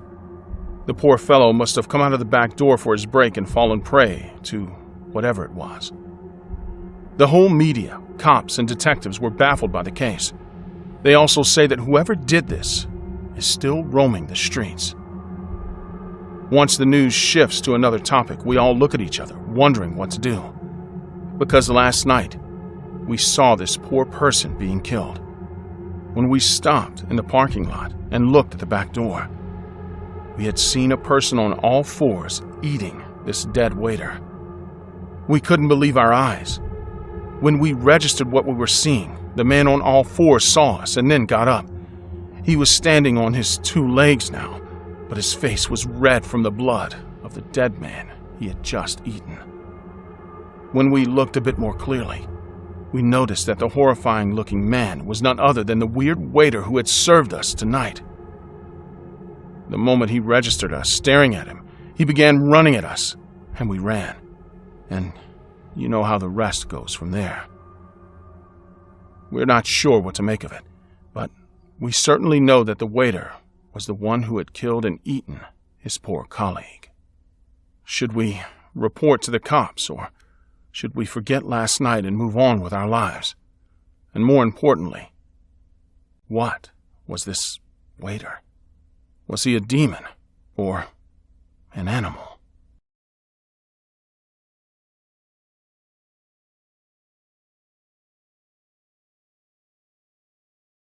I do not want to reveal my name or my whereabouts, but I wish to share this story with you, as I believe it's important for people to know it. For the sake of this story, I'm going to use fake names for all the characters, including mine, except one. I still remember the first time I went on a date. I had just turned 20, and my parents were okay with me dating. My friend Sally knew a guy from her dad's workplace she thought would be perfect for me.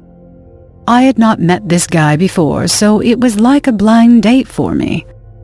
I was excited and fussed about my dress and hair for almost a week before the date. As this was a blind date, instead of me contacting the guy, Sally had informed me that the guy would meet me at Tim Hortons on Saturday. My parents and my brother are very protective of me, so it was decided that my brother would drop me off at the restaurant for the date. Back then there were no cell phones, just some payphones. Before I got out of the car that afternoon, my brother said, "Hey, if you want me to bring you home anytime, just call home and I'll be there to pick you up in no time." "Sure, but I don't think that would be necessary, as I plan on enjoying my first date to the fullest." I was messing with my brother, considering how protective he was. A few minutes later, I was sitting in front of a handsome and charming man. He was wearing a brown jacket with a white shirt underneath it, paired with black pants. The moment I saw him, I was puzzled why he would want to go on a date with little old me. He was a few years older than me and extremely good-looking. He could have any woman in the town if he wanted, but he had chosen me. "Is this a blind date for you too?" I asked. He chuckled a bit and said, "Honestly, no. I had seen you hanging out with Sally a couple times, and I asked her to fix this date so I could take you out." That was a surprise that he had specifically wanted to go out with me. But I let it go and decided to get to know that man more. So, what do you do? I'm working part-time at the wood shop Sally's family owns. What about you? I just graduated and plan on going to college a year later. Till then, I'm just enjoying my break. That sounds fun. Should we order now? Sure. I'd like a chicken burger and a chocolate milkshake, I said, and he read the menu and ordered a sandwich for himself. We got along pretty well. He was as funny as he was handsome, and I thought about how well my first date was going. I was going to thank Sally after I got home and tell her all about the date. While we were having our food and talking, my date suddenly mentioned a few facts about me that only a handful of close people knew, and I was sure that Sally would not have told him all of it. It seemed like a red flag to me, but I tried convincing myself that it was okay. But as the time passed, I could not shake it off. The fact that he might have followed me or stalked me, all those things seemed very creepy. He noticed my unease and my reluctance to talk as freely as I was talking before, and I was sure he knew what had made me so uncomfortable. Slowly, he too lost interest in our date, and we both ate our food quietly. However, instead of focusing on the food, he was staring at me weirdly.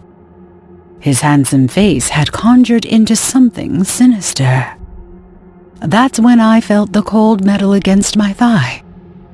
At first I thought it was the table, but when the cold metal was dragged against my thigh, I understood what it was.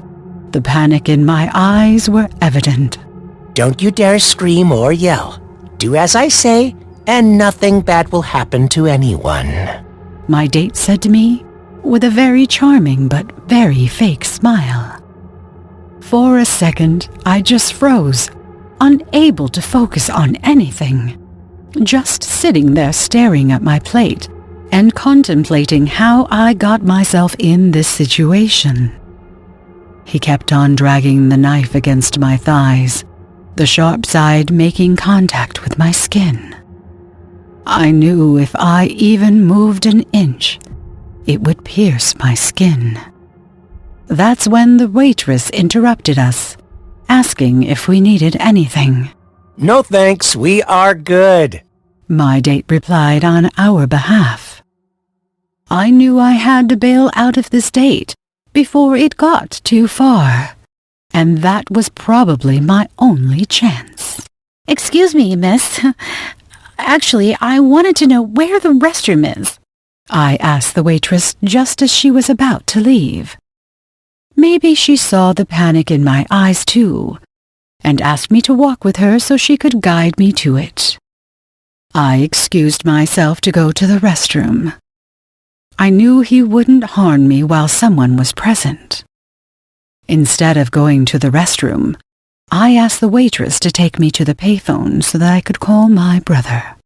Hey, George, could you please come get me? I'm hiding in the women's restroom in the Tim Hortons. Listening to the terror in my voice, I knew he was on high alert. I could hear him grab his keys on the other end. I quietly waited in the last stall until I heard my brother's voice out of the restroom calling for me. I quietly waited in the last stall till I heard my brother's voice out of the restroom calling for me.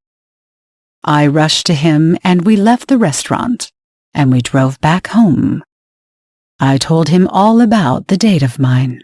Relax, Audrey. I've got you now. Forget about that date. You're safe. The next morning, around 4 a.m., when my brother was leaving the house for his paper route, he heard some rustling in a bush beside our main door. He did not have a gun, but he quickly grabbed his baseball bat to tackle whatever was in there. Mostly it was usually a raccoon or some rodent. However, this time a grown man stood up behind the bush and started running into the road the opposite direction. That startled my brother, and instead of chasing the man, he ran inside and woke me and our parents up. We all were pretty confused as to what had happened, and everyone was asking my brother questions about the incident. My dad asked him to describe the man, and what he said cracked the floor open beneath my feet. He was tall, had fair skin, had wavy hair, and wore a brown jacket and black pants. He had just described my date. I just stood there shocked. I guess that was my date from yesterday. Hearing that, my parents and brothers were extremely worried too. Although we did not report the incident as there wasn't much to report anyways, we did keep an eye out for the young man. It was clear by then that he wanted to hurt me, so for the next few days, we made sure that I wouldn't go out alone. 3 years had passed, and I was in a happy relationship with my current boyfriend at the time, Marco, when one evening we were chilling in my home's living room. We saw the news. It was about the murder of a few women, and the serial killer who killed them. The moment I looked at the face of the man on the news, the cup of coffee from my hand dropped to the ground and broke. For a few seconds, I was rendered speechless and just stared at the screen. My brother and father were also watching the news with me and Marco. George, that's the guy. The guy I went on a date with all those years ago. The one who stalked me. Good God, I feel so relieved that you decided to walk away from that man. The news said that he had sexually assaulted a couple of women and killed them. I cried and thanked the heavens for saving me from the predator. According to the news reporter, the killer's name was Ted Bundy.